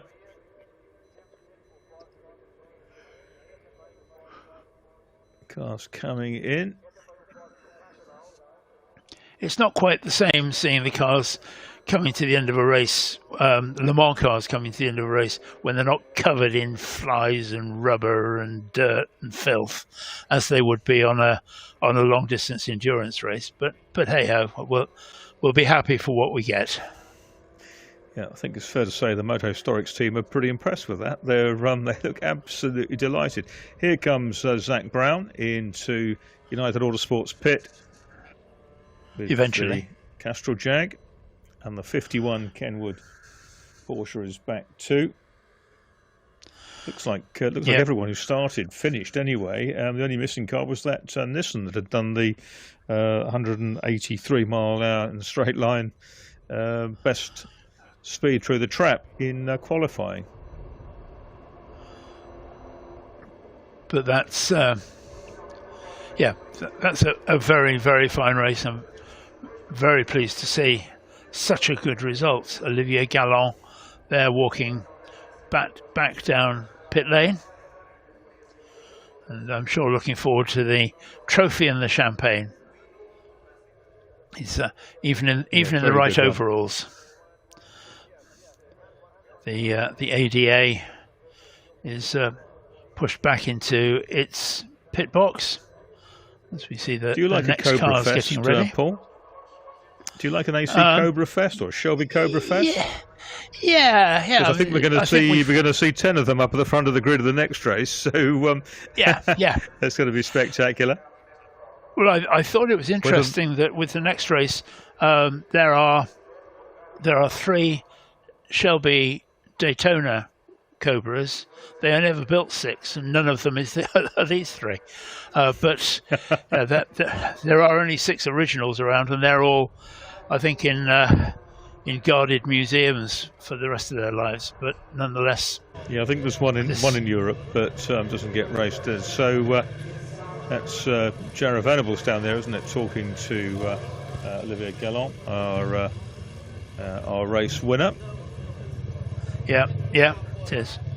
And I say, love the overalls. That's great, Olivier, that you've gone for the period with that as well, even to the as it should be secondary sponsor. Yeah, secondary sponsors patches on the arms and everything that it should be.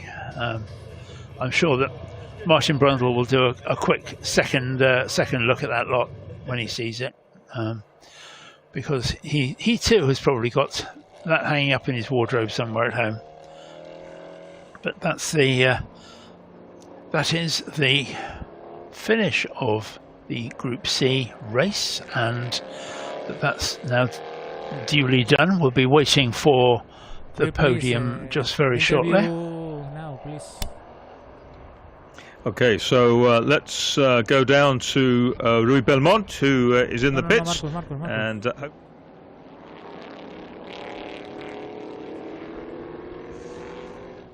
Continue talking.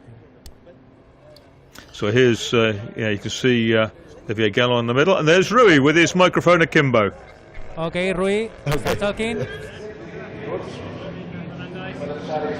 Okay, we are ready to talk with Olivier before the finish. I will try to call him. Olivier, please. Yes. A great win after a great fight with Martin Brandl and Zach. It was not easy for sure. No, it wasn't easy, no. Martin is really, really quick. And I mean, considering the experience he has in these cars, I didn't want to go and fight with him because I knew he has a big advantage. He's probably a bit better than me at that. So yeah, I just tried to take it home, and it worked out. So yeah, very happy. That 20-second gap that they had, the extra 20-second stop, it was not the difference, but did that help you somehow? Definitely, and that's also why I didn't try to fight, because I knew he had a 20-second penalty. Otherwise, I would have probably tried to stay closer, but I thought, you know, we talked about it and we said better just stay behind him, and yeah, I appreciate the view. And as far as I remember, last time you were here, you were with a different car, completely different car, a small car with your father, I guess. Yes, but I'm racing that car in like 30 minutes or something. Okay. Yeah. So it's quite different. A big one, a big cat, and a small car. Exactly. It should be fun. Okay, thank you, Olivier. Thank you. Olivier Galin is the winner of this race. He's racing also in other category with a smaller car, not the big cat like the Silcat that he just won. He took advantage out of the 20 seconds. He made a strategy completely different due to that. 20 seconds is also a very important gap, and he managed that in the perfect way and won here this first race. We'll see tomorrow who can manage to win this Group C category.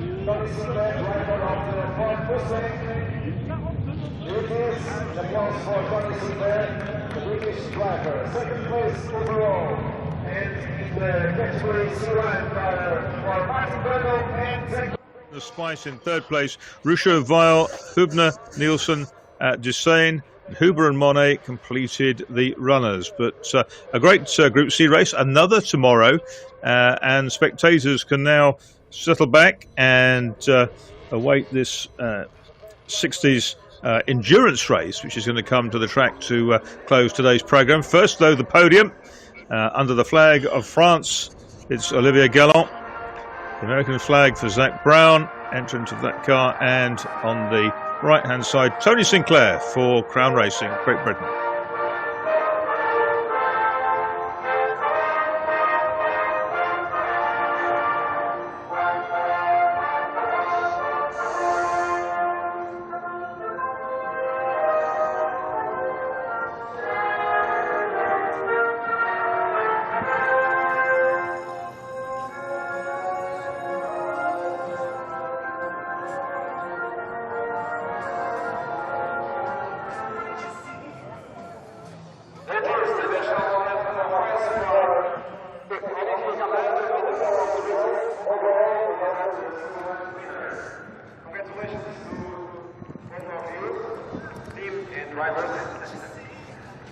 Congrats.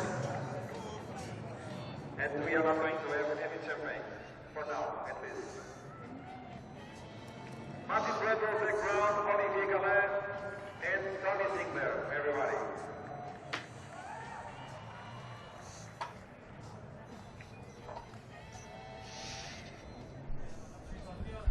Marcos, please. So we move on with the podium for the C2 category. Please start talking. Now we go back to the track, and we've got the Estoril Classics finale for today, the 60s endurance race.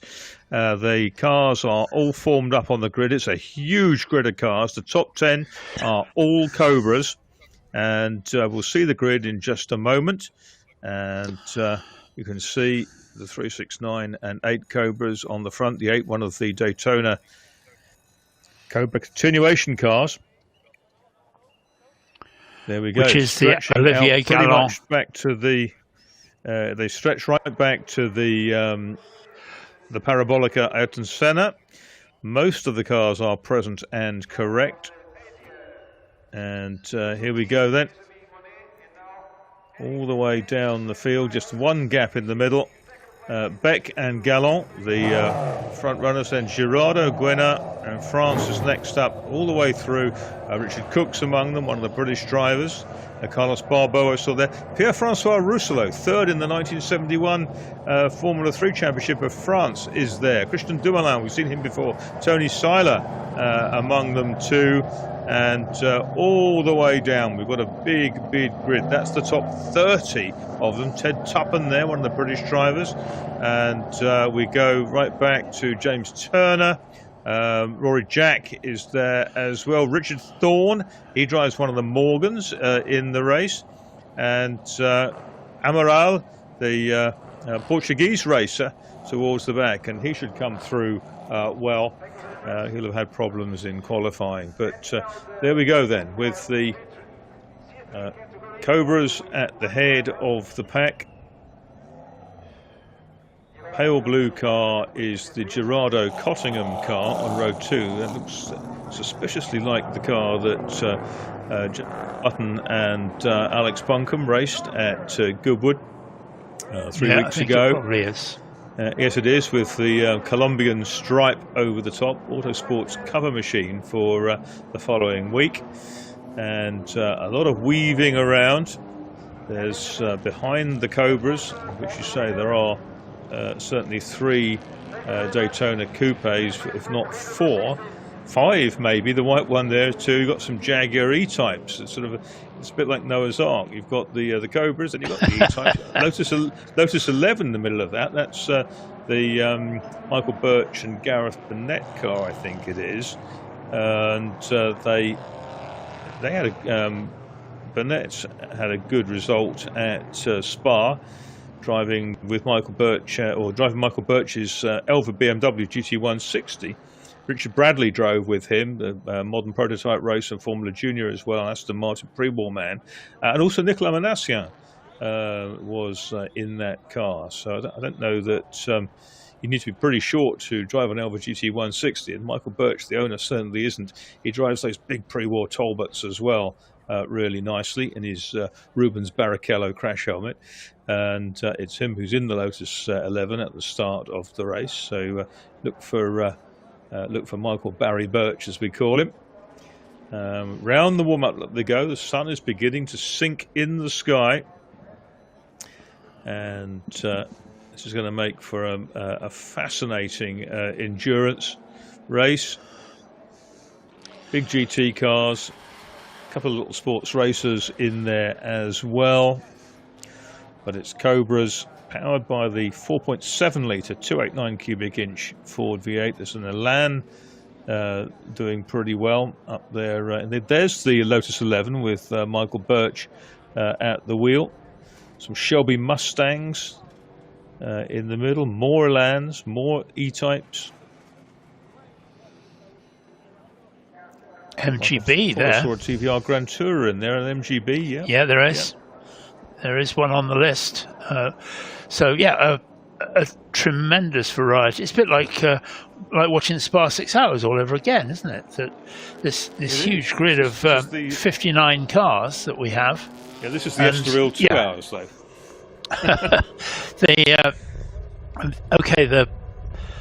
The Cobras are very, very strong up at the front, and I think we know that that's probably where the win is going to be. But nonetheless, every single one of these cars. Go on. There will be 10 Cobras at the head of the pack when it finishes. You think so? I think we'll see. I don't think we'll see 10 Cobras at the front when this finishes last time. I think that. Oh right. Okay. No. And we'll see maybe some of the Jags and maybe some of the quicker Elans come through. Let's wait and see. It'll all unfold before our eyes, and we start this 2-hour 60s endurance race with the two distinct shapes of Cobra. coming down into turn one. The pale blue car down the inside, which is the Cottingham Gerardo car, is going to take the lead. Oh, there was almost a brush of paintwork there. Yeah. And yeah, that was all very hairy at the start of an enduro, but I think they've got round safely. I think the camera would have panned to something had they not. Yep, we've got one or two out over the curves and sliding around. It's all on treaded tyres. There's a LAN up the inside, and well, that's the White Cobra, I think 56 car took a little bit of a tap in all of that. Yeah, I think it did. But this is a very fraught first lap for a 2-hour enduro, and yeah, that move down into the first corner was decidedly hairy. But they're now coming down into the long left-hander and beginning to stretch out enough that there's a few good manners here and there. But I suppose inevitably, with 59 cars on the grid, that's what's going to happen. Yeah, that's right. And was it 56 or was it 156? It's 156. That's Pierre-Francois Rousselot's team car. It is. Yeah. Raced in Formula France at the end of the 60s. And yes, finished third in the French Formula 3 Championship of 71, behind luminaries Patrick Depailler and the Doc himself, the great man Jean-Pierre Jabouille, both in Alpines. It's no disgrace to be third behind those two, is it? No, exactly. And if you think about it, you know, Depailler went on to win the European Formula 2 Championship in '74, and that wonderful win that Jean-Pierre Jabouille scored, the French Grand Prix, the first Renault Grand Prix win. He deserved so much of that as sort of the engineer behind the whole project. So it's the Cottingham Cobra that leads the way. A winner in the Dallara in the Endurance Legends race early in the day. Chasers are Geno, Beck, and Ebeling. That was a little hairy from the Silver Cobra there. That the back wanted to overtake the front, but that finally caught it all up. These cars largely carrying auxiliary lighting because we'll be going into pretty well darkness by 8 o'clock tonight, and that's certainly going to be a consideration. Was that smoke out of the back of the third place car there? I don't know. Yeah, it did look that way. Might be a tyre rubbing. It might be a tyre rubbing on the wheels. Heavily laden with fuel at this stage of the race. Yeah. So my guess would be nothing more sinister than that, but. The Cobra Fest that you promised us, Marcus, is well in hand at the moment. Yes. Yeah, there's the Ebeling car. Of course, it was the Ebelings that drove the Bizzarini to victory in the greatest trophy. Earlier on, maybe so they're the greatest showman. They'll be keen to have another trophy in the cabinet to take home. Certainly, it's interesting. Some of these cars are continuations, some are originals. Just looking at that head-on shot, it is quite strange that several of them have got very slightly different bodywork on them, and I don't think that there is in any way sinister about that these cars, as race cars, get dented and rebuilt, and every time that they get rebuilt, it's slightly different. And I know, Marcus, that you've walked around the paddock like I have at places like the Goodwood Revival, and you'll see cars there which are ostensibly exactly the same. And I don't mean just GT cars. I mean everything from 1950s Formula 1 cars upwards. And they're meant to be exactly the same, but they're all a bit different. And that's simply because the point is, they're handmade, aren't they? They weren't made by engineers with a CNC machine, turning out identical panels day in, day out. And these are artisan cars. I guess the Cobras are, the vast majority of them are remade. And a long time ago, I think it was Kirkham, wasn't it, that kind of started remanufacturing Cobras in an old MiG factory in Poland, and they were very successful. And of course, some of the drivers have these cars, probably have the real one at home, and a modern rep which they race, and they race hard. They're all to an FIA specification, Appendix K specification. So provided they meet that criteria, then they're eligible for this sort of race. And it's very, very busy out there, isn't it? With you've got those two Daytona coupes, you've got a fastback hardtop behind, and those hardtop cars are all subtly different as well. Some have that sort of Le Mans style hardtop, slightly laid back windscreen. Some have a bit more of a bubble top on them, but this is absolutely fabulous. With the it's glorious.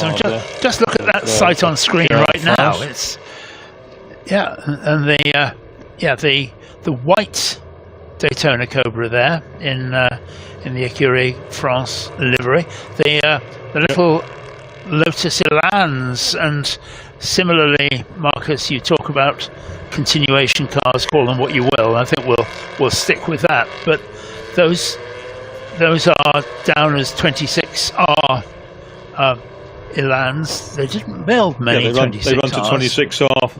They race to 26R spec. There's a battle there between 7 Delaplanque and 21, which is Carlos Barbo, the Portuguese paint manufacturer, Tintas Barbo, a long time Lola T70 racer. Got Jaguars. We saw him earlier on today. Fixed head coupe there. Yep, fixed head coupe, and you've got a bubble top roadster as well running in behind that. With those Elans is Michael Birch in the 160, the little Lotus 11, and Lotus 11s went to Le Mans back of the 1950s and won classes. Always embarrassed. But they were always. They were always index cars, weren't they? Index of performance, index of thermal efficiency. Yeah, which was always put together to favour the French cars.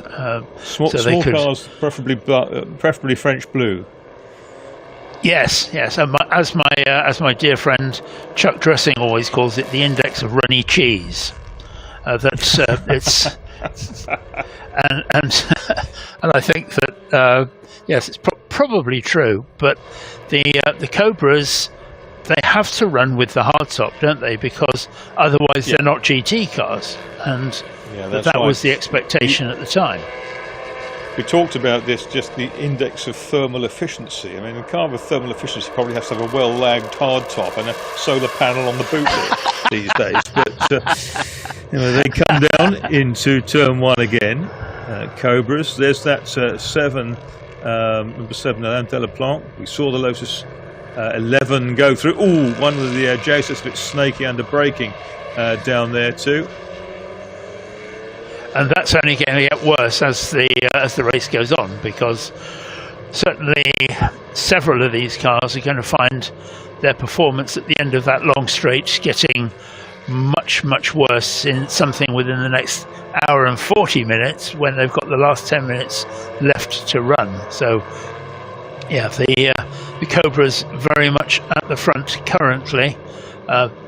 It's going to be interesting to see with some of these cars, because a 2-hour race is enough that there is going to be some degradation in particularly the quickest and particularly the heaviest cars, and we know that a Cobra is fairly heavy on bits anyway, so it could be that we're going to see some changes. Whether we're going to see enough change not to have a Cobra at the front, I'll wait and see.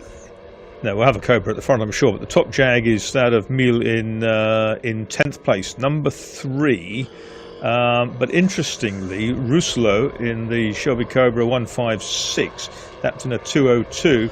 He's lap quicker than the 3 cars ahead of him. Quickest lap of the race so far is the Cottingham Cobra, the lead car, leads by 7.5 seconds, 1:59.8. So the only car under 2 minutes. We've got next 4 cars have been in the 2:01s.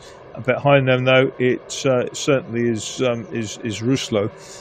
So he's moving up, despite the fact he's in his early 70s, hasn't lost his competitive fire. Which is good to hear. Some side-by-side E-Type action there, which is always lovely to see. The E-Type, even in lightweight spec, was beginning to run out of steam by the time that certainly the Daytona Cobra came on the scene, and that, oh, that's nice, that little Alpha. But I think perhaps sometimes we do tend to think of, well, Cobras are faster than E-Types. Well, yeah, because they were effectively developed at a different time. And there's that big puff of, I think, probably tyre smoke out of the back of that Cobra there. Coming past the Healy with that lovely shell-shaped radiator grille.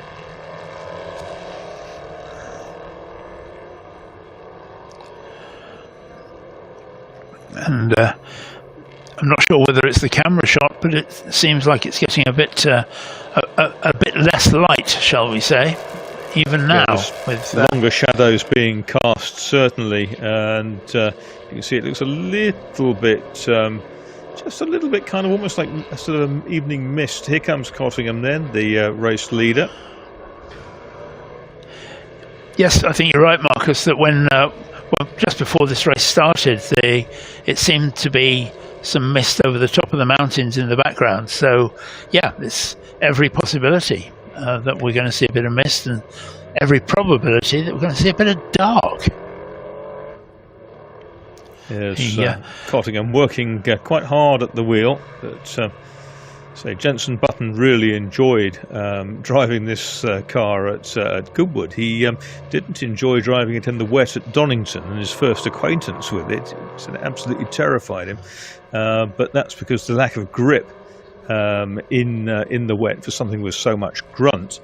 But at the end of the day, Cottingham's well used to it. He's raced the car a few times now, and he's been racing pretty much every weekend in recent times. There's the MGA, look at that, racing with MGB, so MGA and MGB together. And Cottingham leads the race. He raced quite a bit in an MGB. He had one of the original cars from the Ilford Films Enduro race at Brands Hatch. So cutting his way through the MGs, and he'll be very sympathetic to them, knowing exactly what they're up against, is young Cottingham, James Cottingham. He's got the auxiliary spotlights in reserve. In our side of the Atlantic, the most famous of all the Cobras was run by the John Wilmot automobiles car, which was famously driven by Jack Sears, which was really very strange because Jack Sears was a Norfolk farmer known as Gentleman Jack simply because he was an utter and complete gentleman. He spoke like a gentleman, he dressed like a gentleman, he behaved like a gentleman. Put him in a car and he was a complete hoodlum. And there was this strange kind of mixture of all those different things. But those red Cobras, and there were two, that had the white stripes up them, which was so much part of the John Wilmot racing team. That's right. He won the Autosport 3 Hours in that very special coupe they built. It wasn't a Daytona coupe; it was the Wilmot coupe, and that car I think is in the States these days. But I knew Jack pretty well, certainly in his later years. An absolutely delightful gent, as you've said. And of course, the family made its money in the shoe business. But it was later that he became a farmer, and a terrific driver. Had an awful accident at Silverstone, didn't he? In a Lotus 30, similar to the one in which Phil Keane scored that fabulous win at Goodwood Revival last month. We haven't seen a Lotus 30 go as well since the period. Yes. I was very surprised to see them. They said when they brought the second version of that car out, which was named the Lotus 40, it was the Lotus 30 with 10 more mistakes. That was Richard Ginther's famous quote. Yes, it was. And I was very surprised to see the Lotus 30 out there winning that race at Goodwood, because we've had them on the podium before. It. We've had them on the podium before. That's the one that Retro Track and Air did for Matthew Watts. But they've been on the podium before with Simon Hadfield and Tiffany Dell in different cars over the years. But that's the first time one's won at a Goodwood historic event. There was one other time when a Lotus 30 won at Goodwood. That was in a club race, Autosport Championship round, when Simon de la Tour, who ended up running the Winfield race schools in France for the Knight brothers, he managed to win by a fraction of a second from Keith St John, driving an Elva BMW Mark 7S, and it was a short club race, and he won it by a few tenths of a second, the Elva with a misfire. So it was, he was there first, past the flag. I'll tell you something which will very much date me, is that I can remember being at Brands Hatch at a time when the crowd was very considerably closer to the racetrack than it is now, and that Jim Clark was driving a Lotus 30, and he came under the bridge from the long circuit, and the car just swapped ends and bounced down the barrier, making a huge mess of the car. Thankfully, no mess of Jim. But I was close enough, standing there with my father, and that Jim Clark got out of the car, the marshals ran over to get him out of the car, and he just turned to them and said, "What happened?" I thought, finally, if the greatest driver in the world doesn't know what happened, then that says something about the car. I remember a similar situation with a lesser handler, but still a good driver, in a Formula 3000 race at Po. And the driver was struggling. I won't name him, but later in the paddock, I sort of said, "Oh, we look like you're having a real wrestling match with that car." He said, "What was it doing to me?" So I told him what I'd observed, and he said, "Oh, perhaps you'd like to tell the team manager. He doesn't believe me." Yeah, same thing really. But the race goes on. We did have we had a quick look at the TVR of Rocchietta 153 that was in the pits. The TVR Grand Tourer, powered by the BMC engine, the same as an MGB. Yeah, and we've also got a TVR with the Griffith 200 out there as well, with Tony Seiler and Mark Seiler, who we've already seen, and they've got a Griffith, which the only TVR Griffith that I know of that's racing in this level is the Mike Whitaker car that we've seen several times over the last few years. Yes, which he drives with Mike Jordan. Mike has a couple of those Griffiths, and he's also came out at Goodwood, as you'll remember, with that lurid pink Cobra Dragon Snake, ex-drag racer from Bruce Larson in the States, and but got those TVRs going really well, and It's down to Nigel Rubin who prepares them. There's the Marcos Mathieu Personnaz and Jean Personnaz Marcos, the 1800 GT, and I think that had a MGB engine in it, didn't it, Marcos? No, the 1800 Marcos had a Volvo engine. Volvo, the B18 yes. Volvo engine.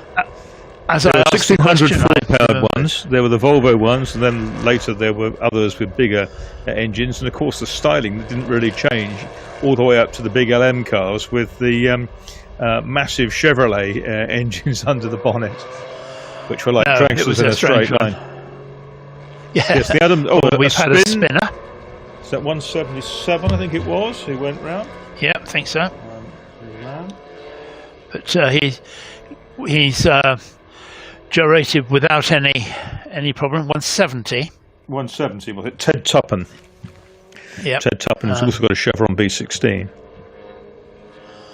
And that was a spin with no problems. Just a loop round in 180 degrees. just run out of grip. Yeah. And round it went. There's the Shelby Mustang there, same engine as in the Cobras, the GT350. Yep. But bigger and heavier and a bit less agile than the Cobras. But nonetheless, a very, very attractive car. And I could see you in one. I could see you in one, Paul. You know? Could you really? Shelby Mustang. Okay, I think perhaps an addition to your stable, or maybe a swap out. A Lotus Elite there as well. The little Lotus Type 14 Elite. The Elan's are Type 26s, but that's the Type 14 with the 1216cc Coventry Climax FWE engine, derived from the old fire pump unit. There's the lead car going around one of the Morgans, and good to see the Morgan down there. I think one of the great things about these sorts of races, yes, you've got 59 cars. Yeah, sure, you've got lots of different classes. Nonetheless, not everybody is even going to win their class, but everybody is out to have a good time, and that there will be stories told over the next 2, 3, 4 weeks about the daring do that people have had out there this weekend, and that's what this is all about. As we see the number 7 car into the pits, and that's the 26R of Eugénie Deleplanque, and that's too early to be. That was the Elan, Paul, that was battling with Carlos Barbeau to be first of those, and the Deleplanque car has dropped way down the order, and whether that's out of the race or not, I don't know, but I suspect it might be. I think you're right. The Morgan of Rogion there, Triumph engine, so similar to the car that won the class at Le Mans, the early 60s, with Christopher Lawrence and Richard Shepherd-Barron, TOC 258. Which had been refused an entry because it looked too old-fashioned at the very beginning, and they had to battle and say, no, this is a modern car, even back in 1962. Yeah, had they painted it blue, it might have had a better chance, but anyway. The index of runny cheese. Yeah, exactly. There's the Cobras, so the little Lotus Elite going really nicely, isn't it? Fiberglass monocoque car, just a superb little thing. Great handling. That's the car of Degont, one of the few pre-63 cars in the field, and they're wonderful. Of course, the styling done by the accountant Peter Kerwan-Taylor, which is a great story, isn't it? Yeah, they've raced and rallied Elites, haven't they? You wouldn't have thought it possible to rally a Lotus Elite, but there you go. Alfa Romeo flashed through the screen. I'm a million miles away from being an engineer, but it shouldn't work to have a fiberglass monocoque. I mean, there's very little steel in there, is there? Absolutely. I mean, it's a really great. I mean, they're awesome cars to drive in the sort of damp at Spa. there's little that is more enjoyable. You can get them incredibly sideways. They don't spin easily, and they don't have lots of power, but they have phenomenal road holding. And that's what they thrived on. But it's just another bit of Colin Chapman's genius, isn't it? That people talk about ground effects, people talk about gas turbine cars at Indy, people talk about the Lotus 49, but this is up there. It's the Lotus Elite, very much so. With a very much so. fiberglass monocoque construction. It just shows how much of a design genius he was. They were, and some of them, I think it was Bristol made the bodies, I think, towards in the later stages, and they were really rigid and tight as a drum, and they really worked well. Yeah, and as I say, they shouldn't. A 2 litre one went to Le Mans, didn't it? With a Climax FPF engine in it.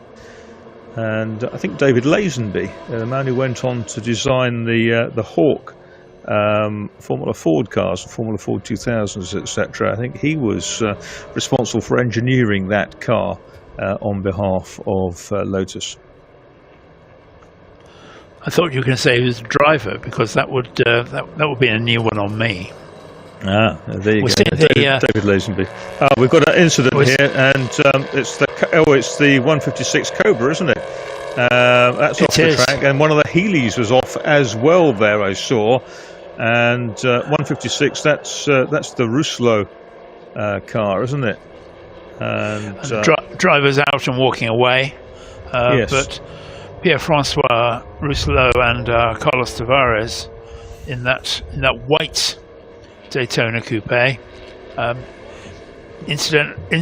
Interestingly, that's the only car in a invitation class, so clearly it isn't to the same spec as the other cars, but we have a yellow flag out there for that.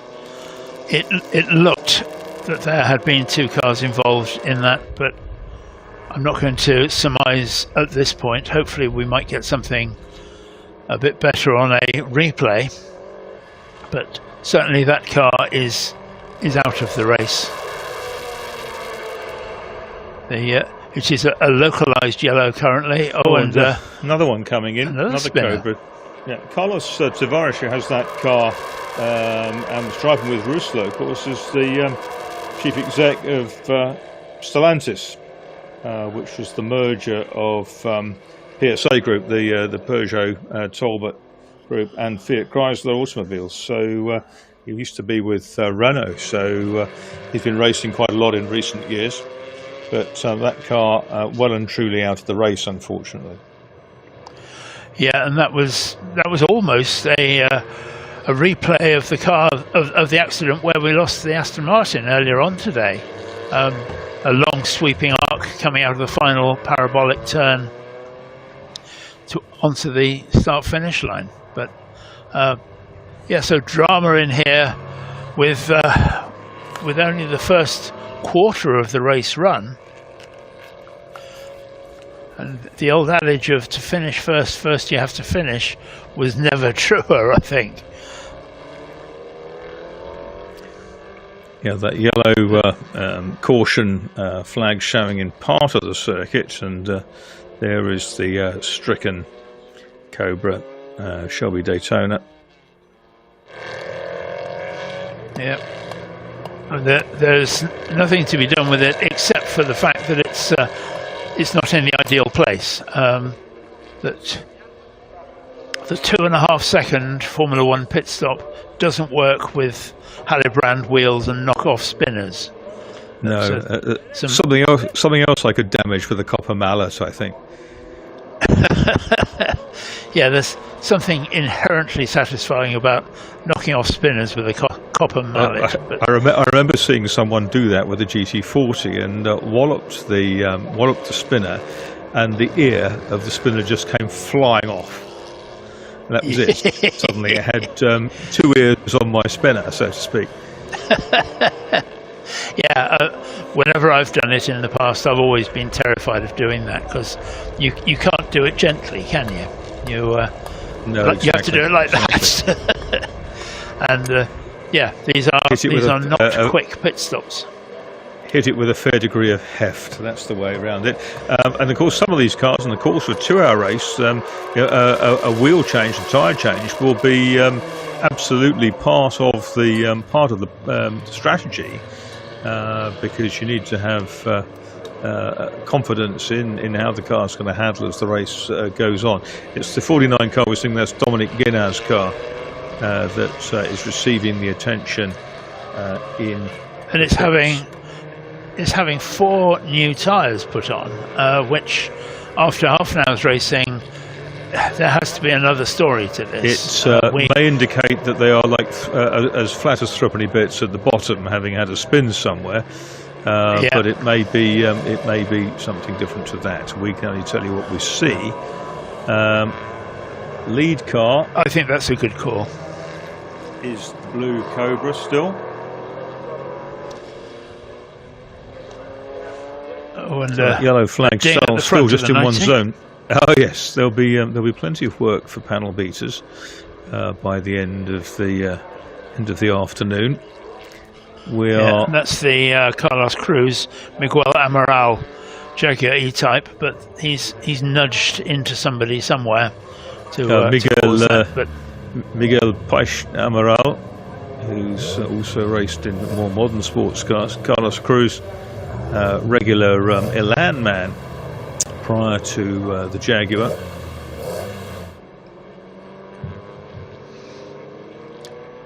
That pale blue Cobra does look magnificent, doesn't it? I thought that at Goodwood, and I think it's the Colombian stripe does it for me.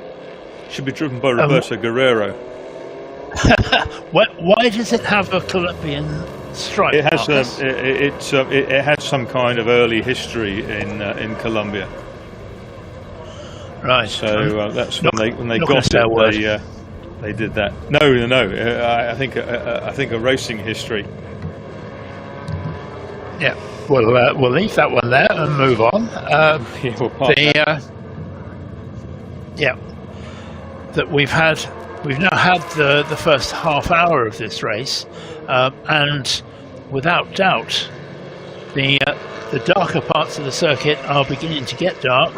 We see the leader there, headlights ablaze, but that's rather more just to let the slower cars in front of him, and all of the cars in front of him are slower cars, to let them know that he's coming through. But the race settling down nicely into a good running order, and that Cottingham car doing extremely well so far. And as you say, they've had the whiff of success earlier on today, so they'll be keen to reinforce that. The order as we have it currently sees Cobras in the top 8 places. The first Jaguar E-Type is the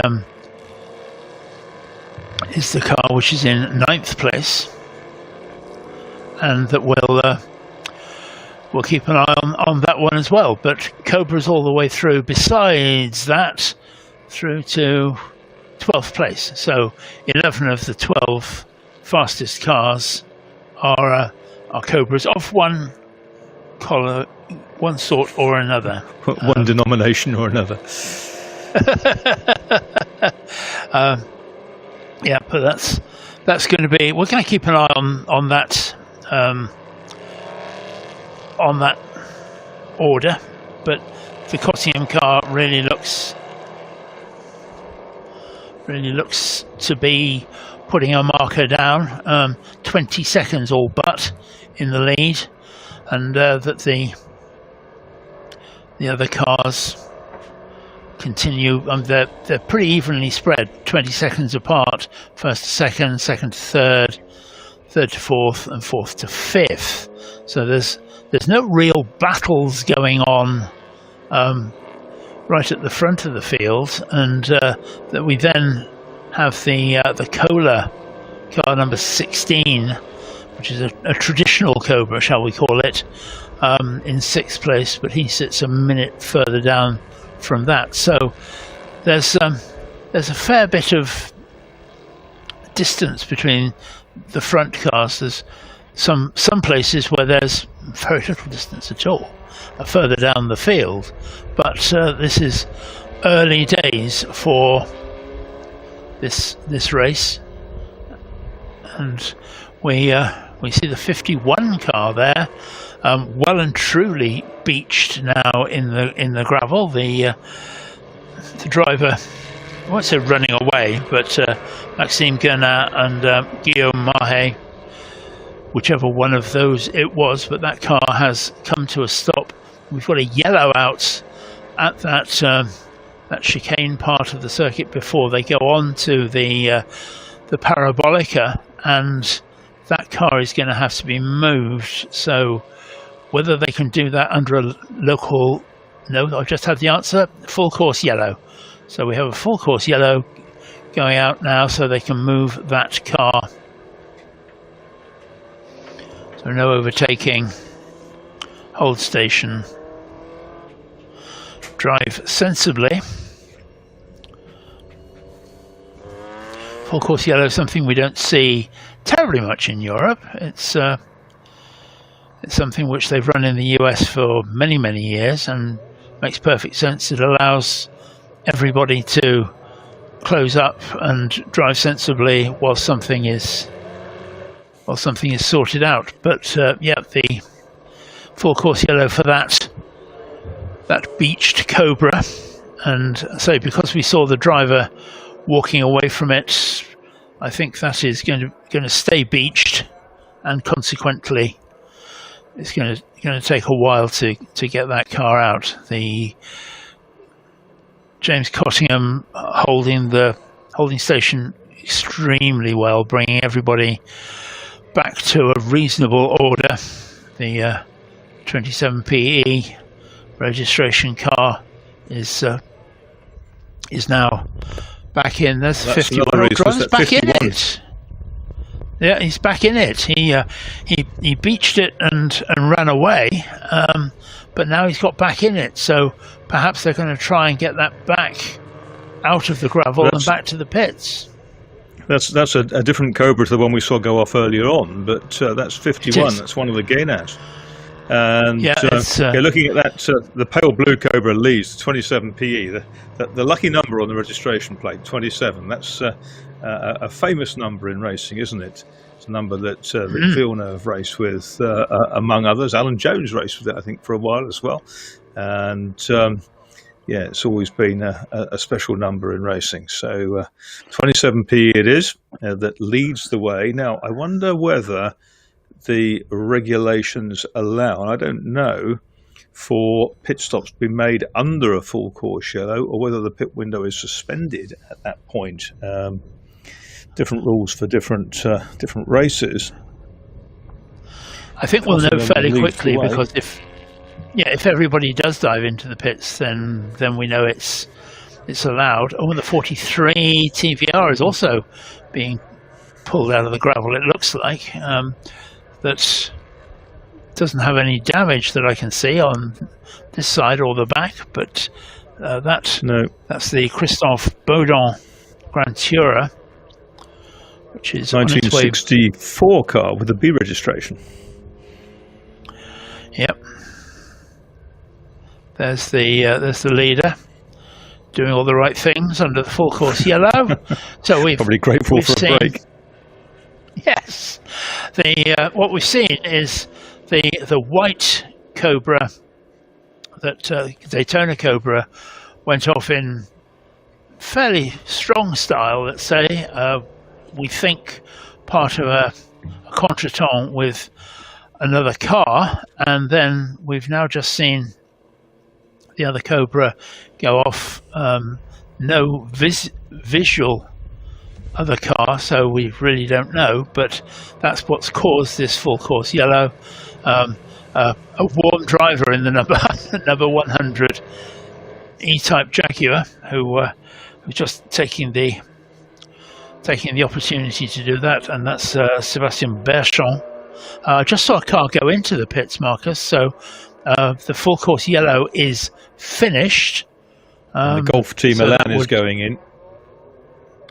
Yeah, that would explain it, because we now have the end of full course yellow and people are taking their stops. So I think you were right that you're not allowed to take it unless the track is live.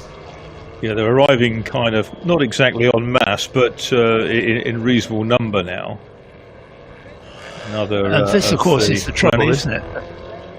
That you do get this bunching after any sort of either pace car, safety car, or full course yellow, simply because that's what it does, and it's not unheard of for it to cause another full course yellow 5 minutes later, because all the cars are close together.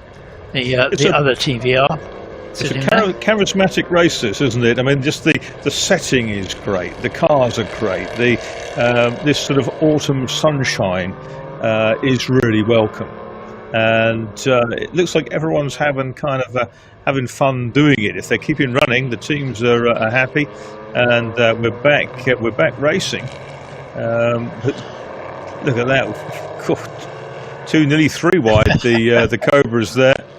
And it's a switchback track, isn't it? It's one that there is no real rest apart from on that start straight, where you can go down and look at your gauges and just generally make sure everything's going nicely. You want to make sure your water temperature, oil temperature, etc. are sensible.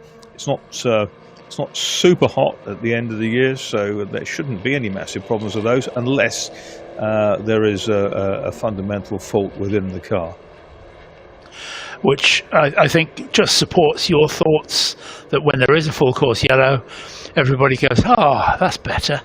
I can breathe for a minute, because most of these are big, mighty cars to throw around. And yes, if you're in something like a Lotus, which is probably less hard on the arms and legs than a Cobra, then it maybe isn't quite the same thing. But the Cobras and the E-types, for that matter, are mighty beasts.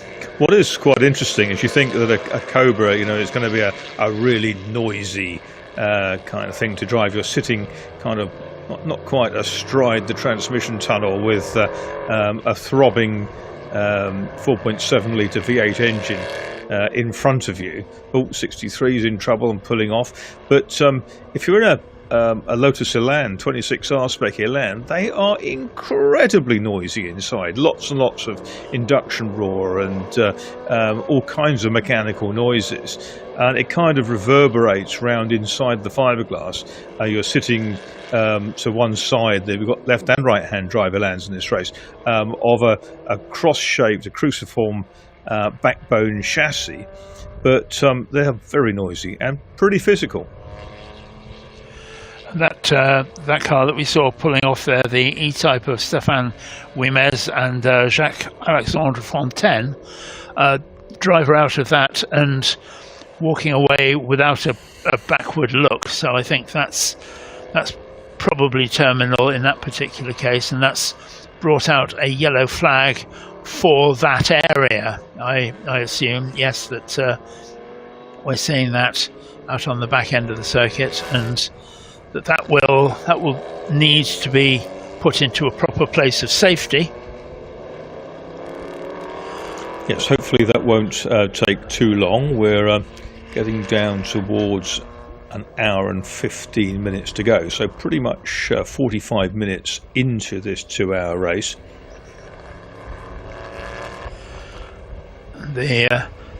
That's interesting, just saying that the Cobra didn't whiz past the TVR there on those twisty corners. It was they're on the bridge. Rather different.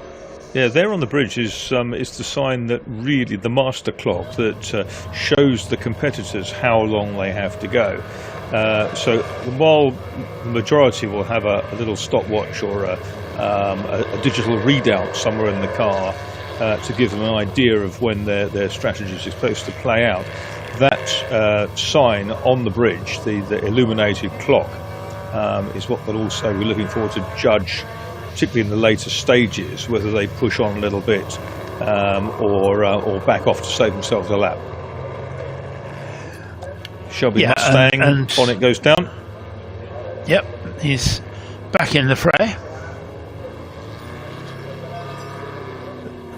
Yep, off he goes with the ubiquitous Shelby stripes. I don't think you're allowed to have a Shelby Mustang without having white bodywork with 2 blue stripes. I think it's the law.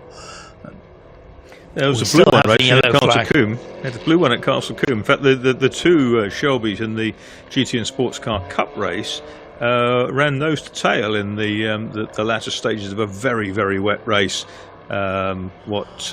A week or so ago. In fact, it was a week exactly from today. Yeah, and that was very wet, wasn't it? I wasn't there, but it looked to be horrendously damp. Yeah, the good thing was it wasn't wet in the commentary box. Then you know you're in trouble. It never is. That's why I love doing it.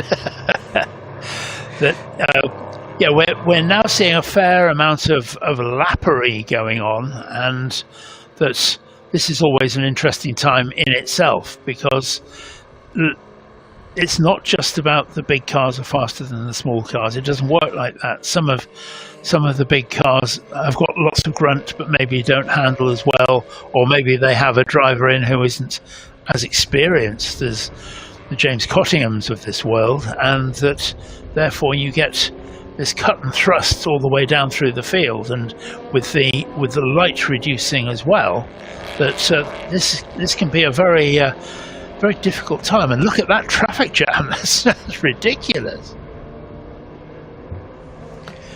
That's right. And looking down the order, the lead Jaguar is car number 3. It's in 7th place. It's Armand Mille and Guillaume Mahe, one of the Mahe family who've been racing for many, many years in historic cars.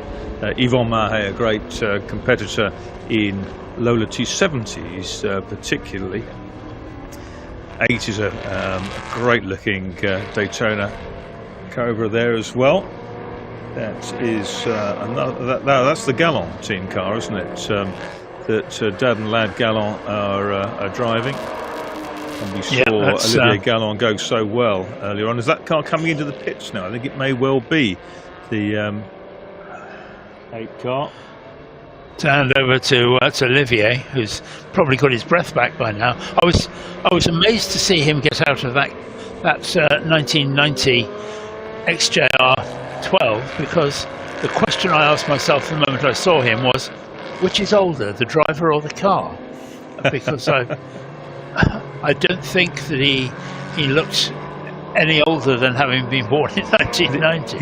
He didn't look as though he'd broken sweat either. It was quite remarkable. Fresh as a daisy out of the car, and gave a super interview to Rui down there in the pit lane. Yep, and that's. I think I hate him already. He's young, good-looking, fit, drives fast cars. That just isn't fair, is it? What's not to like? So definitely lights on for some of these cars, and that's the 4th place, number 3.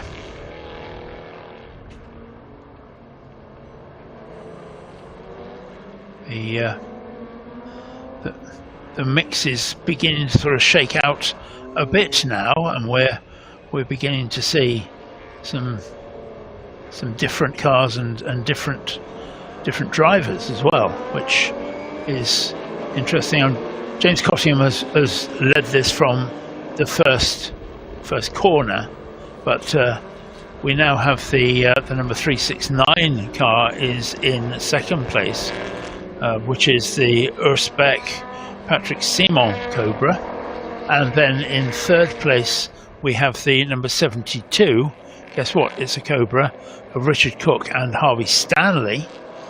And then in 4th place we have the number 3 Jag type of Armand Mille and Guillaume Mahe. Now, none of those first cars have stopped, so we have an E-Type now in fourth place on merit, and that behind him we have the number 12 Cobra of Charles de Villancourt, and that's with a traditional one, and then Christian Barbeau in the number 21 car comes in behind that with the Lotus Elan. So we're beginning to see a bit of a shake-up already, Marcus, that an E-Type and a Lotus Elan in the top 6, and that we go E-Type Cobra, Lotus 15,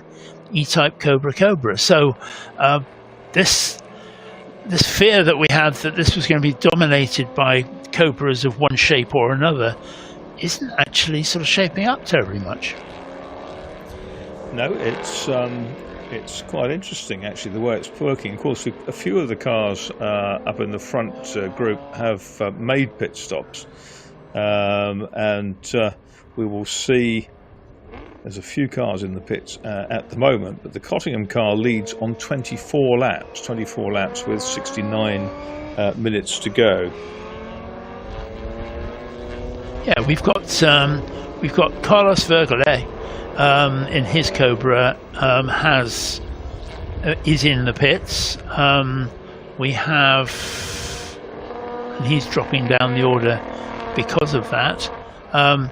We have the Cobra of Demolay, which is in 18th place currently. That's number 28 car, but there's really not much at the front of the field that says that that's going to change very much. That, you know, yes, we're seeing some stops further down the field certainly, but it's interesting just to see that the E-Type and the Elan are in the top 6.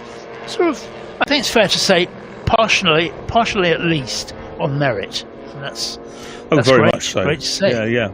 And we know that Carlos Barbeau's a quick driver. He always was in his Lola days, and he certainly doesn't hang around in his Elan.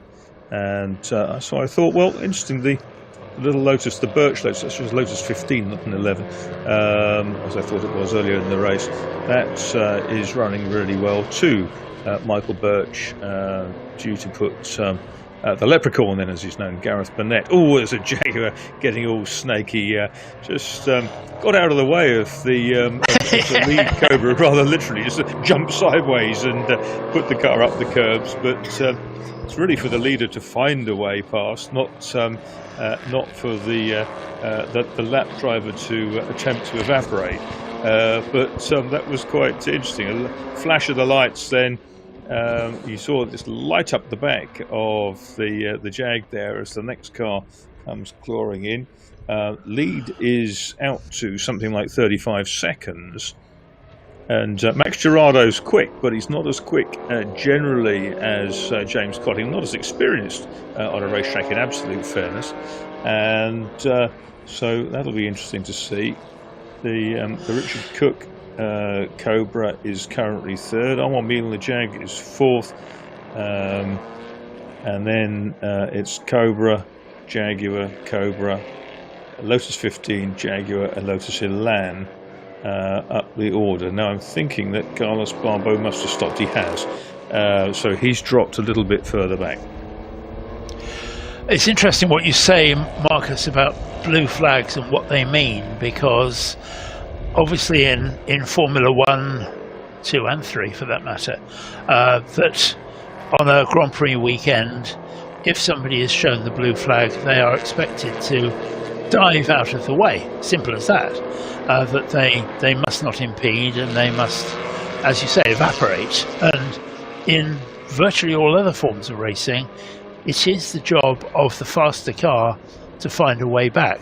The blue flag simply says there is somebody faster behind you and they are going to be coming past, but it doesn't say that you have to dive out of the way and make yourself invisible. And I think personally I would very much see that as being the way it should be, that it is the faster car's job to do the right thing. And that's interesting to see that that was the result of that meeting there, shall we say. Yeah, absolutely. The 28 Cobra now is in. But the lead car continues. Well up.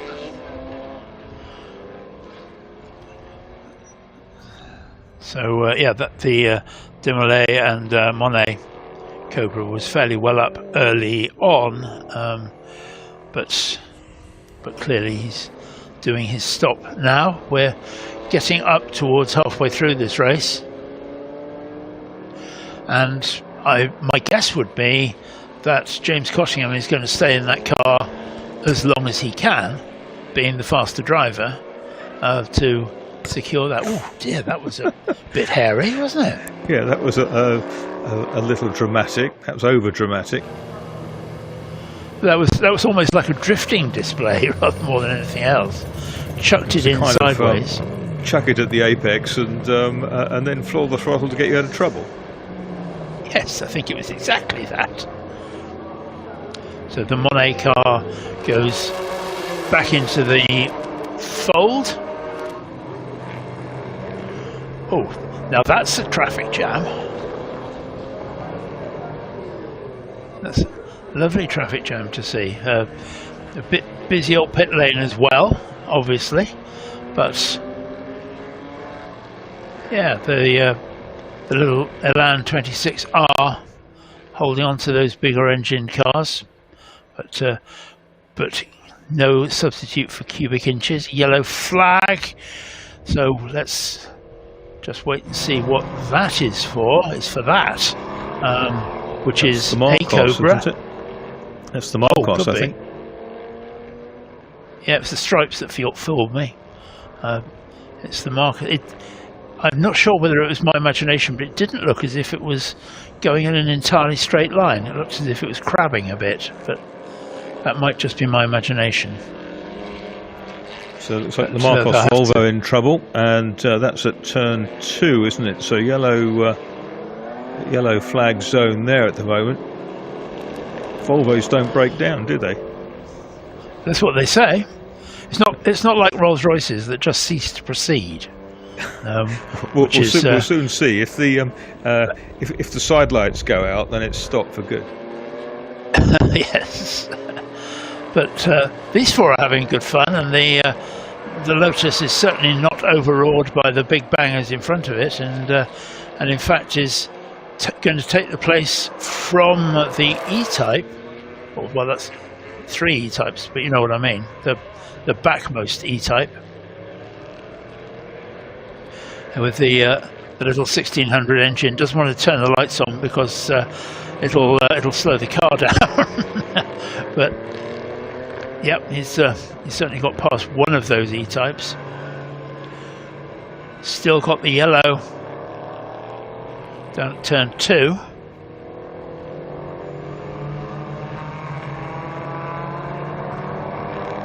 Which is not going to get in anybody's way very much, unless they have to pull a full course yellow again, simply because they need to get vehicles and people on or close to the track, which is always what decides it.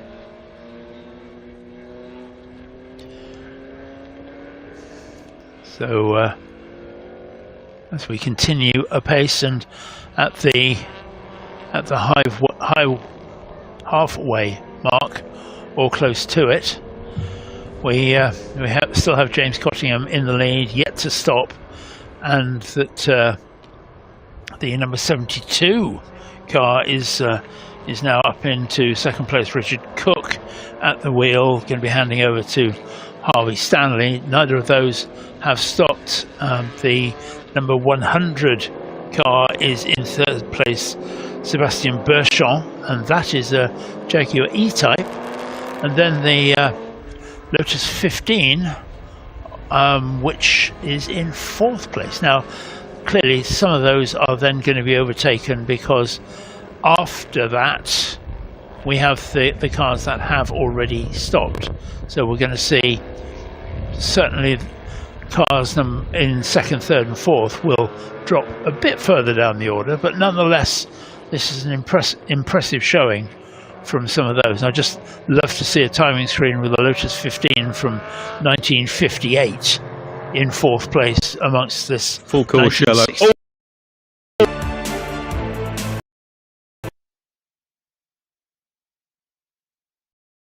But the barrier somewhere near the pit wall, the 89 Lindgren car, and I wonder how much fluid has come out of that. We'll see it again, I think. Yes. Doof. Ooh, that was a mighty blow, wasn't it? And the front absorbed a lot of that impact. Indeed, the bonnet didn't come off. But there is unfortunately a reason for this. And it's down a long way down the straight, isn't it? That it's ended up. It's ended up pretty much most of the way to turn one. That's a strange one, because whatever accident that was has happened in a straight line. Whether it's a catch between two cars where one's tagged the other, which would seem to be the most likely way, but yeah, it's a strange one. Leaders in the pits. So the lead car is in, and it's interesting because the Richard Cook car, who's supposed to be taken over by Harvey Stanley, who is a technician for the DK engineering team, and often shares cars with James Cottingham. In fact, has had a couple of good wins at Goodwood with James in recent times. Harvey Stanley. I'm intrigued by this, Marcus. I really can't work it out. He's clearly gone nose into the barrier.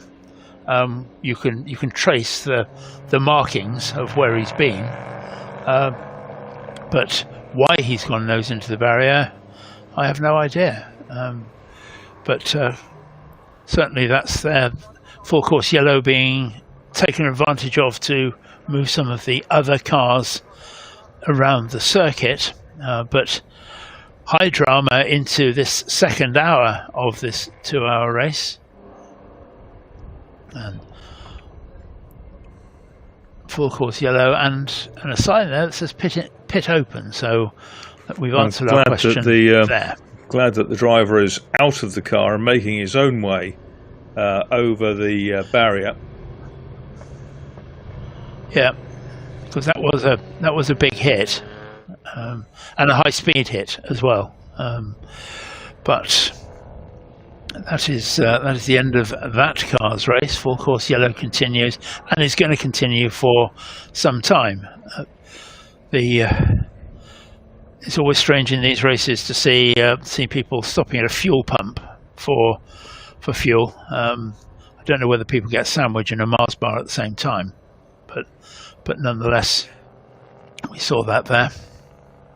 That's what put the Hart family out, the Hart Pastorelli GT40 out of Spa last weekend, when Olivier Hart, who's very, very quick young guy, drove down to the fuel station to refuel the GT40, hooked reverse just to manoeuvre the car, and couldn't get it out.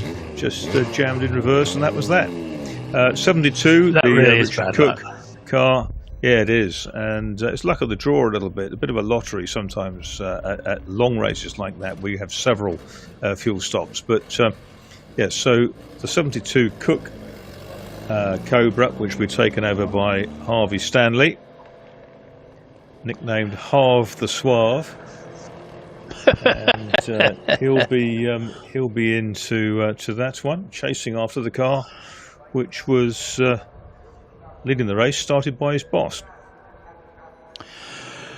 Well, I suppose it's better than doing it the other way around and then walking back to the pits and saying, sorry, you haven't got to drive, boss.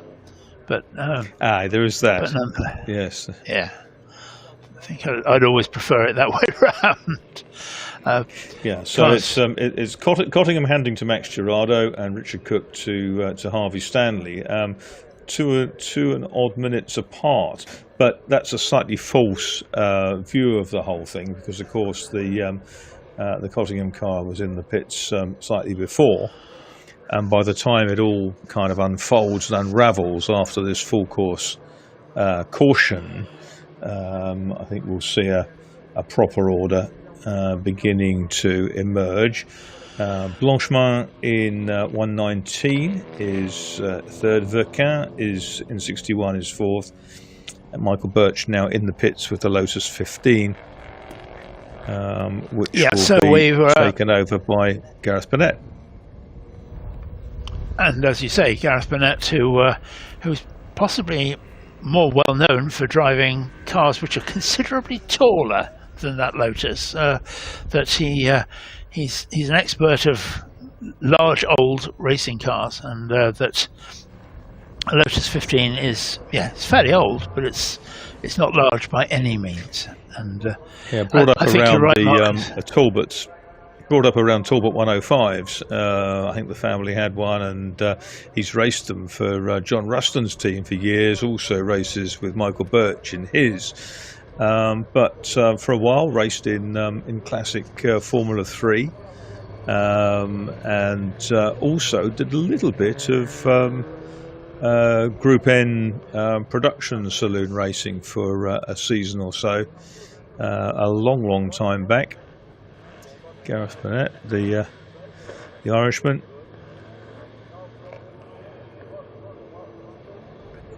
Yep, and as you say, I think it's going to take a little while now for us to see the true picture for this lot that we're going to have to run for a little while before we get to that.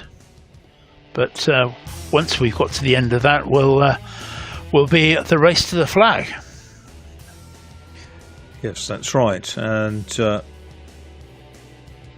we have 53 minutes by the looks of things still to run. Back in the highlights, the first hour. The first hour of the race, where Cottingham did some great stuff. That nasty shunt to the Daytona Cobra coming out of the Parabolica, which very obviously is a much more difficult corner than it looks, because we've seen more than one shunt up there during the course of today. It's a little, I think, like the final corner on the Nürburgring Grand Prix circuit, isn't it? Whereby it's quite easy to hang a wheel over the curb on the exit, which can fire a car across into the barrier. But that was really quite a languid kind of looking spin for the Cobra, in that it was all locked up, and it went into the barrier sideways by the pit entrance earlier in the race. But these cars, these trucks now, the safety trucks, just parked in a position to winch the damaged Jaguar onto the flatbed. I think the smaller truck is just protecting the workers. And we did actually see a little bit more of that accident in that highlights package, and the car seemed just to turn sharp right under braking. That it wasn't anything that I could see more than that. That it was very much just a jumping on the brakes and the car turned sharp right. Now, whether that's a mechanical failure, very early in the braking area, wasn't it? But there you go. Yeah. It could be something entirely different. But we'll see. We're at 51 minutes left to run of this race. And another stopper, which is the number 87 Morgan, which is out there with Roger Whiteside and Richard Thorne. Richard Thorne, very much a Morgan man, and Roger Whiteside as is Roger Whiteside, Roger Whiteside's had numerous Morgans, and has graduated to chevrons as a B8, and he is the head of the Greggs organisation, famed for its vegan sausage rolls these days, and describes himself modestly as a grocer. Yeah. That's I love people who do that, who are hugely successful, and that they talk about themselves in very self-deprecating ways, and I think that's great. So all credit to him for that. Taking a little while to get the E-Type dealt with on the pit straight, but it can't be very much longer before we see an end to that, and then we can get racing again. Clearly, it's going to be a few minutes before we can really see the pattern of this race emerging after the full course yellow. But James Cottingham has done all that he should do, wanted to do, needed to do to make sure that he got to the front, stayed at the front, and built a lead. Although these full course yellows will have eroded that quite considerably, and that there's no point in having a 2-minute lead if you're then going to be faced with full course yellows where the field bunches up to a greater or lesser extent. Yeah, there's only one place you want to have a 2-minute lead, and that's with about a minute and a half to go. That makes things look a bit more healthy, doesn't it? But doesn't stop you sort of kind of worrying and hearing everything in the car as you go around, and and particularly under a yellow, of course. That's when you do hear all the bits. But when you're driving quickly, you've got other things on your mind. But driving around like this. This is when you hear it, isn't it? You'll pick up sort of things like the marbles firing up into the wheel arch from rubber that's been dropped on just slightly offline if you've overtaken a car or whatever, and it's hugely stressful. I think for some people who are out there. I mean, for the majority of us, of course, it's never going to be a problem. That E-Type looks a mess. It's not going to polish out, is it? No. That's a head-on into the wall job. Serious industrial strength teacup required. But that's the Guillaume Mahé Cobra. It was on our screens then, and we continue under full course yellow. There'll probably be a quick sort out down where the Jaguar was, just a last check of the track to make sure there's nothing left on the tarmac that could be picked up by a tyre, or flicked up indeed by one of the cars that passed. But I would think with a fair wind, 47 minutes still to run in this 60s endurance race at the Estoril Classics, Peter Auto's seasonal finale, that we will be back in operation in the next 3 or 4 minutes.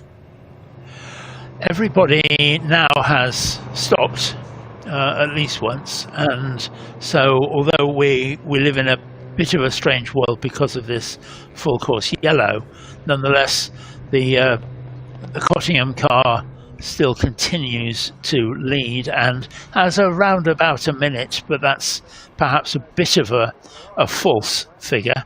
The E-Type, sorry, that's just changed on the screen right now. The Lotus 15 is now in 3rd place. That's good. Lap down, but is in 3rd place, and in 4th place in the pits is the number 119 E-Type, which as I say has just stopped. That's Jean-Luc Blanchemin, which has gone into the pits, as has the number 26 E-Type.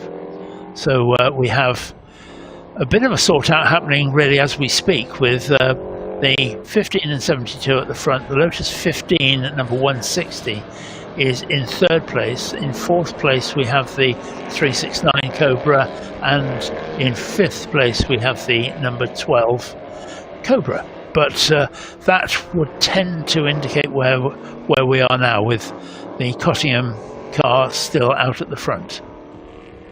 Yeah, it's certainly got considerably darker in the last few minutes. Just like a veil's been drawn over the circuit, and the sun will be diminishing over the horizon out to the west. More worried about glare from headlights than they are or were heading into the sunshine early on. But we're back to green, and that is the lead car over the line for the 32nd time in this 2-hour race. Still 44 3/4 minutes to go, but the number 15, which should now have Max Girardo at the wheel, is still making very good ground. Yeah, doing some great stuff there. And as you say, Marcus, it's getting decidedly murky, isn't it? And it's gone from being dusk to being dark. Yeah, that's right. And well, it's they'll know that they are heading towards the closing stages. It's interesting, isn't it? As the cameras switch around, you'll see slightly different light effects, but it is certainly down at turn 1. It looks almost dark, but we shall see as we progress. It's the lead is actually down to just under 40 seconds, and that's as a result of the top 2 cars coming through at the end of the lap after the full course caution. So the real gap is about 40 seconds between the Cottingham and Girardo Cobra and the Cook and Stanley Cobra, number 72. Third currently is the Lotus of Burnett, who's just done the best sector 2, the middle sector of this course time, of anybody. A minute flat. He's lapped 1.2 seconds quicker than the race leader in that point. We saw a very quick time go in for the third sector, and that is because Olivier Galland is now in the number 8 Cobra, started by his father. That is down in 12th place, but he's lapping quicker than anybody bar the leader. So we shall see that number 8 car come flying back up the order, and that looks really impressive. Xavier Galland started the race, and Olivier Galland now at the wheel, and we'll see sort of 1:59 last time, previous time round, 1:59.9, as opposed to the best lap of the race earlier on for the race leader when Cottingham was at the wheel. So he's the quickest car on track right now. Olivier Galland, who we saw win in the Group C Jaguar early on. How high will he go in the remaining 41 minutes? Well, I think at this rate of progress, subject to not having any further interruptions, then there's every reason to expect that he will make his way up well into the top 6. Patrick Simon's up there as well in the 369. He's a quick driver, ex Formula Opel Lotus racer of note, and we are riding with the leader, the Cottingham and Girardo car, still showing us on our screens, which is interesting. So maybe he's going it alone, and Max Girardo not going to drive it like we thought he would. But yeah, watch Olivier Galland, number 8. He's absolutely flying. He's the quickest car on the course at the moment, and he is up into 11th place, and making ground all the while. So watch for that number 8, the Battleship Grey Daytona Cobra. Gap between the leaders is 37.5 seconds. So got cars trickling into the pits from time to time. Some may be scheduled, some for mechanical woes. Yeah, we've seen some damage here and there through accidents, but touch wood, we haven't seen much in the way of mechanical problems, have we? No, it's been pretty good. There's some fairly impressive overtaking going on down there, and certainly with this type of track with many twists and turns on it, there's never a dull moment if you're charging through, or indeed minding your own business in a car. Probably more difficult to be in a car that's in the middle of the field, where not only are you overtaking but are also being overtaken. You're trying to run your own race, and it's got to keep your wits about you. Someone's just had a big spin by the sounds of things, or certainly yes, there was a big lock-up somewhere.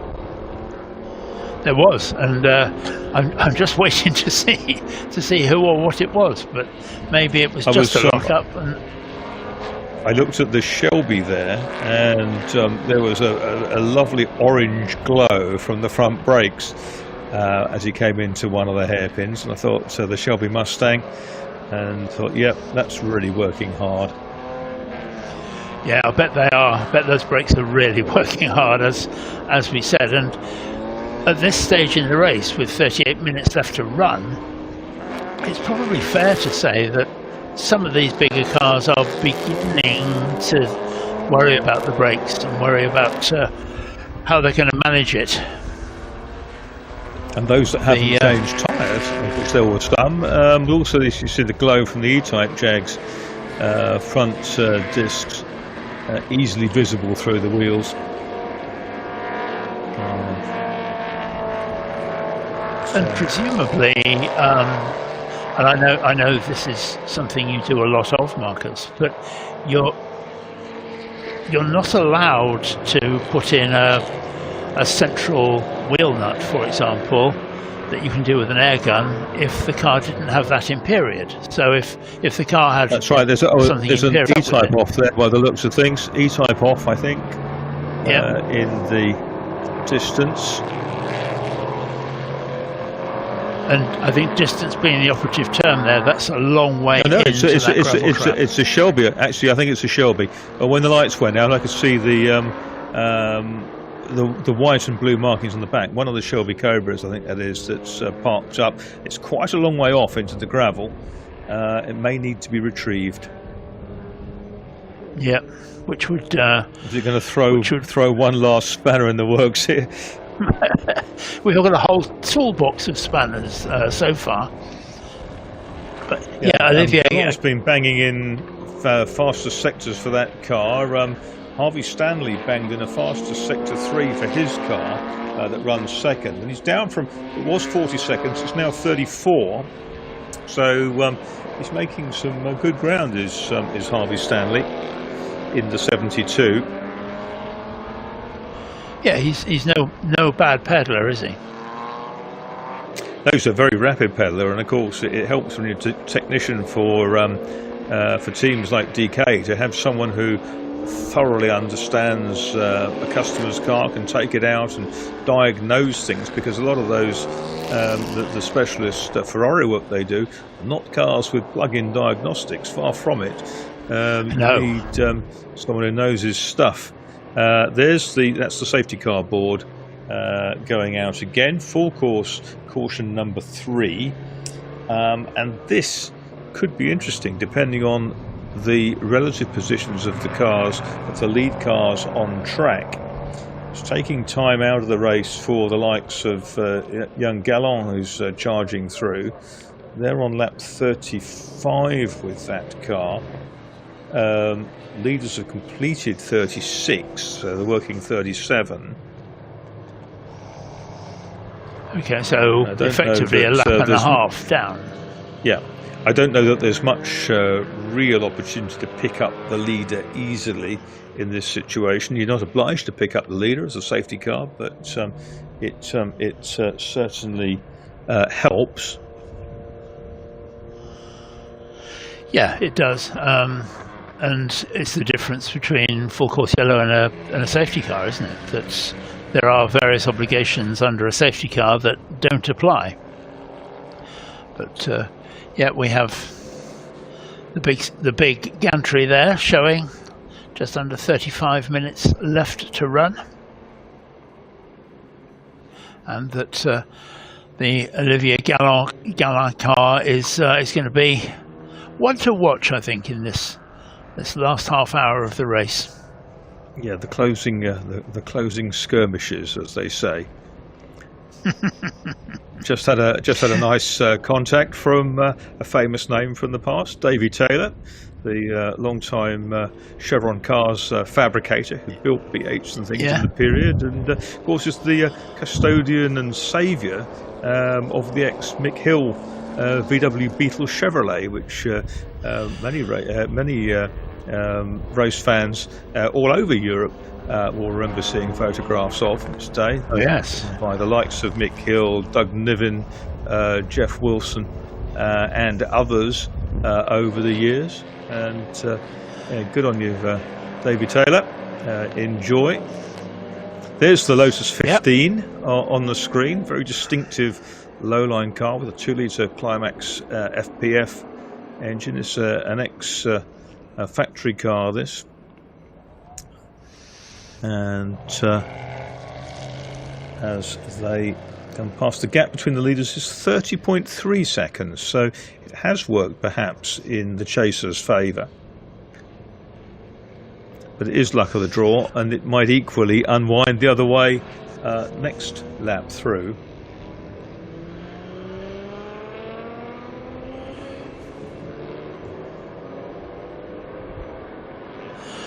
Yeah, and there is something about racing cars in the dark with the headlights on, isn't there? There's something that just looks right.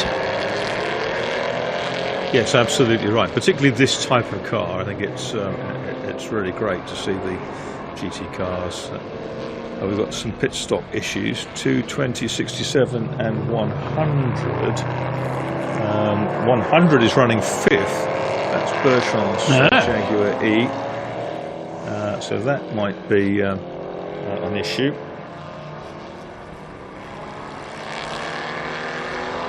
So 220, 27 and 100.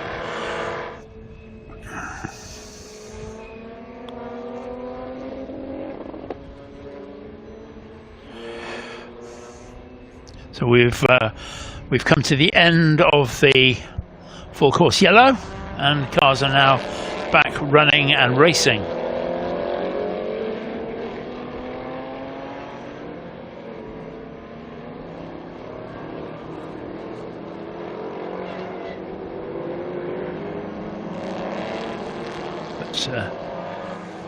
Yeah, we are going to be looking for Olivier Galland. I agree with you that he's not going to be up there on the podium, but it's going to be very good fun watching him do whatever he does in the next half an hour. Yeah, he's into the top 10. That was interesting because the Lotus 15 is now clung to the back bumper, should it have one, of the lead Cobra. I think there's a couple of overriders, but not overriding much. Gareth Burnett working really, really hard.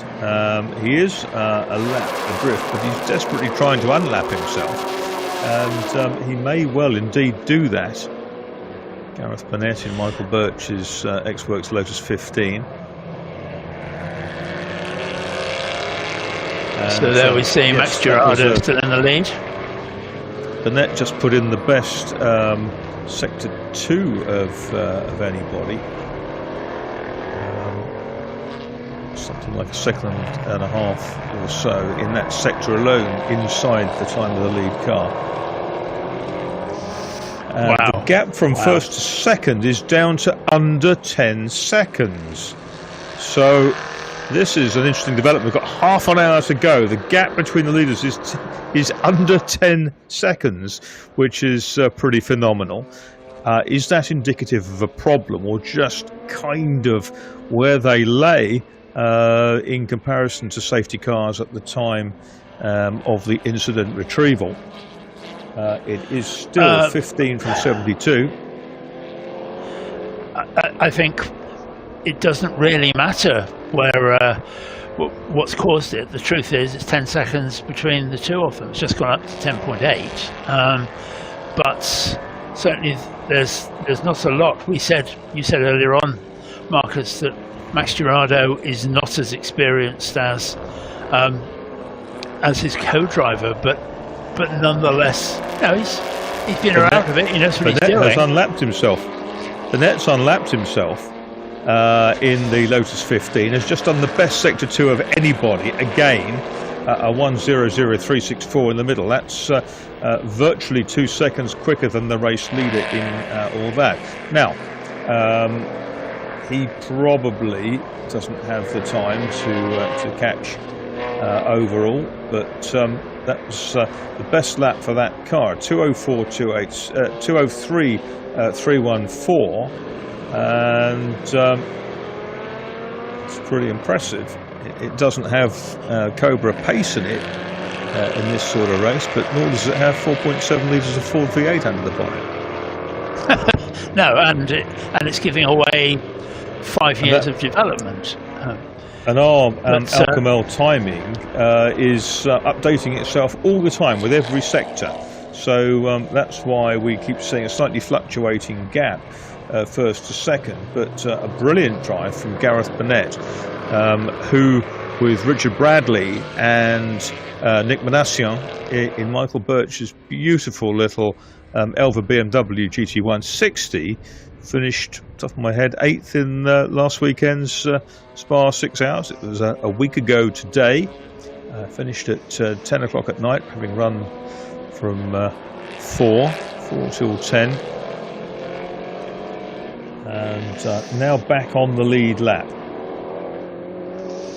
And just looking at that gap between first and second, it's kind of static at 9.3, 9.4 seconds. It's not changing very much, but nonetheless, it's not a lot. It really isn't a lot, and we're seeing some impressive times though.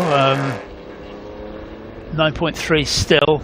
Yep, that kind of gap is now fairly static. Just gone up by half a second. So, yeah, as you say, Marcus, I think part of that is just where it is on the circuit that the sectors are taking the lead from. There's a one-eyed MG going down onto the start-finish straight. I would think you'd probably want all the candle power you could have round this twisted little circuit, rather than driving on one headlight. But needs must, definitely. I suppose. Needs must. He hasn't got any other driving lights, so it's a simple single one headlight job, which must be difficult. The cars continue apace, and it will be now about, if it's a clean run to the flag, then this should be okay. But the darker it gets, and the more difficult it gets, the more unlikely that gets. It's absolutely fascinating. This whole thing is just another wonderful endurance race. It's a really great circuit, and one that we don't see often enough. But it's now shown as Girardo finally in the Cobra that leads by 9 seconds from Harvey Stanley. So 15 Girardo from 72 Harvey Stanley. In third place is 160. which is the Burnett Lotus 15, using the Elva BMW GT's number. 31 is Henry Moser in Cobra. Then it is number 100, which is Sebastian Berchamp, who's in a Jaguar E-Type. And then it's Charles de Villecourt with his Shelby Cobra. He was out in that Lister Jag earlier today, as I recall. And then it's 68, which is Schertl, and Christian Schertl in the car started by Dirk Ebeling of Bizzarini fame. In 8th place is the 8 car, which is Olivier Galland with the Shelby Cobra started by his father. In 9th place is 70, which is Erwin France in the Shelby Cobra started by his father Pierre Alain, who in the very early days of the Spa 6 Hours was a victor in an Attila Chevrolet Mark 7, or probably the Attila Chevrolet Mark 7. Brave boy. And I have to say those they're enjoying it. Those Attilas, whilst they're not the quickest car in their field, they do look fantastic, don't they? Yeah, they're thundering things, that's for sure. At the back end of the top 10, 26. Leading his class is the car of Suri, which is car 26, which is unsurprisingly a Lotus Elan. All Elans should be number 26, shouldn't they? But that would confuse the car keepers. That's Patrick Suri in the Lotus Type 26. And second in that class is the car of Gutzwiller, which is car 79, which is Stefan Gutzwiller and Victor Gutzwiller in a Elan 26 R-Spec car. Then it's Christophe Van Riet from GP Motor in Belgium in the car started by Damien Kohler. That's a Shelby Cobra. Then it's Guillaume Mahe, and then it's the third of the Elans, which is 21, which is Carlos Barbo and Matos. So it's 8.5 seconds, 1 to 2, just under 20 minutes still to go. The Moser Cobra is now up into 3rd place, having nipped past Burnett's Lotus by the looks of things. So number 31 comes up a place.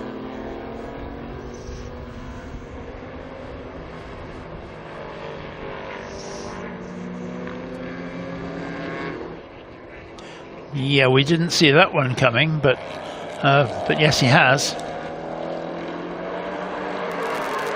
But Gareth Burnett moves down to 4th. Yeah, Gallant between first and Gallant is 2.5 seconds behind Schertl in 68, and closing it sort of 3.5-4 seconds a lap. So Gallant's going to go up into 7th next time round. Then he's got to then close down de Villecourt with his Shelby number 12, and I think he'll do that relatively simply as well, because de Villecourt is lapping at the same time as Schertl.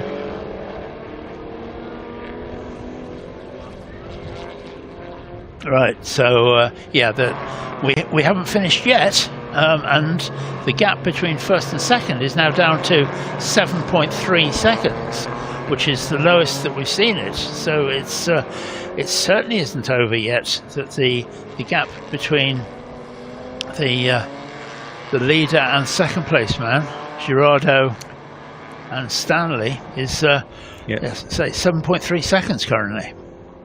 Yeah, and it's a team effort, this, and I wonder whether there's team orders. You can't beat the boss. Who knows? I wouldn't think so, because we stand there biting his nails on the. Look at the brakes glowing on the white Cobra there, and the Jag that it's dicing with. That's absolutely brilliant. As I say, night racing is something. Oh, look at that! That's it's something different, isn't it? It's something that fantastic. Gives you a whole new aspect to racing cars. under seconds now, first to second. That's the 10 Cobra that we were watching with those brakes aglow. Ralph Huber and Benjamin Monet. We saw Monet, didn't we, in one of the earlier races? We did. But the I don't think it's all over at the front of this race yet. I think we've seen another second come off the gap between first and second. It's now 6.2 seconds, and could see a Le Mans type finish yet, couldn't we? We could. See one of those Le Mans stage finishes that could go either way. could go horribly wrong.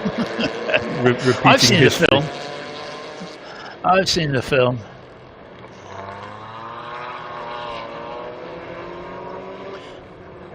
But, yeah, we're very much on the countdown now, watching these two cars battle it out. Galland is up to 7th in the car number 8, the Shelby Daytona Coupe, and is closing on Villecourt. Gap between them now is just 2 seconds, and he's lapping 3.5 seconds quicker. So next time through, Olivier Galland, already a winner in the Silk Cut Jaguar today in Group C, is going to move up to 6th at this rate, and that's kind of where we thought he might get to. At that point, it's quite interesting. More of a struggle. Yeah, I think that's where he'll run out of opportunities. It's interesting that this Estoril circuit doesn't have huge amounts of lit roadway. That it's of these days, go to Le Mans, and so much of that circuit has got street lighting, effectively.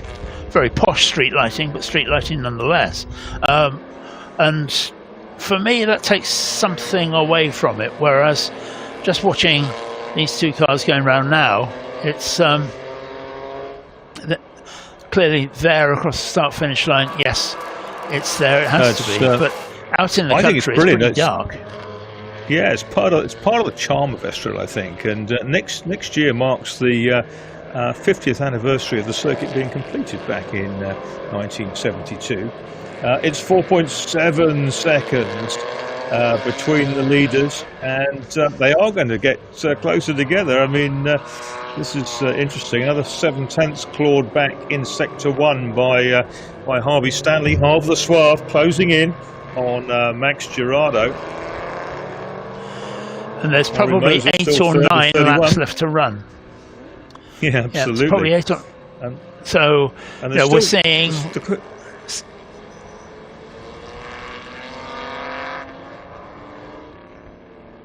Yeah, quickest cars still lapping just around the 2-minute mark. Galland certainly has got the hammer down. He is up into 6th place in the Shelby Cobra. He's actually 4th of the Cobras. And the Lotus 15, the Lotus 15 1958 as it's called, is still going well in 4th. Here's a replay. What are we going to see?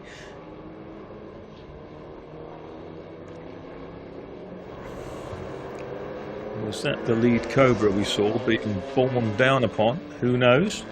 The gap is 4.5 seconds. There's a 10th come back here, 10th back there. It's clear that Girardo is responding out front because the times are very, very similar. But 4.4 seconds. Stanley is pushing it. Yeah, they're both beginning to see that they are 16 minutes from the end of this race, and one of them's going to win it, and it's really just a question of which one now. But I think the second place car is inherently faster, but whether he can do anything about it remains to be seen. But we see on the ticker at the bottom there, it's 3.67 seconds now, which is neither here nor there, is it? No, all it takes is an obstinate back marker or a little sort of slide just up onto a curb or whatever, and that lead could be halved or doubled in an instant. Could be nose to tail very shortly. It's gone out to 4 again at this point, but that's it's 4.0 between them. Let's see. It's difficult to pick up which car is the leader on in this now darkness in Portugal. 3.6 seconds and still 14 and 3/4 minutes to go. So it's it's still very much all to play for. 3.6 seconds is what it was at the beginning of this lap, so hasn't really clawed back anything yet. But I think that this is the part of the circuit, the last part of the circuit. Look at that! Look at that! A 39.1 sector for Gerardo, a 37.9 for Stanley. It's 2.4 seconds, ladies and gentlemen. It's boiling down. That's the lead car. That's 15, the lead car that we can see on our screen. We can just pick up the brake lights there, and the chaser cannot be too far away. Oh, and trying to push through the 72 car there. And is that them pretty much within sight of each other? They must be. They must be. Harvey Stanley must be able to... 46 laps in. So we're just straining to see our lead car, that pale blue Cobra, which is that one. There's 15. So that's... There it is. So that's our leader.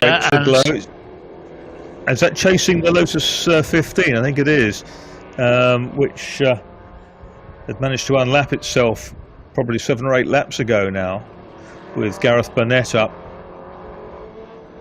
Yep, it is the Lotus 15. Kind of doing the Pathfinder bit through the gloom.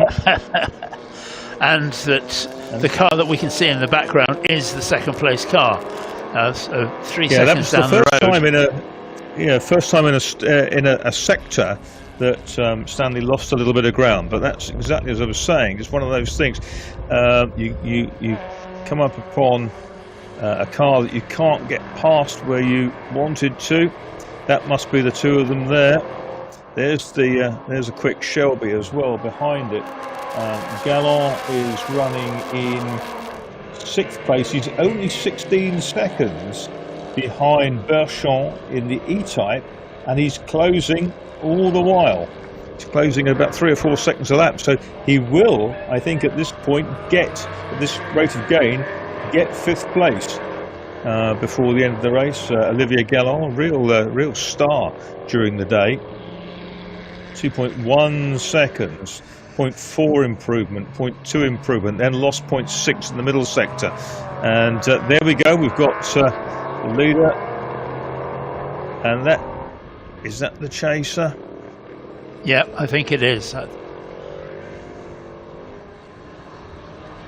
Yeah, I think that was the chaser.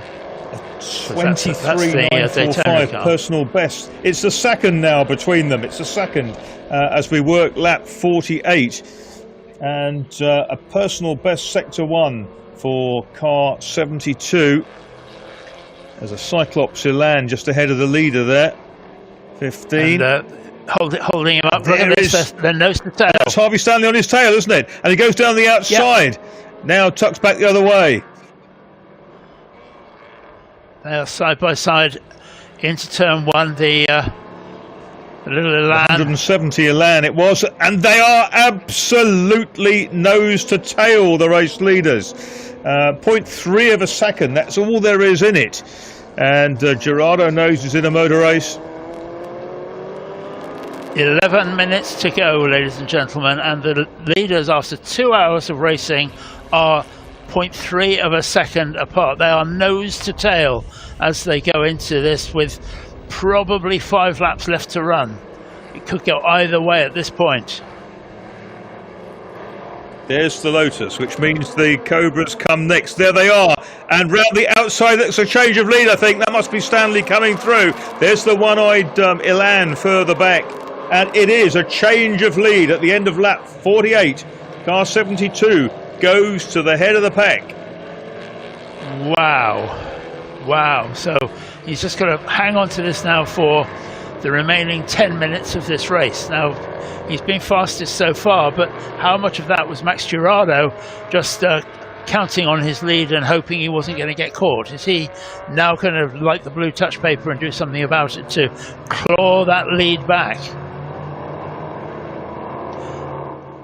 Well, the person who is clawing a deficit back is Galland, who is now just 9.7 seconds behind the 100 E-Type of Berchon, and is still closing in at a rate of knots.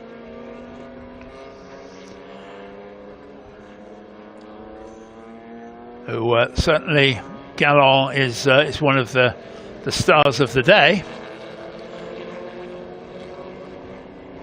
But this battle at the front with the two Cobras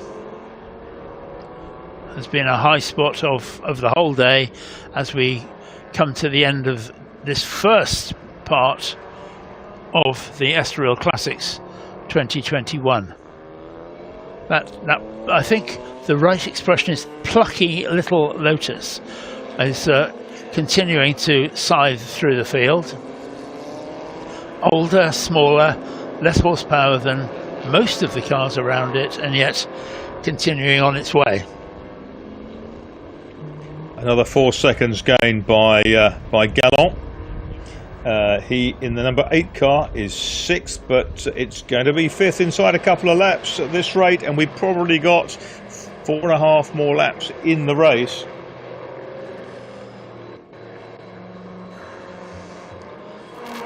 It's nice to be able to recognise the one-eyed Elan if nothing else.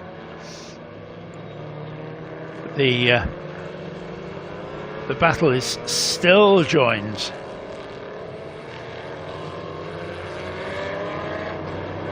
Yeah, that's the 15. Now he's been the prey. Now he's the hunter. Can he be the hunter and the gatherer? Who knows? It's well, it's a response because it was over a second. It's now back to 0.9. There is still life in this race yet. Indeed, there is, and I get the feeling that Girardo perhaps was a little bit surprised to be caught that quickly. And whether that's something that he can do something about now, we'll have to wait and see. Another change down the order is a change in the lead of GT2 because Matos in the Barbo Elan 21 has got past Suri and is up into 11th place. 11th place has just put in, unbelievably, the first sector of the race. Matos in the 21 Elan, now running 11th overall. Talking of Elans, the 79 Gutzwiller car is tumbling down the order, so I imagine it's either in the pit or stopped out on the circuit. Let's hope it's in the pit, but that car, which was up in the early teens, is now tumbling down the order. It's currently 20th, so heartbreaking to get this far into a 2-hour race and then to have a problem, but we still have 6.5 minutes left to run, and that our leaders still remain in the position with Harvey Stanley holding on to his lead. The gap now between the two is 0.3 of a second, which is neither hither nor yon. There's smoke coming out of one of the Cobra Daytonas there. this is staggering because Gerardo's responding and Stanley is sort of trying to keep it cool. Gerardo's taken 3/10 out of him, nearly 4, and nearly 3/10 in the next sector. It was a big change at that point, but it looks like Stanley has held on with a good sector 1 on the 51st lap. Looks like he's extended it again. Maybe he was just stuck behind some traffic. It's difficult to tell. You can see the pale blue Cobra in that group there, and I think he may be stuck behind maybe the car that Stanley had to get past before. Yeah, there's a sector 1 this time round has seen a bit of a change. Now it's only 2 seconds. But that's all it takes. It takes a car that's in the way on one of the apexes.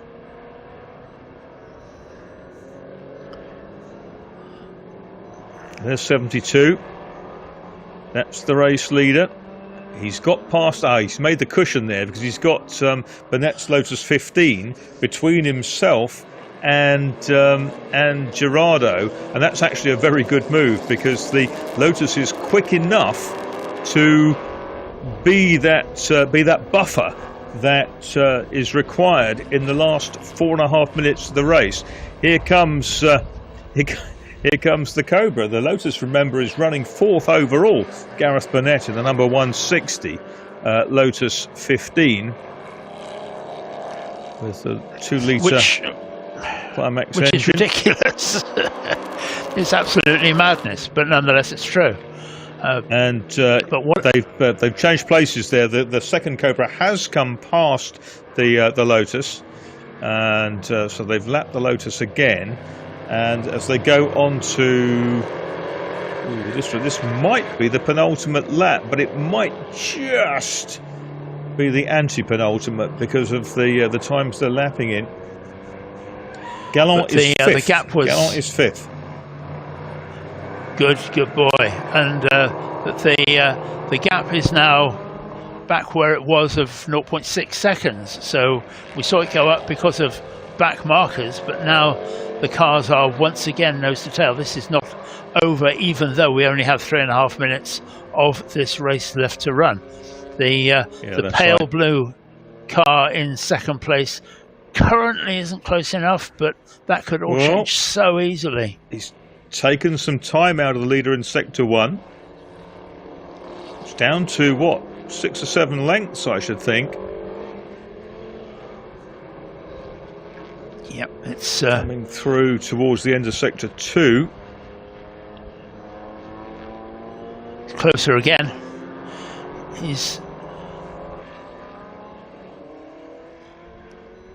I get the feeling that Harvey Stanley might just be pacing this for the last 2.5 minutes of this. Gone out, Paul, in the second sector. It's out to over a second again. 7/10 gained back in that one. My guess is that he's controlling this from the front, but as you've said already, Marcus, it only takes one back marker to second guess it and go the wrong way, and that could all change. Or a fumbled gear change, or just a little hit something slippery on the track. We are going to get 2 more laps. 7-8. We are. That's probably a lap more than Harvey Stanley would like. I'm sure it is. But we are going to get 2 more laps, and to be honest, I don't care about what Harvey Stanley likes. I'm loving it, and that this is a real fight down to the checkered flag after 2 hours of racing. Yeah, it's clear, Paul, that you're not trying to win a motor race, are you? It's you're just enjoying the view, like we all are. It's absolutely sensational. And there was a car in the way there of Gerardo. I think it was the rejuvenated Marcos. It was the rejuvenated Marcos. So we have those 2 cars. Yeah, there's a bit more of a gap. If anything's going to happen, it's going to be on that last lap, which is going to be stolen by about 4 seconds. They're going to cross the line with about 4 or 5 seconds left to run of this motor race. So the gap now has gone out, as you can see, to 1.4 seconds, which is too much to pick up through just the ebb and flow of the race. It's going to have to be something unusual that's going to make that different. But nonetheless, 1.4 seconds, just that one back marker could make all the difference. It's 40 seconds left to run now as the cars are heading for home. They're heading towards the end of this lap, but they will, I think, almost certainly get one more lap, because nobody is going to ease off and make sure that they don't have to do the last one. Cars coming into sight of the pit straight. It's going to be 10 seconds left to run. There is one more lap and they're on it, and the gap between the leaders, Harvey Stanley and Max Girardo, is 1.64 seconds after nearly 2 hours of frantic racing, split by 3 full course cautions. And at one point Harvey Stanley was something like 40 seconds adrift. Oh, there's a big slide, and that's the lead car, a big lockup, but he's kept it on the island. Ooh, that was a heart in mouth stuff for Harvey Stanley. I think the second place car also had something, so whether there's something on track, some oil or water or something, may well be the case, because they were both a bit squirrely as they came through that right-hander. But final lap it is. What a race.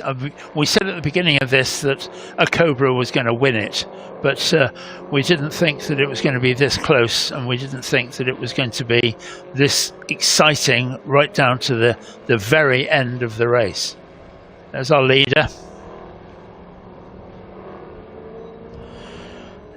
He's out into the pitch darkness now. On this is his last racing tour.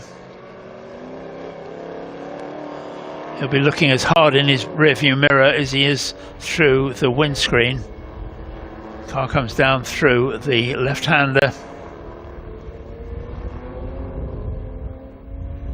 He'll be counting it down as much as anybody else to get to this win, a team win, and he's going to come up to cross the start-finish line. There's the checkered flag.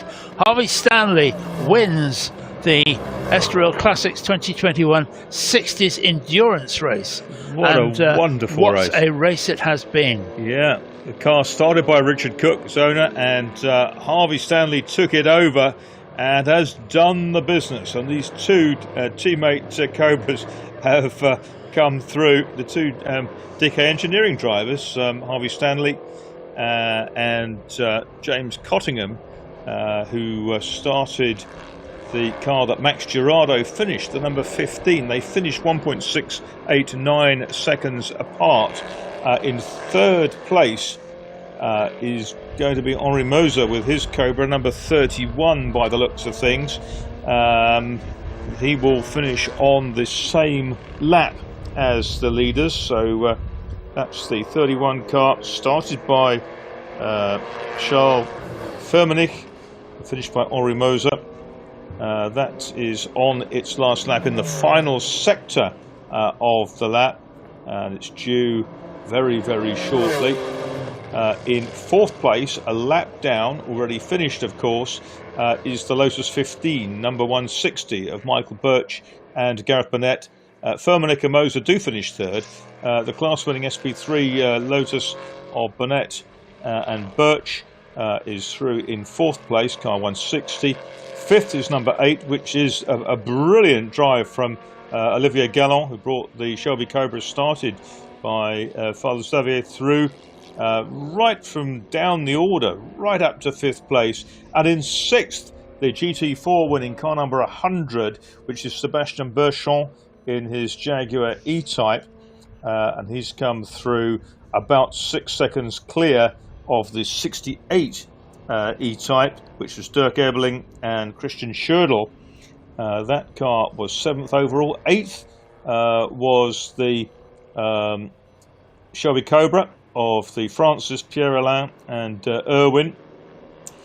And that's number 70. In 9th place, number 12, Charles de Villencourt in his Shelby Cobra. And in 10th is 51, which is the car of Guillaume Marais, started by Maxime Guénat. Then we get to the GT2 top 3 in 11th, 12th and 13th places.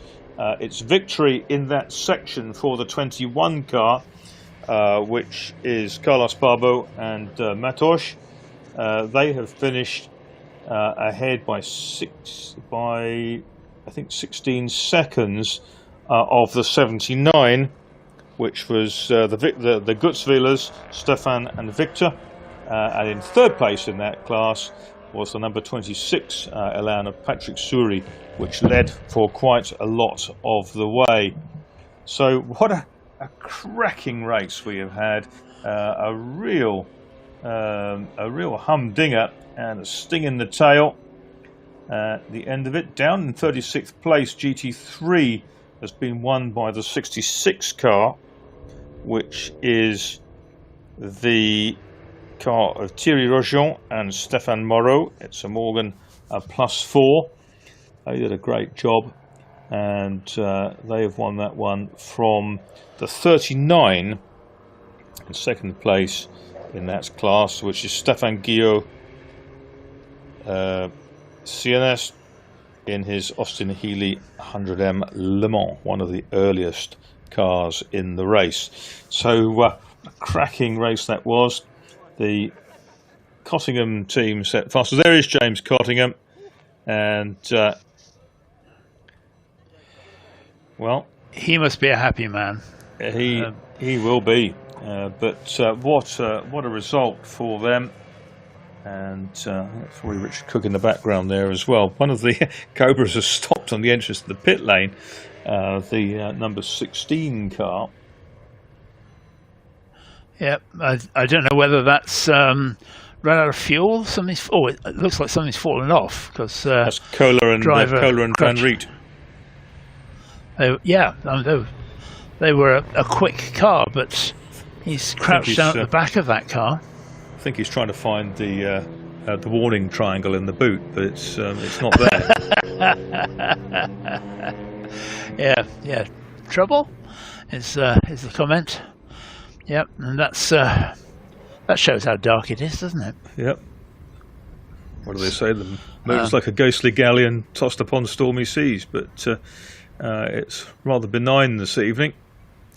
And, don't go all poetic on me. Don't go all poetic. Only poem I could remember that was worthwhile. Anyway, there we go. Cook and Stanley win the race in 72 from 15 Cottingham and Girardeau. Firmenich and Moser in 31 third, all in Cobras. 4th, Birch and Burnett in the Lotus 15. 5th, the Gallons in the Shelby Cobra. 6th, Berchamp. Then it was 68, which was the car of Schödel. Finished it, wasn't it? 68, Ebeling and Schödel. 9th were the Francis, and 8th of the Francis. Then it was 9th, Villencourt, and then the car 51 of Marais, finished and started by Maxime Guénat. Matos, Gutzwiller and Souris teams, Barbeau, Matos, Gutzwiller and Souris in the Alans were next through. And vast majority of the cars, 41 cars were classified as finishers, which is a very good effort in a field of this size. Indeed, and we feared a Cobra walkover, and whilst we've seen plenty of Cobras in the right places, nonetheless this wasn't a procession by a very long way, and to see those cars nip and tuck throughout the race was wonderful. Still in his silk cut Jaguar overalls, I love these bits after Olivier a race Gallon. where everybody gets together and compares notes and talks about their race. A great sight. In the Josco Motorsport pit, and Olivier Gallant, who took that car over when it was somewhere down in the upper half of the field, but not challenging, and brought it back. Fabulous fifth overall, 24 seconds behind the Lotus 15. And another few laps. I need to have that Lotus. But, it's always the way, isn't it? It's always the way in long distance racing. Another few laps, or another 400 metres, it might have broken. There you go. What a great race that was, and really a delight to see happy, smiling faces at the end of it, and so many cars back in good nick after a very challenging couple of hours of racing. There was very rarely a lap where there was no car to pass for the leaders.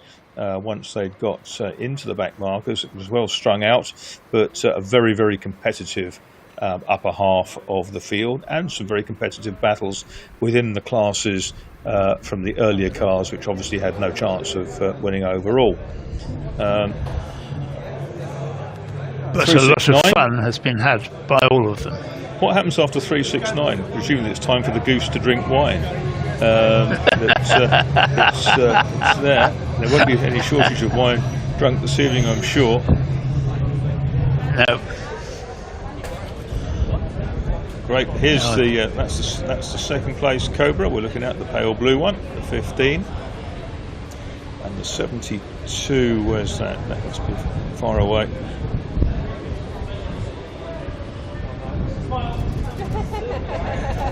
And there's some pats on the shoulder for Max Girardo.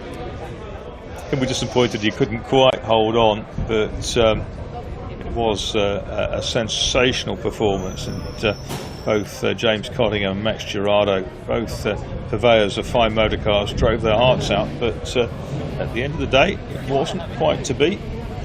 But they've had a superb day. There's the 72 coming back also into the adjacent pit, and that's Richard Cook and Harvey Stanley.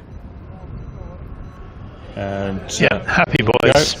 Yeah, there's half the Suave. He's jumped out. Normally shares with there's Richard. Your second one was all right. Yeah, good job. DK engineering badges on their I had to relearn the circuit, so you're like, okay, overalls. Then there's a light. Now you can brake. Yeah, you were quite slow, to be fair. Yeah, so, yeah, fair enough. Yeah, good job. A bit of good banter, which is always part of it. And down with them is Rui Belmont. So with a fair wind, we will get to speak to the race winners very shortly. But happy scenes down in the pits here at the Circuito Estoril this evening. Rui, check your sound, please. And Rui is down there. I can hear chatter in the background. So Rui, hopefully you're going to speak to Richard and to Harvey. We have an interview with Rui. Yep, Rui, off you go. Yes, I have Richard and Harvey here with me. They were the winners of this race. 2-hour race, guys, and at the end 1.5 seconds. Yeah. That's really a race. Yeah, super close. These guys are our teammates, so I saw on the board that we were catching them, but I wasn't sure whether we would. And our lights weren't great, so it was super dark, so I sort of had to kind of relearn the circuit, because you need to spot your braking points when you can't see. There were sparks coming from the brakes, but I caught Max, and then it was just tricky through traffic, just trying to... The back markers, it's dark, they can't see you, they're not sure who they're racing, so super tricky to know when to pick your moment. But I got ahead of Max and he stayed with me until the end. But I was nervous on the last lap, any mistake with a back marker, and suddenly you know he's back in front again. But yeah, great fun. Did you add some kind of strategy before the race? Yes, but we're not going to tell you what it is. We always run the same one. We were good. I mean, when we came out the pit stop, I think you were like 40 seconds in second place, so a long way to go. But he did a mega stint, was really, really good. Team have done a great job. same team run cars that came P1 and P2 today. So you know, it's a really good job. Everyone's really happy for the team. At the end, a lot of fun racing daylight and nighttime also. I had daylight. He had nighttime. So yeah, very happy with that. You are the nighttime driver and he's the daylight. Exactly. driver. Yeah. Perfect. Congratulations, guys, for this win. Fantastic. Thank you. Thanks. Great win for this team at the end of the race. 2-hour race, 120 minutes, and at the end, 1.5 seconds. That's racing, pure racing here. We'll see tomorrow all the other races. Now it's time to have some rest, to have some fun also, to celebrate this fantastic win for this team. We'll see you guys tomorrow here from pit lane. I believe that you have also something to close all this broadcast throughout the day. We still have the podium for this final race of the day or the night, as you wish.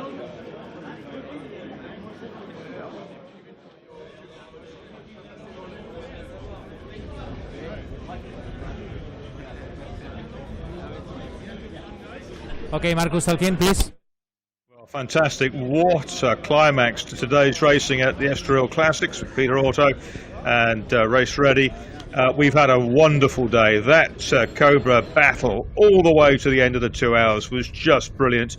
And the great news is we'll be back again in the morning to do it all again with a lot of grids from different grids. There's a big Iberian endurance race as well, historic endurance, and many more good things to see. We've got both CER races, the great historic enduro races of the sports cars of the 60s and 70s. They'll be out there to entertain us.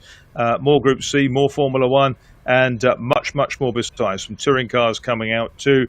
It has been an absolutely exceptional day.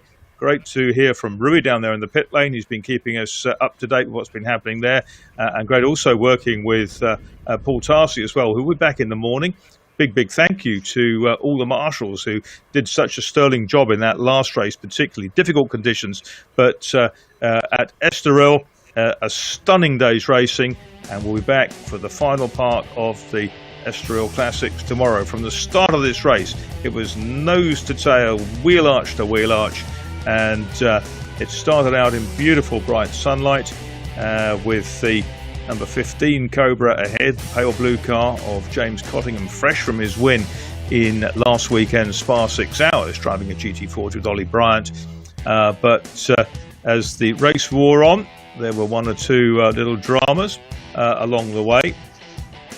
And endurance racing isn't over until the checkered flag falls. It was getting dark towards the end. Through the dusk came Cottingham. He was going to put Max Girardo into that car. They share the Delara Sports Proto course. That was the end of the 156 Cobra. Another one had its problems there and smoked the barriers. We had more drama still to come, and some full course cautions for a while. The land just spins there, but the driving standards in the race absolutely superb, and that explains why so many of the cars got to the end of the race. But it all finished in darkness, and here on the podium we're going to greet our winners. There are Girardo and Cottingham just turning up. We've got the Moser and Firmenich, and our winners in the black and red race suits. On the left of our screens, Harvey Stanley. On the right, the bearded figure of Richard Cook. Very well done.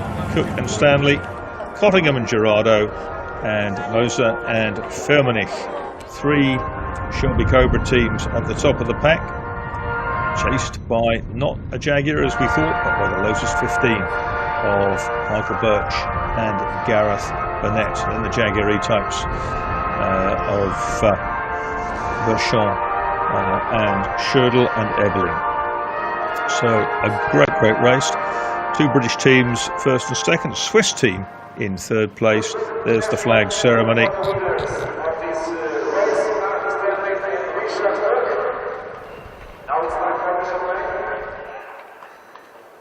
It's going to be a world endurance race would be complete without champagne ceremony. Here we go.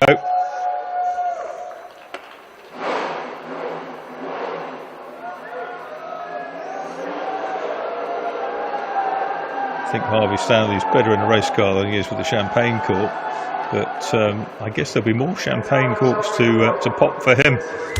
He's having a really great season, doing so well with the DK engineering team, and a swig toast their successes.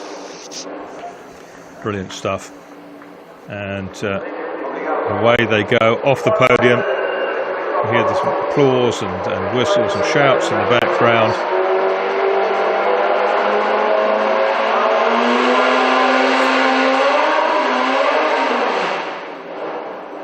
Someone's trying hard on the revs down below as the trophies are brought out for the next of our categories.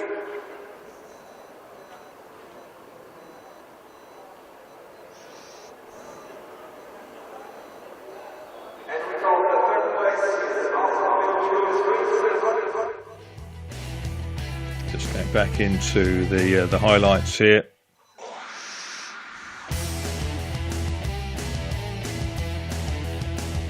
One or two dramas along the way, but he wasn't very happy. He's triggered a full course yellow.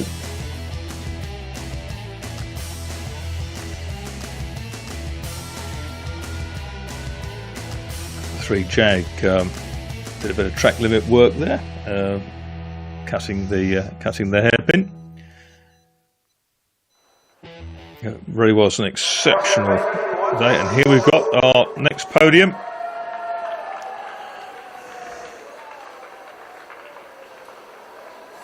We're going to have a caption to see who's who in that group.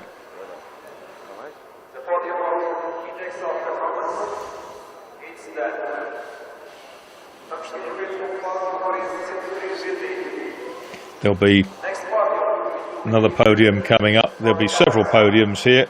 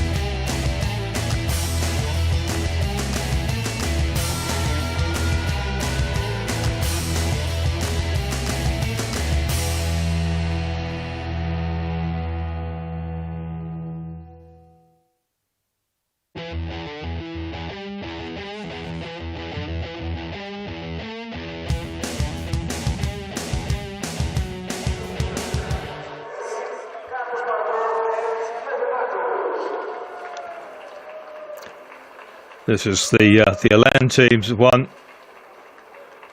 Bobo and Matos are victors in the middle there. And the Gutzwillers in second. Stefan and Victor Gutzwiller and Patrick Suri in P3. And they finished 11th, 12th and 13th overall. And the first two just one lap behind the overall winning Shelby Cobra. Shelby Cobras, shall we say. First three cars went 54 laps in the 2 hours. And the next 9 did 53. So super competitive.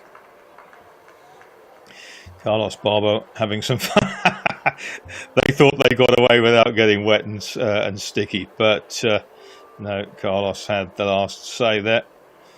Tintas Barbo team. And taking away the trophies after a very, very memorable final race of the first proper day of the Estoril Classics. We had quite a lot of qualifying on Friday, a little bit more qualifying during the afternoon break today, and there's lots more great racing to come tomorrow. Another podium still.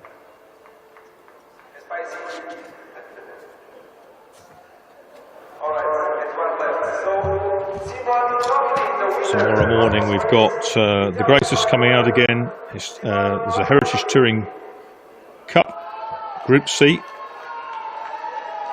the CER races, Classic Endurance Racing 2 for an hour, Classic Grand Prix cars, 2 litre Cup with Porsche 911s, the Endurance group come out next. Classic Endurance Racing 1, the earlier cars from that group, and then another endurance race, the Iberian Historic Endurance, the race ready Iberian Historic Endurance race to complete the program. That's going to start at about 5:45 tomorrow afternoon. It's been an absolutely brilliant day, and we certainly hope that tomorrow, good weather and great racing to see us through. Marcus, close the stream. Okay, Say that's goodbye. cool. Goodbye, everybody. From us, we'll be back in the morning with the next of our races, the Greatest Cup, and we'll be back somewhere around 9:30. Good night.